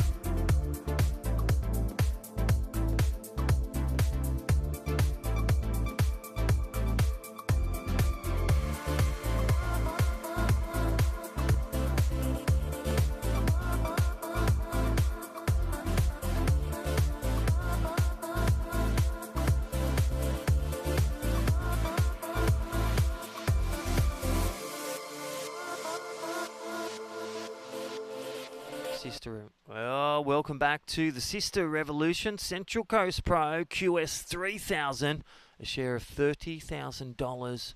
We are in heat number 1, the top 16, day 4 of the 6-day event. The pointy end, well, where the big points, the cash. My name's Crispy, and I'm here with me, Adam Hennessy. Welcome back, Dimmy. Yes, thanks, mate. And this is where it gets serious, where we have such an array of talent in this first matchup in the round of 16 of the Sister Revolution Pro. Sally Fitzgibbon's out there in the red. Keely Andrew, 2 World Championship Tour surfers, taking on probably 2 of the brightest young stars in the Australasian region when it comes to QS, Molly Picklin and Kobe Enright. Kobe Enright, for example, she won stop number 2 at 1 mile of Port Stephens, and then you got winner of, well, the Vissla Pro Surf Series, stop number 1, Molly Picklin at Boomerang, taking a great win there. And on the breakwall, the northern corner, that was amazing in big waves. So this is great. It's a mixture of both, a mixture of small waves, big waves, and, well, wild and woolly winds. It's been 4 seasons for this whole leg. And thank you, Sister Revolution, here at the Central Coast Pro, QS 3000. And a big shout out to our presenting sponsors, Mad Mex or La Crew. They're watching in their Leichhardt at their head office. Hope you're enjoying it. Thank you for the burritos, the 2-for-1 deal. And there's even a store at Erina and at Maroubra. Check it out. Dimmy. Here we go, Molly up and right in. And very sharp. Nearly qualified for the tour and definitely into the Challenger Series for 2021. So it's great to see young Molly from the North Shirley Board Riders Club competing at this high level. And the greatest thing about her ability is her calm nature, as we see the aggressive attack on the forehand, the natural footer just get into work. Yeah, nice snap, nice carve, and she knows this platform. She trains hard here with a coach, super close, Glenn Micro Hall, and also a strength conditioning coach, does a lot with Ace. And also Chris Heinington with his S&C. That's amazing. Heine, the former NRL player, with his young, you should see his young son, Youngson, Brock. He is a machine as well. Yeah, Heino was one of probably the most dominant forwards in the game for the last 10 years. Won the premiership with the Sharks in, I think, 2016. But yeah, a fitness freak. A lot of those NRL guys actually do transfer into that fitness kind of, platform. Yeah. A lot of the Manly guys have done that. The old Dave Wolf, Ooh, he's done that as well. Dave Williams. And, Heino just giving, their expertise to surfers as they try to build that strength. That first wave made a 6. Good way to start. Perfect wave for Molly Picklum as she picks the eyes out of this one at Avoca Beach, the Sisstrevolution. Central Coast Pro, QS 3000. She's going to have a flawless one because Kobe Enright has a 135 and Sally Fitzgibbons. No wave yet for Keely Andrews and Sal, but they will strike Sally Fitzgibbons from down in Geroa. And a shout out to her mum and dad watching. M&D, they've been such a big supporter of Sally throughout the juniors, the pathway, grassroots level, pro juniors, and then on tour, World Surf League Championship Tour surfer. Keely Andrew up and riding. She's one of my favourite surfers. She's just such a tradesman. Really, I love the focus and the energy she brings to professional surfing. She's just one of these, underrated competitors who continue to just evolve as the years go along. From the Queensland? Yeah, from Noosa. Yeah, up in doing a Noosa. lot. Julian Wilson doing a lot with her, but I'll tell you what, right now, this is Keely Andrews with coach Andy King, the Kingsters in the house from Cronulla, one of the 2230 legends, him and Dog Marsh and Matty Griggs. And now in the corner of this young lady in green, there's the discipline. Medium wave, but getting it done, getting a score on the board, building the biorhythms. Stand by for Keely Andrew. A 4.5. There it is. Good start. Now, let's see how Sally, she's just dropped something. We'll try and get that replay from Red. Thank you, Surfing New South Wales. Thank you, WSL. Last wave of Red. Here it is. Sal. Bull. Oh, that was a boost. That was a big kick. There's the turn. Nice float. Good size wave. And then there's the hand in the honey jar, Demi. Yeah, I love it. The inside rail work there just from Sal just really put in a lot of pressure on the back foot as she drove through those turns and opened up with an absolute smoker. Well, I was just about to say, let's see how Sal handles the pressure. And she got that wave, held it with priority, and just waited for the wave to strike and looked at that wave. And that's the calibre of the talent we've got in the water right now. Sally Fitzgibbons, such a professional, just waiting and sticking to her game plan and getting the goods. 8.25, excellent score. She is just humming, looking for a backup. Molly Picklum, the rising star, a 6.0, looking for the Challenger Series, the next step. Thank you, Sisstrevolution. Thank you, WSL. And then Keely Andrews, a 4.5. So the one that's really got to kick in the gear is Kobe Enright, former winner 2 steps ago at Foster. And I'll tell you what, she'll be looking for a good score to reset and get in the game of this heat. Yeah, she'll definitely be able to back herself. She nearly made the women's tour after a great 2018. And talking to Sal a couple of days ago, what struck me most about that conversation was how impressed she was with the next gen and how excited she was that they got a chance to compete against the next gen more than the other way around. She was like, this girls are surfing so strongly, and the surfing world, when it comes to professional athletes and the women's, is just building and building. And there was just such a great energy to the way Sal thought through the process of those younger gens. So, but like the warrior that she is, she's just opened up with an 8.25. So she's on song already. Yeah, definitely. So Sally Fitzgibbons, one of the top surfers in this event, the Sisstrevolution, Central Coast Pro, QS 3000, presented by Mad Mex. Day 4 of the 6-day event. We will have an official call whether round 5 goes on. That there are waves as well. Yep. As a running events that you yourself and myself have done in Cronulla.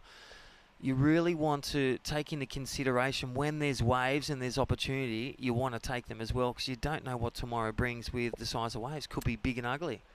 Definitely could be. That South Swell is starting to build. They've already said that the that ferry from Palm Beach to Edelong has already been shut down, so that swell's due to build this afternoon. But right now, you can see that wind, the little chops strong out.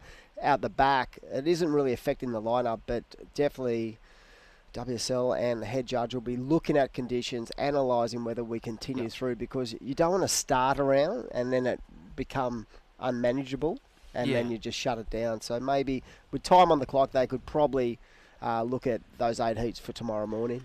And they've done a great job, Rowan Fell, Bieber, all the crew from Surfing New South Wales. Great to have the CEO, well, the chief, Luke Madden was in here before talking to Shannon, our World Surf League webcaster, and talking about the program. So check it out, www.surfingnewsouthwales.com.au. And I'll tell you what, all the Vissla gear and Sisstrevolution, check them out, www.vissla.com. And don't forget to put in your socials, hashtag Vissla, hashtag creators and innovators.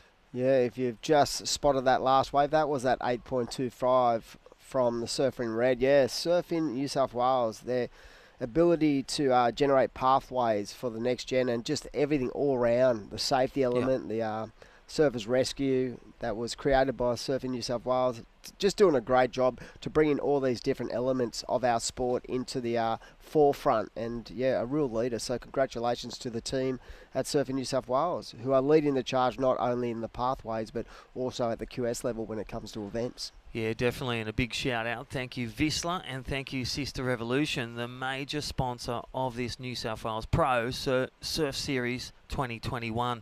I can't believe we've done 4 events already, and we're ticking over to March. So excited about the CTs, Newcastle, and the CTs at Narrabeen World Surf League. CTs, thank you. Yeah, very excited to see the guys. Had a chat to Jeremy Flores before he left to come over to Australia. They're all going to be heading over here on Sunday afternoon. I saw a post this morning on his Insta with Michelle Perez as we see Molly Picklin up and riding, and those guys are really frothing to do a 4-event series, which is an incredible achievement from WSL. And Molly Picklin just leaning in to a solid combo of turns on the forehand. So yeah, I'm excited as a surf fan. So it'll eject everything. You know, you've got Connor O'Leary up there, but this is Kobe Enright, live action on screen, looking for something to get back into groove. Well, she's been here with a partner, Sisstrevolution, stop number 4 here at the Central Coast Pro, QS 3000. And that was Kobe Enright trying to get back in the game as Molly Picklin looks to stamp authority in 2nd position. Here we go for Super South from Girard, World Surf League. CT Surfer floats it over that one. Nice little speed floater. And then zeroes in, drifts the fins. And there we go, completes out of that one. Dimmy. Yeah, great connection with the lip on that final manoeuvre from Sal. Just that little bit of innovation as she really tweaked that final turn, and yeah, open up with an 8.25. That would be a 2nd scorer, and again, it's just an indication of the class and the knowledge she has when it comes to our surfing heats and big heats as it is. Here we go, Sal floating that first section, getting nice and low, setting it up, and what about the slide into just that really controlled. Yeah, that's right. And low centre, the biomechanics, everything firing, all those times with her strength and conditioning trainers. Fitzy down there at Gerringong doing a great thing. And then also all the team at Surfing Australia. No, B. Durbidge and Patchy working with her. And let's look at this one for a replay. Thank you, Mad Mex. Surfer in white, Molly Picklin currently holding 2nd. Nice little power gauge. And then again, nice snap. But I love this one. Bit of variety and spicy. Look at that little drop purse right there. Definitely a great read on that last wave. It was a small inside section, but she really got to work, and that sort of backed up that first ride. So she now has 2 rides in that 6-point range. So she's clearly starting to put the pressure back on Keely Andrew and Kobe Enright out there. Well, Keely Andrew out there again working with Andy King, her super coach, in his corner, and also growing up and surfing with Julian Wilson at Noosa, a real hub. As we talk about the hubs, the Central Coast, you got the Northern Beaches, you got the Shire, you got the Ulladulla Underground, but up at the Sunshine Coast, some talent coming through. And I'm talking about Noah Stocker, I'm talking about Holly Williams, I'm talking about Alistair Reginato and Cooper Davies still in the event. Yep. Isabella Nichols, of course, was born and bred up in that region as well. So you always get those regions who sort of collage multiple surfers who end up on the championship tour, because at a junior level, they basically push each other. And that is a great thing. Yeah, that's right. you think of Sal, Tyler Wright, Laura Enova, and then you think of Mick Fanning, Parko. But right now, this is Keely Andrews, live screen, Sisstrevolution Central Coast Pro, QS3000, looking for a good score to get back in the game as Sally in the background. We'll get to that one shortly. That is your heat leader, but this is your person trying to get through to the round of quarterfinals, top 8.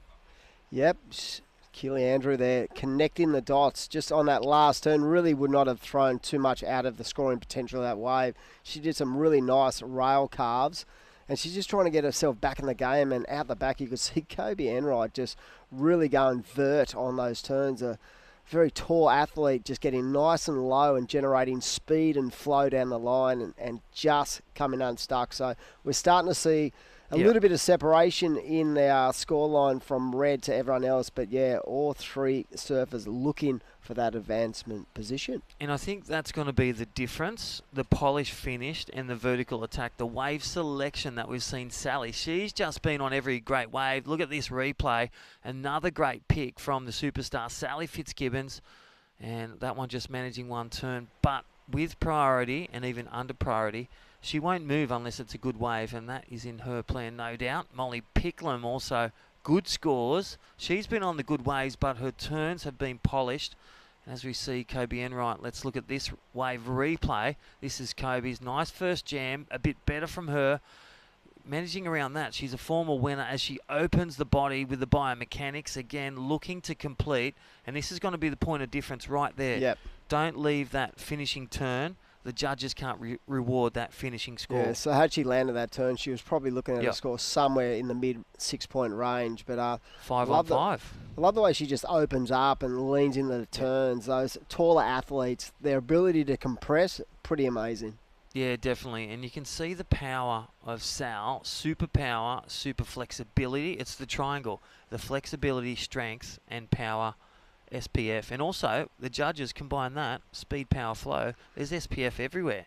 I'll tell you the one thing, it's the hardest thing to explain to a younger surfer is, you know, the importance of having flexibility. Yeah, because totally. at a young age you don't understand it, but their ability to get nice and flexible, as we see this young lady is very flexible, Molly Picklum, just getting into the lip. But yeah, when you're young, you don't really focus on it. But you see the older guys on the World Championship Tour, how much work they do with stretching, flexibility, yoga, Pilates, whatever it is, just to keep themselves nice and limber. Let's look at the wave replay. Thank you, Destination New South Wales. Molly Picklum holding second, looking to drive into the front seat, and nice little drift. That was a great second tag. I dare say that's going to be one of her best waves. There it is, a 705. Now needs an excellent one, so a bigger wave with those two turns may get the cake, but she holds second and then drives a bit of pressure for Kobe Enright, needing an 815. Keely Andrews on the ropes at 8.8, but time on the board, 7.5, can do. Yeah, definitely. These girls are capable, the women are capable of locking in those big numbers. We've seen plenty of scores in that excellent range in the last couple of days, but yeah, Molly Picklum just slowly but surely turning the screws on her fellow competitors in third and fourth.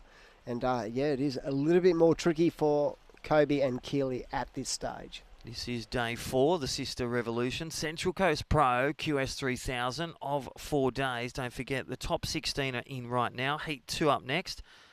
Elias Smith from Australia, Brazilian Ana dos Santos from the Northern Beaches.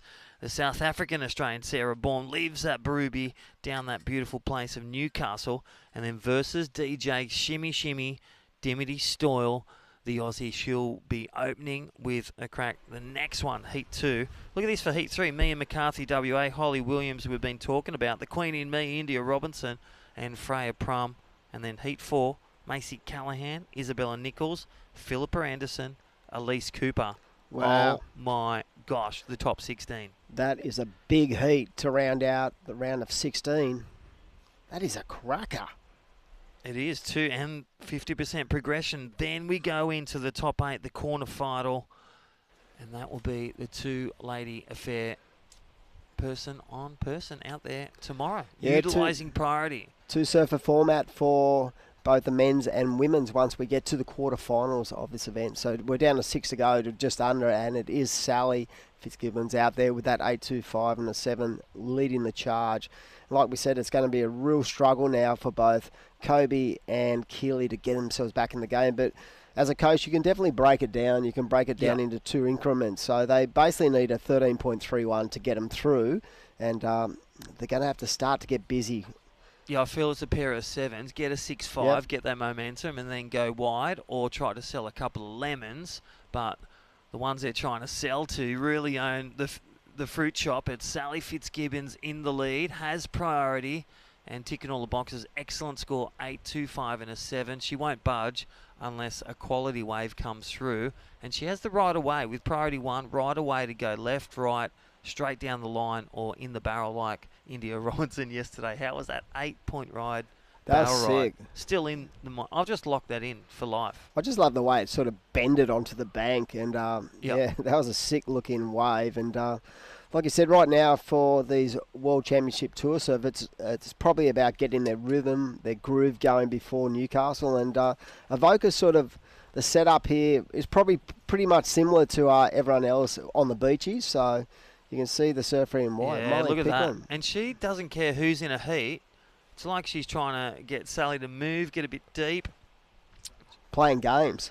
She loves it. She goes, when I'm in a heat with someone, whoever's in my heat, don't care. I just focus on what I do. Yeah, she'd definitely have a strategy set out with a guy like Micro Hall in a corner, teaching her just all the different increments that you need to know to be a professional athlete. So she is right now in 3rd priority. So she's a little bit behind when it comes to that rotation on these peaks. But, you know, Sal, she's experienced. She's just following around, and she has 1st priority. She knows. Guess what? It's lunchtime. One question. Chicken or beef or veggie? I'll go the chicken. There you go. Thank you, Mad Mix, our presenting sponsor. And there we go. Fresh in your hands. Massive Don't shout forget, out. come down. And Mad Max has partnered with Surfing New South Wales. They're our presenting sponsor across the whole Pro Surf Series, Stop 4, all the way from Stop 1 at Boomerang. And I'll tell you what, the Fresh Fuel for Life sponsorship program, junior athletes, skateboarding, surfing, motocross, all working together. Check them out and give credit to your social, Mad Max, the Mad Max Fresh Mexican, hashtag Fresh Fuel for Life. Yeah, if you're out there on Webland, get to one of their outlets and check it out. Amazing food, just fresh Mexican food. All right, back to the action. 3 minutes. Sally Fitz in the lead from the get-go. Well, she got the 4th wave, but it was a good one, an 8.25, and then that 7-point ride, nice speed floater on a set, and then a nice vertical jam with a nice drift. And I just love the way she projects out of her turns with acceleration and composure, and so centered low on the board. If you're centered with speed over your board on everything, like Dylan Moffat, like Sally Fitz, it's only good things coming your way.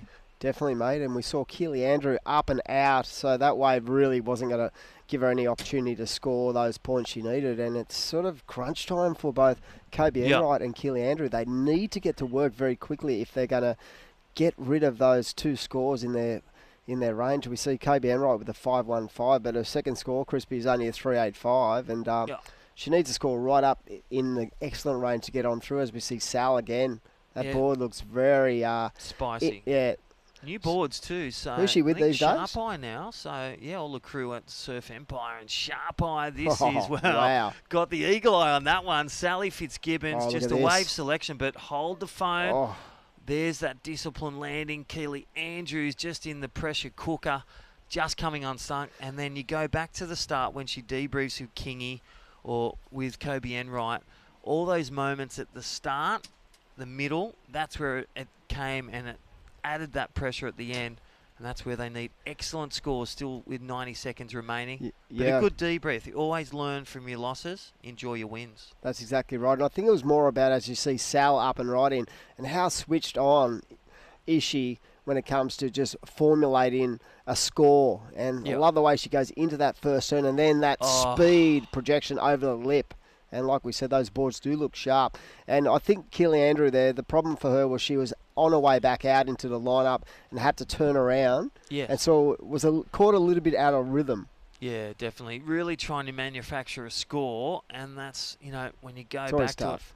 they're the things that you take away. And again, great surfers, former winner of this event, up and riding. Kobe in this replay. Thank you, Mad Mex. That's Kobe Enright taking a win, as we said, at Port Stephens at 1 mile. And this one just hitting that, tagging it. But that score won't be the score. Won't be excellent, but it will kick-start. But she'll be timing the enemy.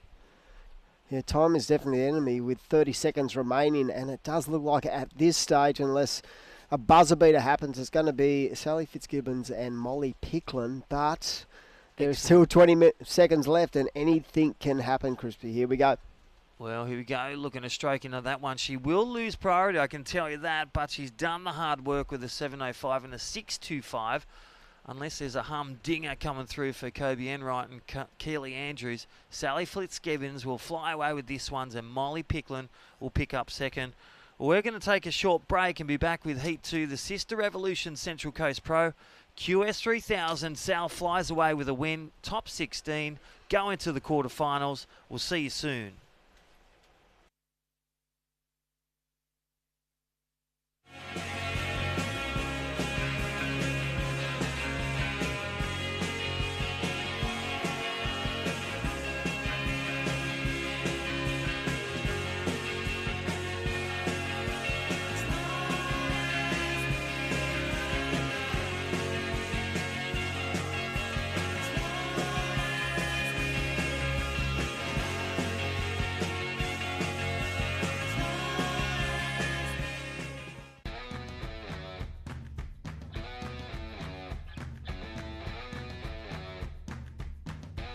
My name is Tali and I'm from Avoca. I'm Hugo from Avoca. I'm Kai Teb and I'm from Avoca. Will Teb and I'm from Avoca Beach.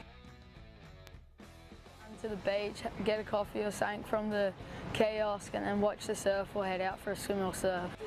Definitely get some food from the kiosk, good food.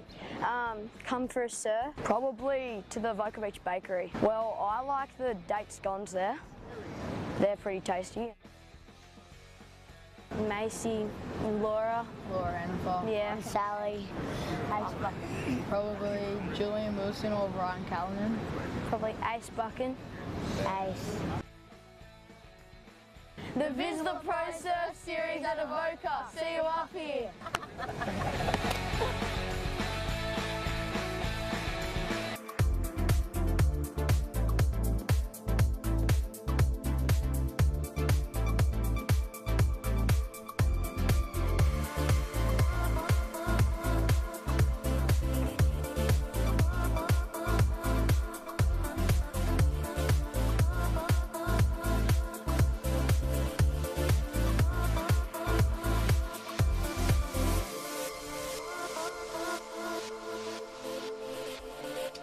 Welcome back, ladies and gentlemen, to the Sisstrevolution QS 3000 Central Coast Pro down at Avoca Beach, and we are into Heat 2 of the round of 16, and a cracker heat. And I'd like to welcome back into the booth the man himself, Reggae Ellis.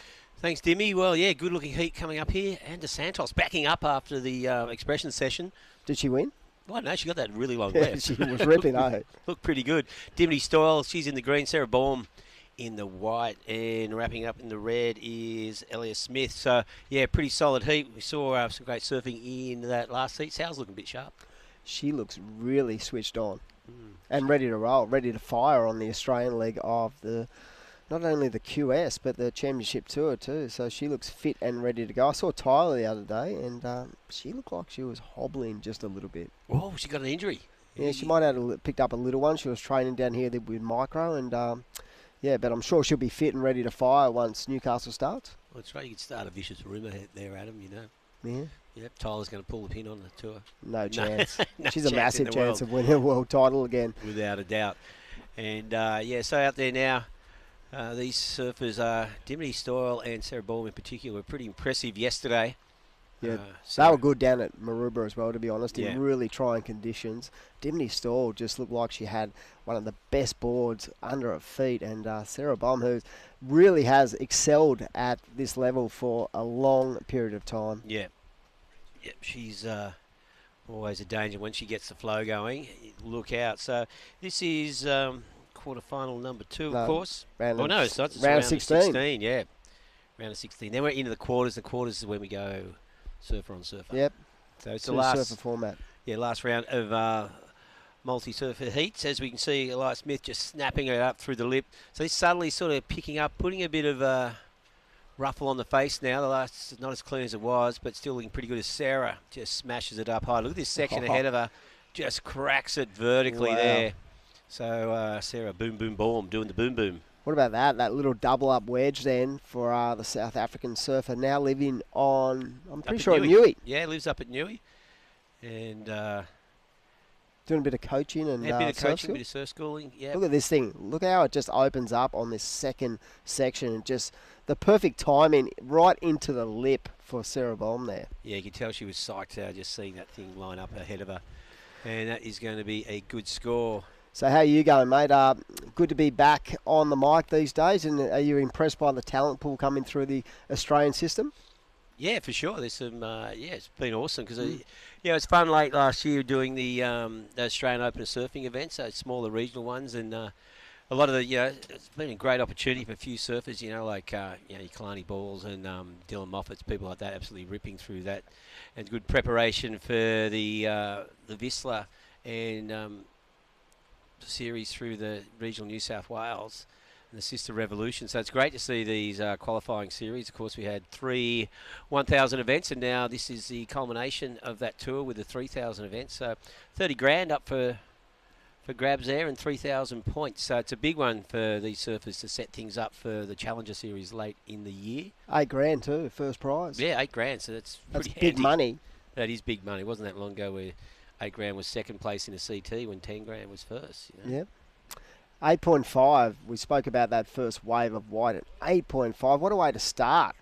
I saw Callum Robson earlier.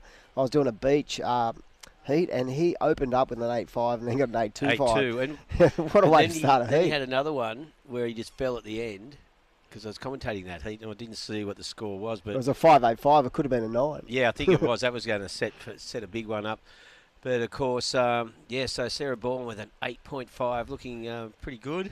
Is that Indy Robinson showing off her AFL skills? She is showing off the footy skills there. Not bad off the right foot. NRL starting next week, mate. How do you think the Go Manly boy? Go Manly. Manly will win. Oh, yeah. I'm sure. Come on. You got the inside info. How they looking? How's the depth this year? When they get riddled by injuries. Yeah, if Tommy Turbo doesn't run down the Corso every Friday night, would be fine. But, Josh Schuster looked very, very good in a practice match. So that's all I can tell you. He's going to be a star. But, it's exciting. The footy season's back, but what's even better for us on the East Coast is that we've got 4 events coming up for the World Championship Tour. Yeah, I know. Yeah, no, it's Rip Curl. Yeah, they've gone hard. You get a gig? Hey? You'd get a gig. You're a Rip Curl favourite, of course. As we see this replay, mate, what about the power she possesses? Just really pushing through each and every turn. Very impressive. Yeah, a lot of speed and flow and power there. There's the whole gamut. Looks like Ander Santos, of course, Brazilian surfer, been residing on the northern beaches of Sydney. Home break's probably Narrabeen, I think, it's fair to say. Yeah, I've seen a bit of her around, but she is ultra impressive, her power game. And sponsored by O'Neill. Big shout out to your mate, Robbie Bain, who is still the boss down there. Yeah, still the boss. And so just Dimity Stall now in the green, just waiting to use her priority. As we were talking before, she was one of the standouts in the second round yesterday. Yeah, so what do you think they're going to do? You reckon they'll pull the pin after the 4 heats of the women's? Considering they have a lot of time. They do have a lot of time. It's pretty messy out there. We'll wait for the official call. I know they are talking about it at the moment. I was talking to Luke Egan and Julian Wilson. They were wondering what was going on, and Luke Madden said he'll text them when the call is made. Yeah, I'm sure they have an opinion on conditions at the moment, but there is a really solid swell starting to build from the south. So by all reports, we're going to get some really good waves for the final 2 days of competition. Yeah. Well, I think it'll be pumping in the morning, and much cleaner conditions. But we'll wait and see. There's still a lot of waves coming through out there, of course. And you see Ander Santos with a 4 at 3.2. So Dimity Stall, she's being patient, waiting for something. She knows what she needs to do to open up. And there's Elliot Smith there in the red. she had a good heat yesterday. Good young surfer. So Yeah, it's a great definitely. opportunity for, you know, this younger crew. You know, you got your likes of your Sallys and Dimity, Sarah Baum. You know, Philippa Anderson, a lot of experienced surfers in there. Of course, we've got Macy Callahan and Isabella Nichols coming up soon in the last heat. So that's a killer heat. That is a killer heat. That's with Philippa Anderson and Elise Cooper. Of course, Philip Branson has been rewarded for just a lot of hard work with a wildcard into the World Tour event up at Newey. So, yeah, Jacko Baker and Philippa into that event, and I believe Laura Enovar. And is there a surf-off or something between Geordie and Dylan? Something's going on there, but there will be a couple of wildcards from Narrabeen at the Narrabeen event. And then you've got WA, the beautiful coastline down at Margie's, and I think is it Rottnest Island? Yeah, I wonder who'll get the wild card at Rottnest. Margie's, I'll give it to one of the, or maybe Jacob Wilcox or someone like that. He's know? been ultra impressive. I've got to say, he's just been on point. But right now, that 8.5 is the best wave in the heat.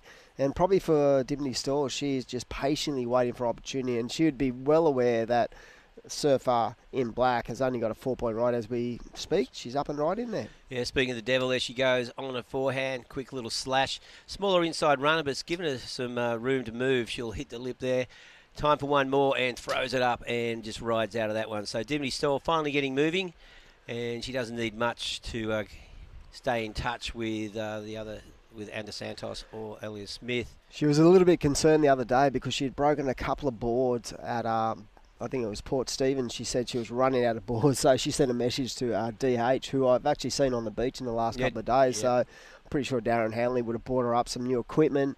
And that board, again, looks pretty sharp under her feet, Reggae. Yeah, it does. Just whipping it around there. You see him building up the speed across this inside section. Just throws it up, and one more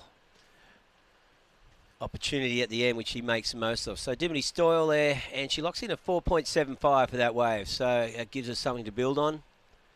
And she'll obviously be looking for something 6.5 or above. You can see the white caps out to sea, so this southerly has picked up to around about 15 to 20 knots at the moment. And get a little bit of protection on the inside, courtesy of the southern headland here at Avoca. But it's definitely picked up that wind in the last, say, half an hour or so, and yeah. Looks a bit squally out there too. There's a few dark clouds out to sea. Coming out of the south, we might see some precipitation. Some Timmy Bailey. Some drips and drops on rooftops and crops. Who knows? Who knows? Don't you miss Tim Bailey on telly? Yeah, I love him. Tiger Tim. Tiger Tim, what happened to him? Bang, gave the bullet. Oh, it's Phone terrible. Call, see you later. And he's not he had 2 years to run on his contract, so he's not that upset. Oh, and then gotta love that. Now he's on the radio. Good stuff. One of the best in the business, and like we thought said, we should have got him in commentating a heat. Yeah. See how many rhyming slangs he could do in oh, one he'd be heat. that good. He would be. But speaking of goods, Dimity Stoyle with that 4.75 staying in touch. Not quite what she was doing yesterday when she locked in, I think it was a high 8, as we see Sarah boom, boom, boom off the top. Nice section ahead of her. Just slicing back towards the whitewater. This one fills up a little bit on the inside. Didn't give her the same opportunity, but she has now got rid of that 0.6, which was hanging as a second scoring wave. What I do like about Sarah's ability on this tricky little ride was that she's able to find those ones that sort of double up. Both her waves have doubled up basically, where the other competitors have to race along the line. So that 8.5, she's backed it up with a 4.75. If you look at it, it just comes into that second section as it sort of turns on itself and creates that little down the line. And she's pretty experienced, so she knows exactly what she needs to do to put the pressure back on. Yeah, she had a good solid turn to start with. So Sarah Baum just putting more of a stranglehold on first place here. And Santos still looking for something. And, oh, who's that? We got the winner of that last heat. I was wondering how long it was going to take you to get up here. Sally Fitzgibbons, congratulations, looking sharp. Cheers, guys. G'day, Web World. Yeah, it's a beautiful day down here, so just stoked to put the rashy on, and just a beautiful morning. Just like you get greeted with awesome sunrises. We got a bit of weather coming over now, but just that swell keeps pulsing, and that just means plenty of opportunities to rip in, and yeah, just enjoy your surfing. Yeah, we had really clean conditions this morning. You'd have been watching that. And of course, the southerlies come through. Did you change your strategy at all, Sal, with the onshore?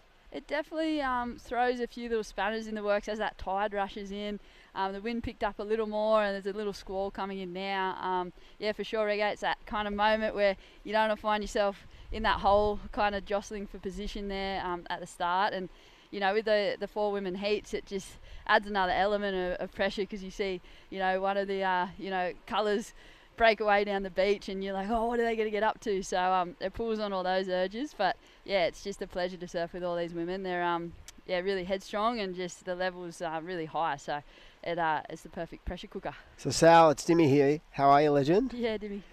Talking about your boards, they look really, really good at the moment. What are you riding at the moment? Yeah, it's been a really positive change moving over to the Sharp Eye stable, and yeah, we've been working on boards just to get that carry and flow through my surfing. I feel like I'm holding a lot of speed and just dialed in with Brendan here, just the HC2 model and also the disco models when it's a bit smaller. So I feel really confident on these shorties, and yeah, I think we'll go from strength to strength the more batches we do. But yeah, it's just that effortless speed that they've been able to bring back to my surfing, and I think hopefully it's reflecting and showing in those scores.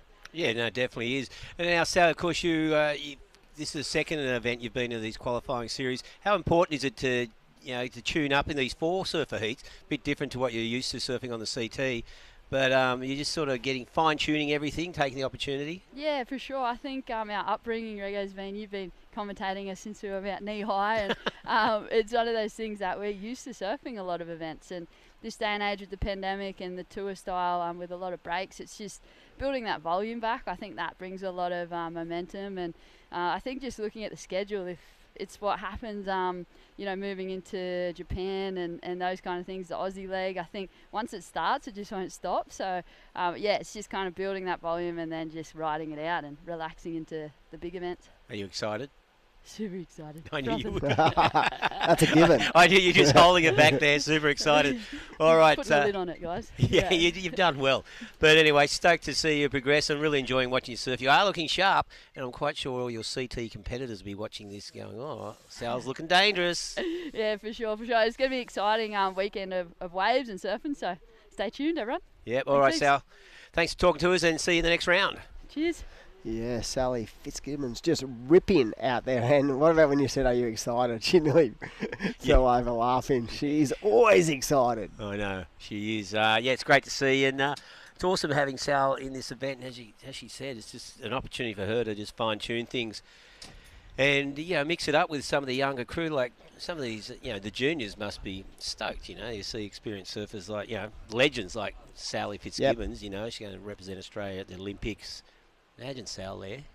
Oh, so good. They should give her the flag. I was nearly going to say that. I'd love to see someone like Sal get the opportunity to fly the flag. Remember when she was a kid, she had to decide what sport she was actually going to take up. Yeah, she was mid-distance running or surfing. She was an elite athlete in a number of kind of different things, and she chose surfing. So for us, it's been a great journey watching her develop over the years. And well, we have been commentating since she was knee high. Someone said yesterday you have been commentating since Doug Mulray was on. Is that true? Yeah. Oh, that's so good. But yeah, I've seen Sal come through since she was about 10 or 11, and her attitude has never, and her positivity has never ever changed. So no, it's always great to have Sal around. As we can see now, Anders Santos. Young goofy footer just swooping out of the top there, lines it up, just clips it nicely. That one runs out of steam for it pretty quickly.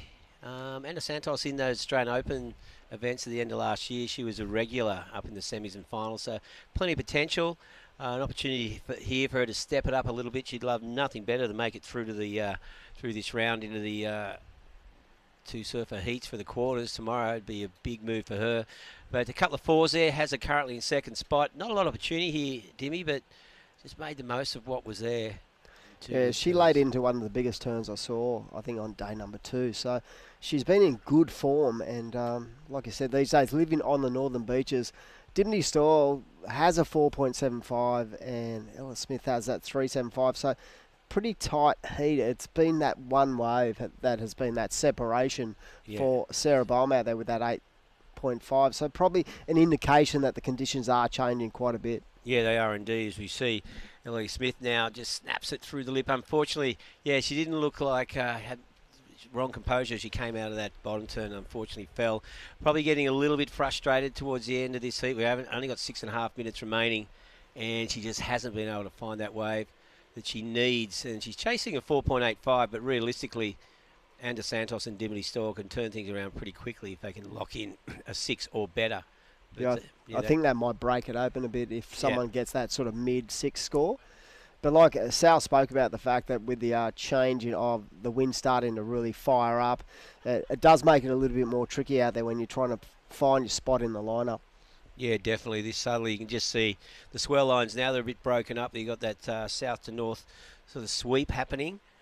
And, well, as you said earlier, that if you can find that one that doubles up like Sarah did on that 8.5, and even the 4.75, she had that good solid turn when it drew off the bank outside. So it's given her a little bit more opportunity than her opponents. How good is it that we've got QSs that the younger gen now can jump into? We've got a couple of guys in our club who are only 17 and they're both into the round of 32, Saxel Reba and Axel Rose-Carota. But speaking to them about the opportunities that WSL have allowed them to do these events, remember back in the day the pro juniors used to finish like at 19 or 20 and then you'd jump in the QE. So just those experiences of having to take on the older generation and those more experienced guys, it's going to hold them in good stead moving forward. Oh, yeah, without a doubt. Just gives them the experience they need at a young age. And, mixing it with the big guns isn't a bad thing. And especially when, we've had pretty good waves this whole event. This whole series, I suppose, that one day Maroubra was the only The final day of Maroubra was a little bit tricky, but that was even more impressive that they were able to change their sort of formulas and their strategies. Like guys were just going absolutely ballistic in like half a foot waves. Is incredible. Well, you talk about it. You've got to see it as an opportunity because this series has been blessed with pretty good waves up at Boomerang and Port Stephens. So, let's face it. When you're doing the grind on the qualifying series, even the Challenger series, there's no guarantee there'll be good waves the whole time. So you do need to fine tune your small wave attack. But it does blow me out what they can do on a 2-foot wave. Most of us couldn't even get into those waves, let alone do what they can throw into it. But the QE grind, as they call it, you've got to be able to really adjust your performances to each and every kind of condition because it ain't the quality that you get on the Dream Tour. No. That's why the Dream Tour. It's a dream. You've got to keep chasing it. I want to. It'll be interesting, Narrabeen and Newey, because it is sort of the best period, isn't it, when it comes to quality of waves on the East Coast? Oh, for sure, autumn, you're going to have, traditionally, you're going to have fairly consistent swell, a bit of east-northeast swell, the occasional south swell. That, autumn, it's offshore most mornings, and you don't get those howling, black nor'easters, So hopefully, it's... And if we do get nor'east at Narrabeen, it's fairly protected. Merriweather's such a consistent sandbank off there, and then you got the ladies as well, so you might get something off rocks there. So it's just going to be different, So I think everyone's just stoked that it's on. 100%. WSL have done an amazing job to pull it off. It's not easy, as we know. Like things change all the time. Do you think that things will change even more when people? A lot of people start to get vaccinated and stuff like that. Will that help, the world sort of be able to travel in and out of different countries? It's going to be interesting. Well, you got to think so. Like the vaccine works, and presumably it will. There'll be less spread of the pandemic to the point where it's minimal. That's how vaccines work. Just look at polio and things like that. So that'll happen, and then there's a lot of talk. No jab, no fly. So who knows? Well, some weird action going on there at the moment. Dimity Stoll and Elliot Smith just had a quick in and out. Those waves just shutting down. Getting pretty tricky out there. We haven't seen an open face wave for quite a while. Probably Dimity's second wave where she scored the 4.75. So just waiting to see what can happen. Only 2 minutes to go. So Anna Santos currently holding the second spot. She has priority as well. Dimity Stoll just needs a 3.85. Yesterday she was throwing those out for breakfast. Yeah, it would be a bit of an upset if Dimity got beat, considering the kind of standard she's been set in, not only at this event, but just for the whole series. So she is right now needing that 3.85, and you said she was throwing them away yesterday at will. At will. So with 90 seconds to go, she has second priority. Sarah Baum, she's just hanging out the back. She must have been stoked when she heard that 8.5, and now to get that in the early half of the heat has proven to be very fortuitous, and she's just sort of, things have got pretty scrappy over the last 5 to 10 minutes. So Dimity Stoyle, where is she? There she is. She doesn't need much, but she's going to have to make a break.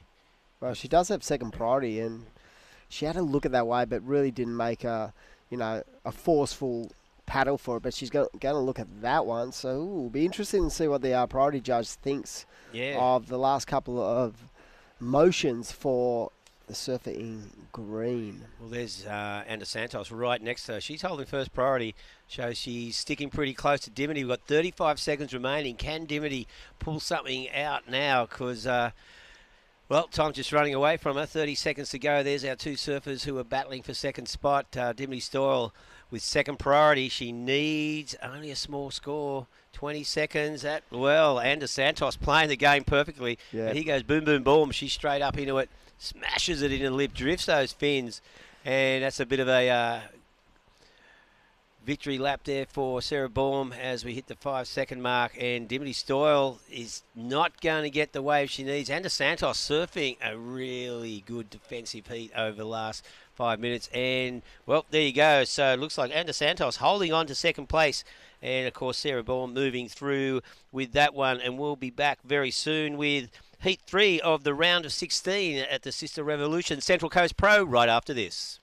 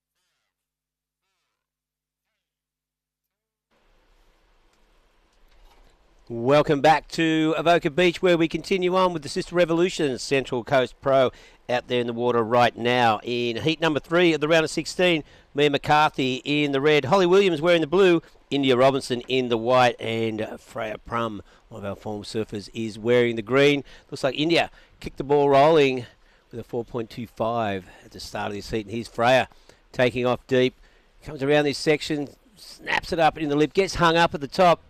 kind of tell as she came off the bottom there, just didn't have the speed that she was looking for. A little bit of a flat section, and unfortunately falls on that first turn. But we've seen pretty tricky conditions developing over the last 20 minutes. That previous heat, Sarah Bourne with a good solid right-hander for a high score at 8 to start with, and then it's very scrappy for the rest of the heat. Surfers trying to find something, and a bit of an upset with Dimity Stoyle being eliminated, just chasing a 3.85, but Anna Santos doing the job and holding Dimity off with priority towards the end. Smart game. Very smart game. That's a great move from Ando Santos. That'll be a great result for her. She's been competing on the QS for so many years now. Still a really young competitor, though, but has had quite a lot of opportunity. So it's great to see her advancing through the rounds in a QS 3000. Quarterfinal finish for her will be fantastic. Yeah, excellent. So, yeah, through that round of 16. And she'll be into, quarterfinal number 1 when we get underway again. So, out there right now, though, just that one wave for India Robinson, and as Mia McCarthy now snaps it up in the lip. That one's shutting down pretty quickly, but you're getting one good solid turn there. Mia in the red. Mia from Western Australia, from Margaret River. Ran into her in the water up at Port Stephens, had a little chat. She's been testing out some different equipment, but she's staying to her faithful board under her feet for this contest so far, from what I know. And she said she's really enjoyed the time here in New South Wales, obviously being back on the road with contests, traveling with her partner, but she just misses home so much. She says Margaret River is paradise, and she just could not ever think of leaving. Wow. As far as the home base goes, which is pretty amazing. I mean, obviously charging some big waves, getting some more remote location surfing in Western Australia, and just loves the lifestyle on that side. As we see Holly Williams driving into this first section, nice snap on the lip, and comes around. Can she put on that finishing touch? She'll connect it together. Yeah. Yeah, well, that's interesting for Mia McCarthy. She's going to, chase down the pro surfing dream. Speaking of pro surfing dreams, Sarah Bourne, how are you? Congratulations on that 8-point ride. 2 big solid turns. You must have been pretty stoked when you locked that in the early part of the heat. Yeah, definitely. It set me up for the rest of the heat, so I was kind of lucky to get that one because there wasn't much else coming through. Kind of relaxed me, but then also, the other girls are surfing so well, so I just definitely needed to back it up with something else. Yeah, well, your second wave was a 4.75. You're pretty clearly out in front, though. It was a real battle between Dimity and Anna Santos for second place. And, they just couldn't find that wave. So that 8, after that, there wasn't really much that even closely resembled that wave. Yeah, I think I got a 7, actually, in the last 2 seconds as well, which was really nice. Oh, did you? Yeah. Oh, I didn't see that one. I closed out one in the end there and just did one turn, so, oh, no. Oh. Oh, look out, our tent's blowing away. Good arm This is what happens. Fly away with it. We've got the automated post-heat interview set up down there. So thank you, Sarah. If you get blown away, we'll continue anyway. So through the quarterfinals, this is a big event, obviously 3,000 points. It's a big step towards the Challenger Series. How are you feeling? You've been looking really sharp. Yeah, definitely. I had a few bummer rounds in the last couple of events, so I was kind of really itching to do well in these ones, and I won this event last year, so I'm ready to back it up again, and hopefully get ready for the Challenger Series to come. Well, coming off of those, not the best results of the last few events, but having that confidence of winning here again, does that change your approach in the lineup and really give you kind of that fire to get the 3,000 points, which could, be the highest points that any of the women come out of the series with? Yeah, definitely. I'm not too sure where the points lie with me being a South African surfer and competing here in the Australian region, but the prize money definitely is going to help me in such a big way to get ready for the next coming events. Boards, equipment, things like that.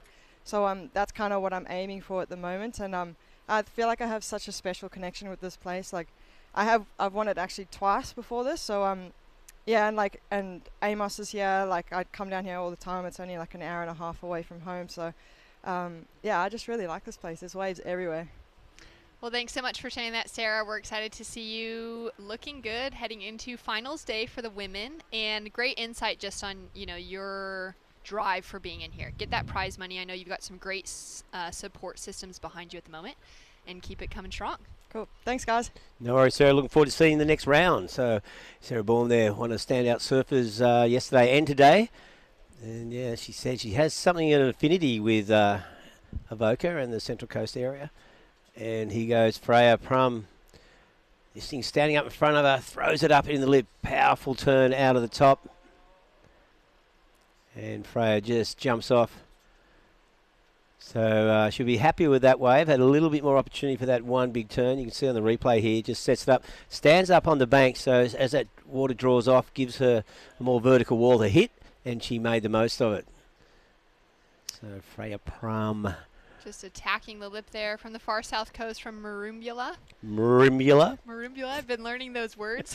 All the Australian towns. It's hard. It's hard as a Californian to figure that one out. Yeah, well, Marumbula is for this far south coast of New South Wales, of course. A lot of good waves around there. And, yeah, Freya, yeah, she's been doing the QS. She loves the road trip style of competition that the Vissla Surf Series offers you. And then, cruising up. And she's becoming more mature these days. You know, she's a qualified pharmacist. Yeah, amazing. Working for the family business. Family business, but like she said, now she's done it. She doesn't have to worry about it until she finishes surfing. So it's pretty cool, like, to set herself up. We've seen that with a lot of the women's side of the qualifying series over the year, over the years, even into the championship tour, where a lot of women are focusing on their education as well as their surfing. Yeah. With Mia McCarthy working her way through a bit of backwash, a really difficult wave to make anything exciting out of for Mia. So she'll have a paddle back out to the lineup. We're not sure what happened at the start of that one. But it's been great to see someone like Freya working on that outside education. So we take a look at this replay. So much backwash in this one. Yeah, she had that outside turn, and then the backwash was just sort of filling up through the middle there. That second turn a little bit difficult. And you can see India Robinson just out the back with priority, just waiting on an opportunity. We've got 14.5 minutes. So heading towards the back half of the heat. Looks like India having a little look at that, but elects not to show too much interest, so she'll maintain priority. And Holly sitting in the lead. India Robinson on screen with priority. India's coming off of a big win at Maroubra, the last QS 1000. So she's got that good bit of points to her name. She's had a few decent results in the rest of the series as well. She's now just driving in, ducks under the lip out the back of that wave. Yeah. And India's just had a really cool run of things moving behind the scenes. She's running a program called Queen and Me. She's down from Victoria, but is now currently living in Pottsville up on the northern New South Wales. Is housemates with Sophie Fletcher, another competitor. And they're running some really great girls programs for the younger kind of junior competitors. It's kind of similar-ish to that idea of things Cooper Chapman's been working on the men's side of things, creating good conversations as well as getting good training and physical, the kind of training side of surfing down as well as the mental side. So it's been great to see India start to flourish with that. Yeah. As well as still having it as her main goal to qualify for the championship tour. Yeah. Well, it gives her a separate focus, and obviously one would flow onto the other. And so India, as that wave didn't give her much opportunity, she's back out in the lineup, and looks like Freya using her priority. Again, this wave standing up, draws off the bottom, hooks it into the lip, so another quick closeout. Freya Prum just getting that one manoeuvre in, and now we see Holly Williams, long line ahead of her, building some speed. Wants to set it up for the big hook off the top. Unfortunately, just comes unstuck. Sort of lost the balance at the top of that wave. And Holly Williams falling there. So that should be lamenting that lost opportunity. Had some scoring potential. Now here's India Robinson. Well, I thought that wave was going to stand up. But unfortunately, again, just a quick one. So down to 12 minutes, 30 seconds on the clock. Some scores to come through. And just looking at some of the results that India has had last year, she was able to surf in both of the WSL specialty events and took out the win for the trials for the Tweed Coast Pro, wound up fourth in that contest, and then came in with the quarterfinals for that Boost Mobile Pro Gold Coast event, which is great to see. A lot of these women that haven't reached that qualification space yet for the championship tour still getting to get in the jersey and compete against the world's best and start to push them as they develop.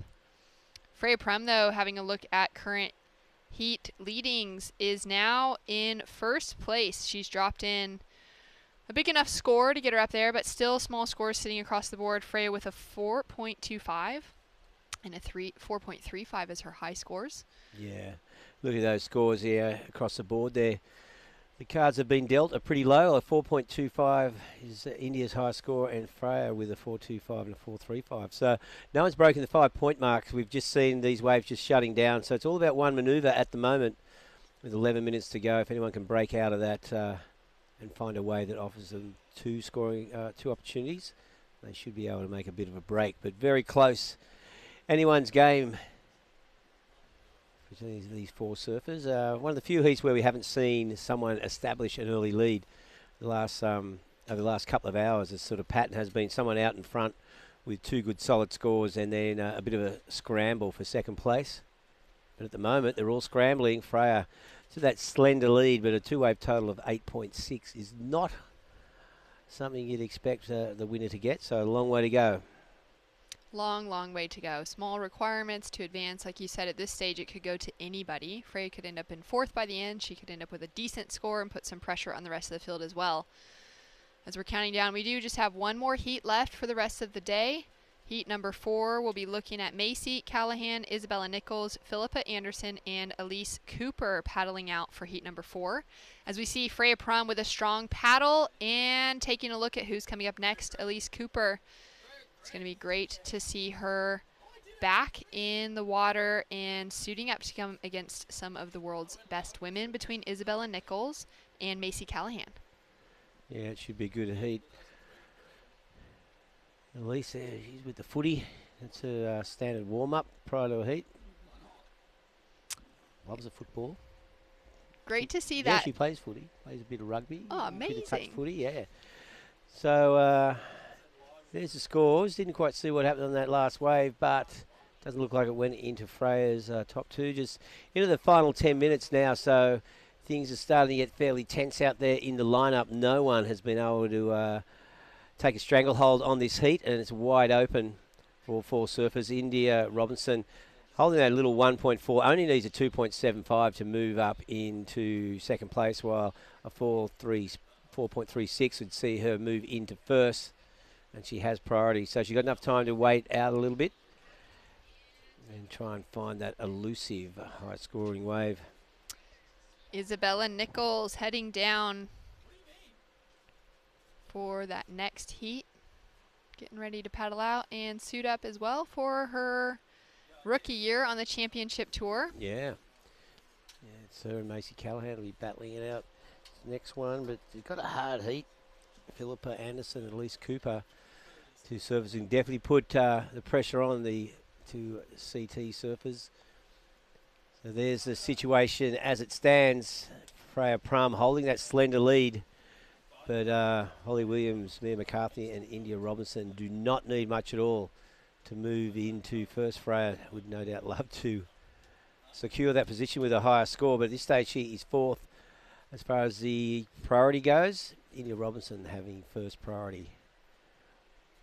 So a little bit messy out in the lineup. You can see on your screen out to sea a lot of bump courtesy of this southerly wind. A little bit more protected on the inside. We are going to see the swell pick up out of the south. This wind, prefrontal winds out of the south, are significant, signifying the low pressure system down there in the Tasman Sea. So we're going to see pretty solid waves over the weekend, and it's going to be a good opportunity. Cleaner conditions tomorrow, hence we've decided not to continue on with the next round. And we're coming down to it. I mean, we've got so much time because we really just have the next couple rounds on the men's side is the round of 32 and then into the round of 16, which is 8 heats each. Yep. So if we potentially run men's round 32 and round 16 tomorrow in clean early conditions, and then we'll be set up for a great finals day on Sunday with those quarters. Yeah. Set up quarters finals on both sides of the draw. Yeah, which is awesome. Always love, and with good waves as well. So, well, 7 minutes remaining. It has been pretty quiet out there. We've seen just a few closeouts ridden over the last 5 to 10 minutes, but no one's really taken off for a while. That last one of India's just that shutdown, and she wants to get rid of that 1.4. She wouldn't be too stressed at the moment because no one has broken out of the pack as far as wave scores go. Everyone's sitting in the below average scores. Having a look at some of the results so far from the series, Freya Prum has already had a quarterfinal finish and a 9th place finish in events already in the series. As we have a look now at Holly Williams, a quick kick in and out. Yeah, she only needs a 5.1 to move into first. That one is not going to improve her situation. And here we go. It's Mia McCarthy now, but looks like India's going to, use her priority. So India Robinson forces Mia off the wave. Wants to set it up the inside. Big jam off the top. That'll get rid of a 1.4. She only needs a 2.75 to move into first. You've got to think with those 2 turns she will get that. We'll just have to wait and see. And that is going to put the pressure on Holly and Mia. And here's the replay. You see Mia McCarthy up. You can see Holly taking off. So utilising her priority. A little tap off the top. And then again, nothing huge. Looking for a 2.75. And it was a 4.25. Oh, no, 5. 5-point ride that threw her into the lead. And so we have Holly and Mia only needing a 5.1. Freya Prum will be happy she has priority now with just on 5 minutes remaining as we see Holly throwing it up into the lip. Rides out of that one. So Freya Prum with priority needs to break out of those 4s. She can get a high 5. She'll be a little bit more relaxed, but at this stage, she's very susceptible to being overtaken by Holly or Mia. Well, that was a great move from India Robinson. Excellent use of priority to decide to go on a wave that had some potential for scores, not looking for a giant score, but knowing if she just connected a couple turns together in the critical section, and that's what she's done to drop in that 5-point ride. So excellent decision-making from India Robinson. And she's doing really well in the series so far. So she had the win at Maroubra, which was just last couple days ago. And then she had a semifinal finish in Port Stevens and a 9th place finish for the Great Lakes Pro, which was the start of the series. So she's improved those results every event, which is great consistency, working on different things in each heat. And she's also sitting at number 3 on the ranking for the Women's Vissla Pro Surf Series. Right. So she's sitting at 2,000 total points out of the series so far. Sophie McCulloch and Philippa Anderson are currently tied for that first place position in the rankings, holding 2,100 points. But Sophie McCulloch has already fallen out of the draw, which was also a surprise early knockout for her. She's been such a fierce competitor in it so far, taking out an event win. And so for Philippa Anderson, for India Robinson still in the draw on the women's side, that's going to be another fun thing that they can keep in mind as far as the series wins go. Freya Prum, nice big re-entry on the finishing section. She's looking to chase a 4.91 to move into the lead. And then Holly Williams from the Sunshine Coast chasing a 5.1 to advance as we take another look at last for Freya Prum. So just the one turn. Bounces off the foam, not super strong. Nothing very critical out of that turn. Not sure if that'll go into her top 2, whether it betters at 4.25. Probably not. And so 3 minutes remaining. Mia McCarthy now only looking for a 5.1 to advance. Saying only, that would be the highest score of this heat so far. So very difficult conditions out there at the moment. The 4 surfers in this heat have not been able to find any of those set waves. We saw in the last heat, Sarah Bourne with that one good solid wave that gave her 2 big hits, and of course that gave her the 8-point ride. It was a bigger wave as well. But in this one, the waves have been shutting down very quickly. The onshore wind starting to take its toll on the quality. You can see that just these smaller mid-set waves are just shutting down. We've had a little bit of rain blow through also in probably the last half hour, so that storm front's really pushing up from the south and has just drastically changed things from a great morning of surfing.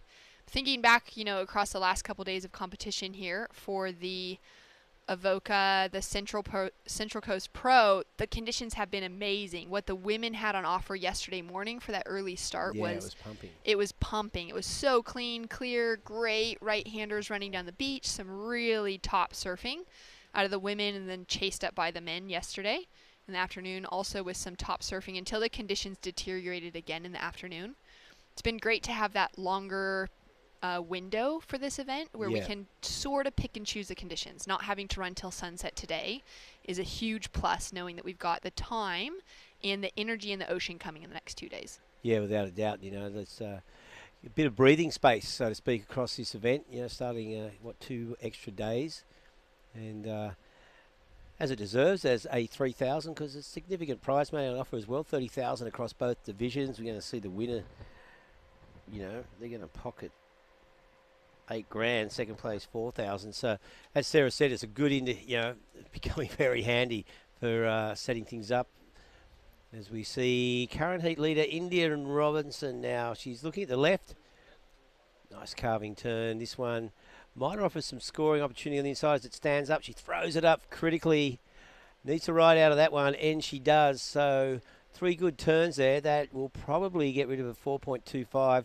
And good timing with just on 50 seconds remaining. So keep your eye on Holly Williams in the black. She has priority, needing a 5.1. There's 44 seconds remaining, and this one's just going to catch her inside a little bit.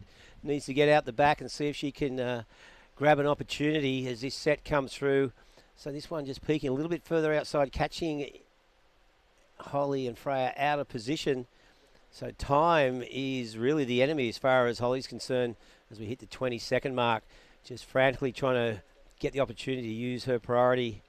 Looking for 5.1. And so Holly in the black with priority. Freya Prum's second priority down to the 10-second mark. Well, Freya and India have done really well to just hold down those leads in this heat. It's been super tight throughout, coming down to that final buzzer. We've got one more paddle from Mia McCarthy, but she'll be up and riding after the Hooter, and that's unfortunate because this wave maybe would turn into something. That was a great little turn. But again, just that one turn, that wouldn't have dropped her in the score she needed to advance anyway. So a big congratulations to India Robinson, our champion from last week in Maroubra, still fighting her way through into the quarterfinals here on the women's side of the draw, as well as Freya Prum. Yeah, so that wraps up that heat. So we'll be coming back with Heat 4 of the round of 16 here at the Sisstrevolution Central Coast Pro. Don't go away.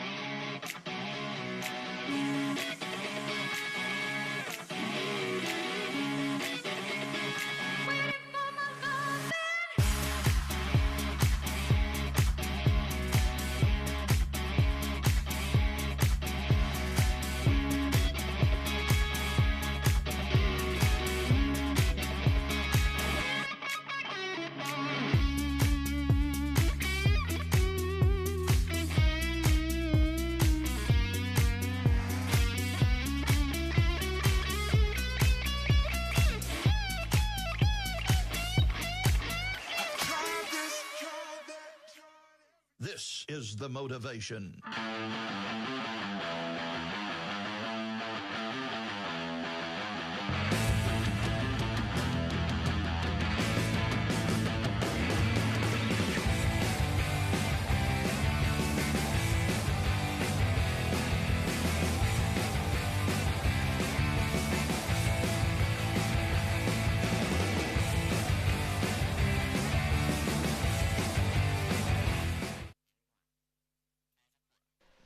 And welcome back to the action. Isabella Nichols driving into that first turn. Nice and powerful. Connects through for a second. And heat number 4 is underway. We are in the women's round of 16. Macy Callahan, Isabella Nichols, Philippa Anderson, and Elise Cooper in the lineup fighting for a position in the quarterfinals. My name is Shannon Hughes, joined in the booth by Chris Inover. And we've got a couple smaller scores to drop through and one to come in for Isabella Nichols. Wow, what a day it's been. Shannon, first time in the booth with you today. Very exciting day of action. Obviously, you know, cut a little bit shorter. Great call by the WSL and the Surfing New South Wales crew, Ty and all the head judge Ty and all the crew there, making the call to, you know, cut the day shorter. We have declining swell.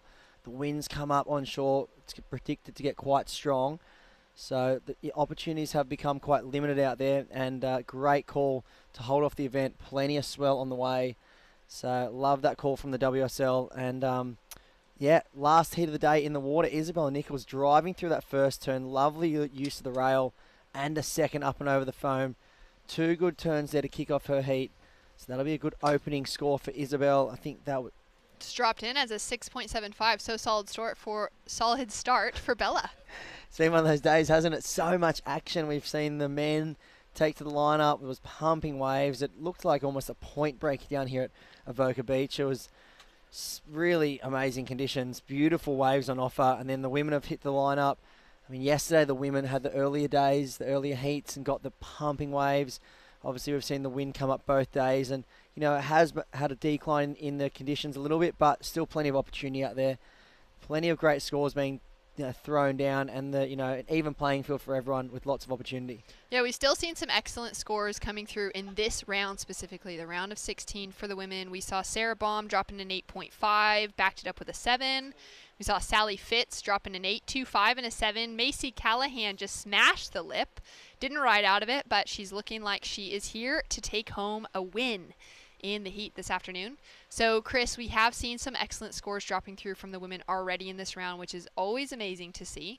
And we'll hope that we have some good action coming up for the next 20 minutes. Philippa Anderson, nice, under the lip, and ducks out.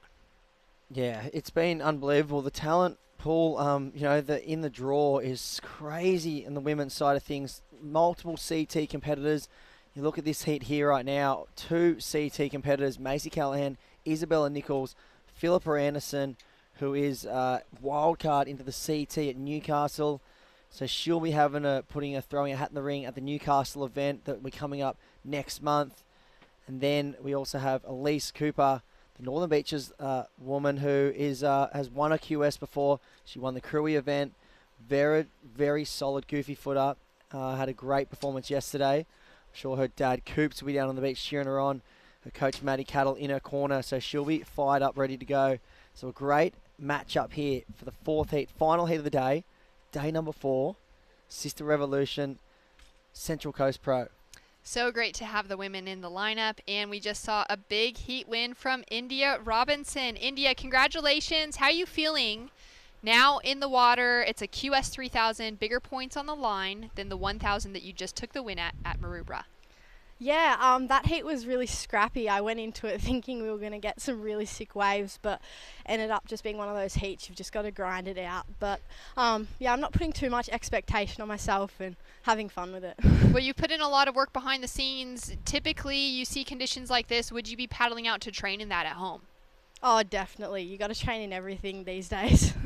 Well, that's a great thing to know. Obviously, you know, pulls together, getting in the scores that you needed to make it through into the advancing rounds. Talk to us about what you've been working on behind the scenes. There's been a lot of competition in the last 3 weeks. What have you been doing to rest behind the scenes? Just the simple things like, you know, rolling out, stretching, having time to just chill out, have fun with friends. I like to kick the footy. That's one of my fun things to do. It's Chris Sandover in the booth here, India. I feel like I get to talk to you more than my girlfriend at the moment. It's epic. You're so consistent, so many heat wins, so much great surfing. I mean, where's all this consistency coming from? What have you changed? Any little things that you've dialed in to be able to perform in all different conditions? Yeah, I mean, I definitely didn't used to be the most consistent surfer, but over the past year I've been training hard with my coach Bottle, and we've been doing some gnarly pressure drills that like these 20-minute heats feel like a luxury. So just the off-season trained as hard as I could, and it's paying off. Wow, that's so cool to hear. I mean, it's definitely working. You're a standout in the draw, and I mean, we want to keep talking to you more because you're a great inspiration to women's surfing. So keep doing what you're doing, and best of luck. You're into the quarterfinals, and we'll see you tomorrow. Thank you so much, guys. Stoked. Great to hear from India, coming off of a strong finish in Maroubra. She's just been such a fierce competitor. And like you said, Chris, it's really been that consistency that's come to the forefront for India. you just notice that every time she hits the lineup, she's been a standout. I mean, yesterday she was the only woman that got barreled across the bank. They were on offer, but she really dialed into one.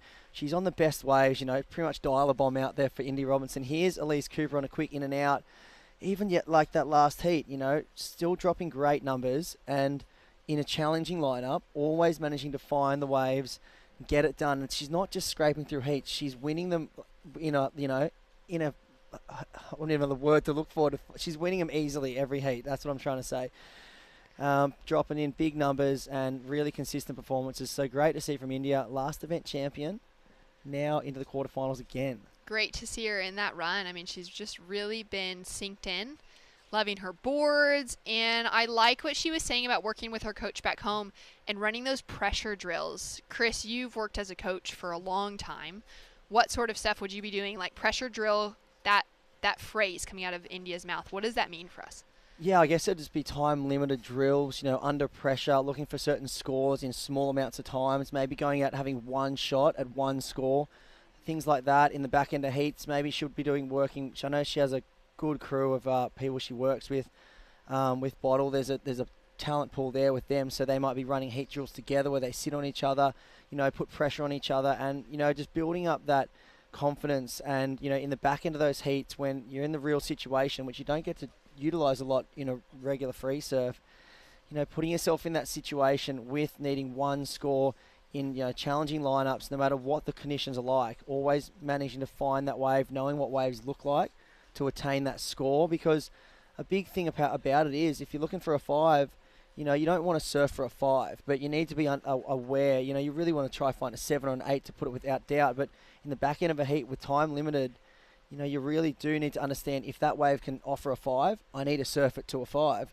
if you need a 5-point ride. But if it's a 4-point ride, you might have to surf it a bit better to get that 5. So, understanding the waves, what they can offer, and what the scores can bring on each wave. So great to hear that sort of insight and to know what a surfer would be, referencing to that, like what Indy was saying. As we see Macy Callahan driving into a beautiful closeout, one-hit wonder. Looks just amazing. She's looking to improve on a 185, and she's definitely done that. Yeah, that was an amazing critical end turn there from Macy Callahan. And that's what we're talking about. One big turn on a wave, patiently waits and just tags it perfectly. You could see the patience off the bottom. She waited till the last minute and really clicked it perfectly in the most critical part of the wave. And that'll be a good score from Macy. One turn. A 6-point ride for one turn. The timing on that, the flow in that surfing was really beautiful to witness. Yeah, so I mean, if you're looking at that from a coach's perspective, taking off the end of a heat, being Macy Callahan, if that was in the back end of a heat, taking off on a big set, knowing that one big turn can land you a 6-point ride, that would be something you'd think about. Because if there's a set coming, it looks like a closeout, you can only get one turn, you're looking for a 4, you've got to really go for that one big turn. And the scores can offer up that, on one maneuver, which is great to see. So 13:45 on the clock, coming down for our last heat of the day. For those of you tuning in, we will be calling it quits at the end of this heat for the Sisstrevolution Central Coast Pro. We will not be going into the men's round of 32 today. They'll be on call for first thing tomorrow morning. And it's been a great day of surfing, but we're just going to bow out as the conditions continue to deteriorate throughout the afternoon. We've got that storm front coming forward. But what that means for us is that we have some great swell on the way that's going to be hitting through the night, through today, maybe later this afternoon with the wind, but it should be cleaned up really well coming into tomorrow. Macy Callahan currently sitting in the lead with that 6.0 and a 1.85 to back up. Philippa Anderson with 2 small scores, a 4 and a 3.75. So she'll be looking to improve on that 4 to keep herself in the mix. Isabella Nichols is sitting in a comfortable position. She's in 3rd, but she's got priority, and her first wave and only wave at the moment is a 6.75. Yeah, top wave of the heat. Then Elise Cooper in 4th, 3.25.085. So she would really be looking on her next wave. She's in 2nd priority. She needs to probably find something around that 6-point range. That's, here's Isabella Nichols. Oh, she's looked so fired up, so on point with her equipment. I know her shaper DHD down here, manager Kurt Jacobs, big support crew behind Isabella Nichols. She's so relaxed and dialed in. There's a lovely whip out of the top. And I keep saying this, she is hands down the most improved surfer in the world for women in the past 2 years. She has come from, just, doing well on the QS, making a name for herself, making known, and she was like good performances. Then all of a sudden she's just hit this new level and just gone from strength to strength. And every time I see her, she's bringing something new to the table. She's looking more powerful, more energized. And the board's looking so on point. It's just she's been working hard with her shape of DHD. Absolutely, and she's starting to surf like Steph Gilmore. Like, Yeah. she's had those little references in the past, but I feel like things are starting to look really fluid when she gets onto the right wave. Some of the clips she's dropping, some of the photos that she's dropping is real similar to that style that Steph has. And it just seems to be something that Isabel is working towards. And like you're saying, something's dropped. The ball has dropped in the last 2 years, and she's just accelerated so far behind the rest of the pack. I really think she's found a great support crew up north there. Everyone's just getting behind her. She's really doing a lot of training. You can see she's very strong. She looks very strong. She looks very in tune with her equipment, very patient, and then also the way she manages heat. She's always on the best waves. We saw that, in the CT. She had that one, event in the CT. She came out firing, and everyone was just like, what is this? Like, what is going on? She is just ripping. Well, to reference that heat, I was just looking at it. So Macy Callahan and Isabella Nichols had a matchup in Maui at the Maui Pro in the elimination round. Both of them had lost out that third place position in the seeding round. Elimination round, Isabella took out the win. Macy came in second, which advanced both of them to the round of 16, where each eventually knocked out. That's when Isabella Nichols dropped that 9-point ride, her second heat ever on the championship tour. One of the most beautiful point breaks of all time at Honolulu Bay. And for her to come out and get an excellent score under that type of pressure and that type of exposure for the first time was just unbelievable. Yeah, and she went down to, in that heat, it was, I can't remember who it was, but you don't get 9-point rides on the CT and a wave like Honolulu unless you are on point, you're ripping, and, you got the talent to do so. That was an amazing wave. I remember watching it and just went, wow, that is what she has to bring to the table. And I think she put all the girls on tour on notice that I'm here and I'm ready to play. And, unfortunately, obviously, things were hindered, after that event. But now we're going to see the CTs back on with Newcastle and Narrabeen, then over to Western Australia.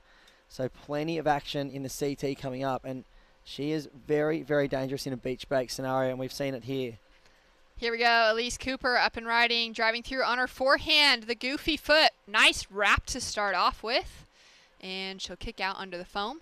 So Isabella Nichols currently sitting in the lead, the rookie on the championship tour this year. Macy Callahan sitting in second. Macy in her second year on the championship tour now. And it's going to be great to see her back in the jersey. And then Philippa Anderson will also have a wild card into the Newcastle event. So that'll be exciting to see it all come together as we take another look at last of Elise Cooper. So lined it up really well and then just seemed to lose control of the tail at the end of that turn, Chris.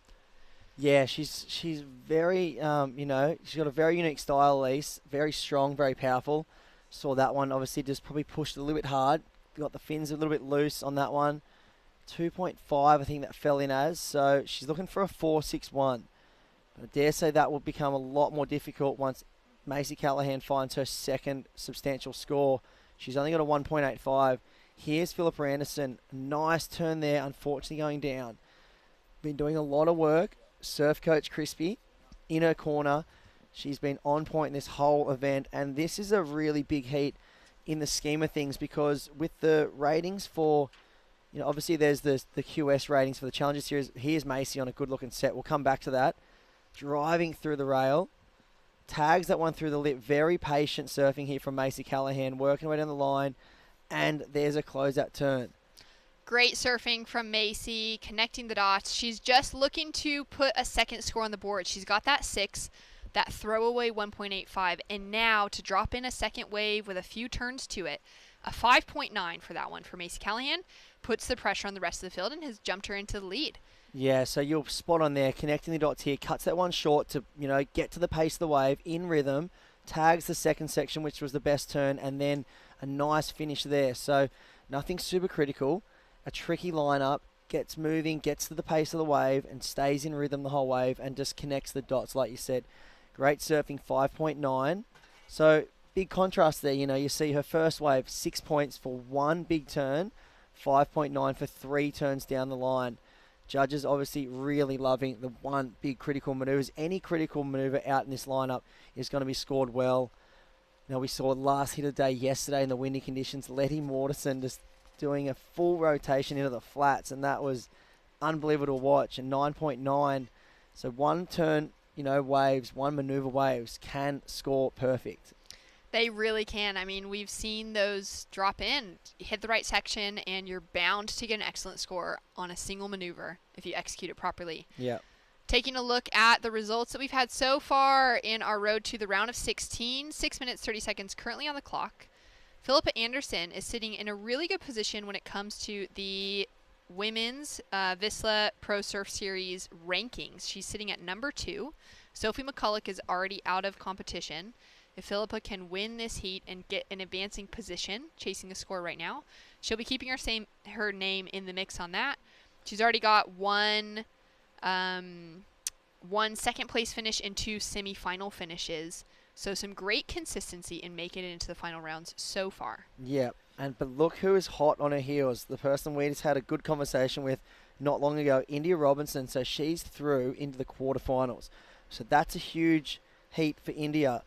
And then we also see below her, Kobe Enright falling out of the draw just recently. So this is a massive heat in the scheme of things for the Vissla Pro Surf Series rankings, separate to the WSL ratings that we have that incorporates some of the events from last year to make onto the Challenger Series. So the Vissla Surf Series is a different ranking for everyone out there listening in. They're separate to the WSL ratings that can allow your qualification onto the Challenger Series, and then obviously the dream of the WSL Championship Tour. So these are just the individual rankings from this series that started up at Boomerang, Port Stephens, Maroubra, now final stop here, number 4 in the Vissla Pro Surf Series. And it's been great to see that series happening. We had Luke Madden in the booth earlier on, and he was sharing that this is the 9th year of the Vissla New South Wales Pro Surf Series. That's an amazing just journey of getting as many contests as they can along the road. He was referencing this road trip style where we go back to back for a few weeks. It's been a heavy 4 weeks for everyone that's been at every event, from staff to competitors alike to coaches to family members. But it's been great to see that consistency of getting heaps of events, getting back in the jersey, doing it in a way that keeps it in a compact space and time where surfers are not now spread out over 3 or 4 months trying to get to an event every month, but just take 4 weeks out of life, out of school, maybe out of work, focus on competition, focus on being in the jersey, and then be able to go back to a sustainable lifestyle outside of maybe just competitive surfing. Yeah, I really like this, the whole setup here that Vissla have put on. I mean, a young brand with so much to give in the world of surfing. I mean, they have to be at the forefront of, you know, pushing progressive surfing, competitive surfing. Here's Elise Cooper, very progressive surfer, up and riding, powerful, goofy footer, bangs that one through the lip. Will she get a little bonus left here? Tags the one off the whitewash. Going to run it through. We saw Macy out the back on a wave. So here's a longer stretched out wall and a nice closeout turn from Macy. That is something that she's built her whole career around, these crazy committed end section turns. We saw her do it at J-Bay. I think she got a great result there, some big turns there. I think she also had a really good result at a beach break. I think it was in France that she did, and she's been just on a roll. Yeah, Macy. In Hossegor, I mean, to see Macy charge some of those big beach breaks has been a really exciting thing on the women's side of the draw. And I love to see some of that patience starting to show forth in Macy's surfing as she's gotten older and she's spent that time competing in those wild card positions on the championship tour, which then eventually translated to her qualifying to the championship tour through the QS a couple of years ago. And she now just has such a great approach to things. And I think she's going to be one of those surfers that we're going to see on the championship tour for a number of years to come. And we're going to see her really start to define herself and to define what she can bring into each heat in that space, as well as the pressure that she continues to carry and continues to put on the women in the qualifying series. Down to 2 minutes, 30 seconds on the clock. It's been a great day of surfing. Chris Iniver in the booth. My name is Shannon Hughes. Thank you so much for tuning in. Macy Callahan in the lead, Isabella Nichols sitting in second, both in pretty convincing positions, while Philippa Anderson is chasing a 6.95, and Macy Callahan with a powerful backhand attack. Yeah, so patient, so cruisy, but so powerful and vicious. And here's someone who's been in red-hot form. That is Isabella Nichols, looking for a 5.15 to take the lead. So we'll leave that with the judges. 2 turns. Maybe not as critical as Macy's, but we'll see where that goes. Did she get it? And she's dropped in. She's just moved herself up into the lead. So Isabella Nichols sitting in first with a 6.75, just backed it up with a 5.25. Macy Callahan down into second with a 6 and a 5.9. And that pressure has just increased that much more on third and fourth place. Philippa Anderson now chasing a 7.9. Elise Cooper chasing a 7.75. And you can just see that tone shift for our bottom 2 surfers right now who have excelled in the QS 1000s. We're now sitting in a QS 3000. Bigger names in the draw. We've got 2 championship tour women in the lineup right now. That extra jump has really taken place between those bottom 2 and those top 2. I know, it's I mean, you got to feel for Philippa here. She's still in it. 1 minute to go into the Mad Mex minute. She's come up against, 2 of the most in-form championship tour surfers in the round of 16. Here she goes up and riding. Philippa Anderson looking for a score. 1 big turn, unfortunately, comes unstuck there. I mean, look at the names in this heat. It has to be the heat of the round. Here's Elise Cooper working her way down the line. So she's looking for a score too. So we didn't see the start of that wave. We'll wait to see what judges lock in for that number. We're down to 30 seconds to go. 2 CT surfers currently in progressing situation. Philippa Anderson second on the Vissla Surf Series ratings in third. Elise Cooper fourth. Here is Philippa.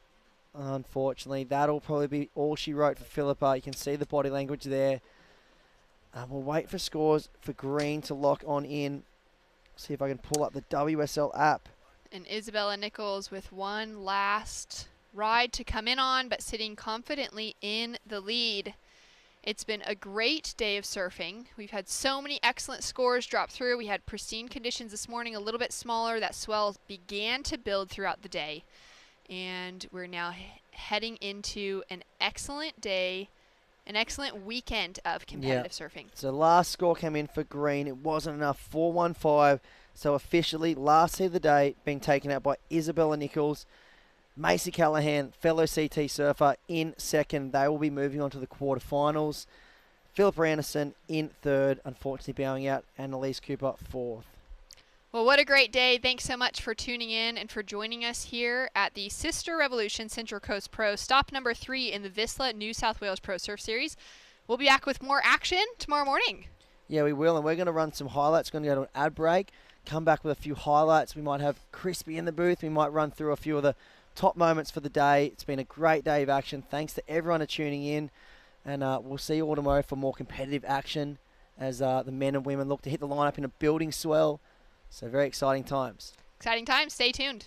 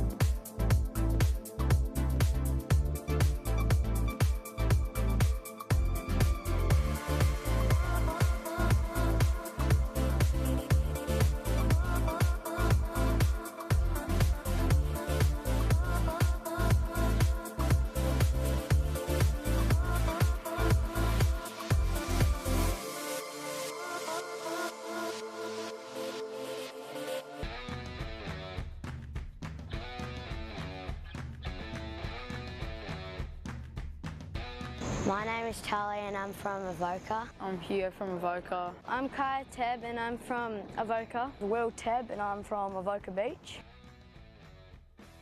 To the beach, get a coffee or something from the kiosk and then watch the surf or head out for a swim or surf. Definitely get some food from the kiosk, good food. Come for a surf. Probably to the Avoca Beach bakery. Well, I like the date scones there. They're pretty tasty. Macy, Laura. Laura Enfer. Yeah, Sally. Probably Julian Wilson or Ryan Callanan. Probably Ace Buchan. Ace. The Vissla Pro Surf Series at Avoca. See you up here.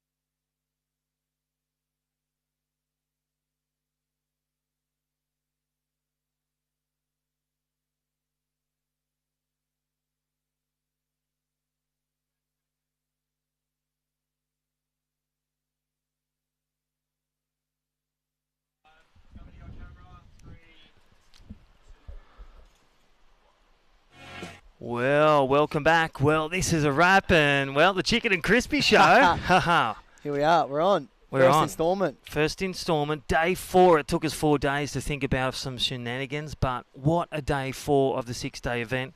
We had the Sisstrevolution Central Coast Pro just wrap up the 16 to the 8 ladies left to do battle for the next 2 days, and then the men 64 to 32. What were some of your favourite moments from the get-go this morning?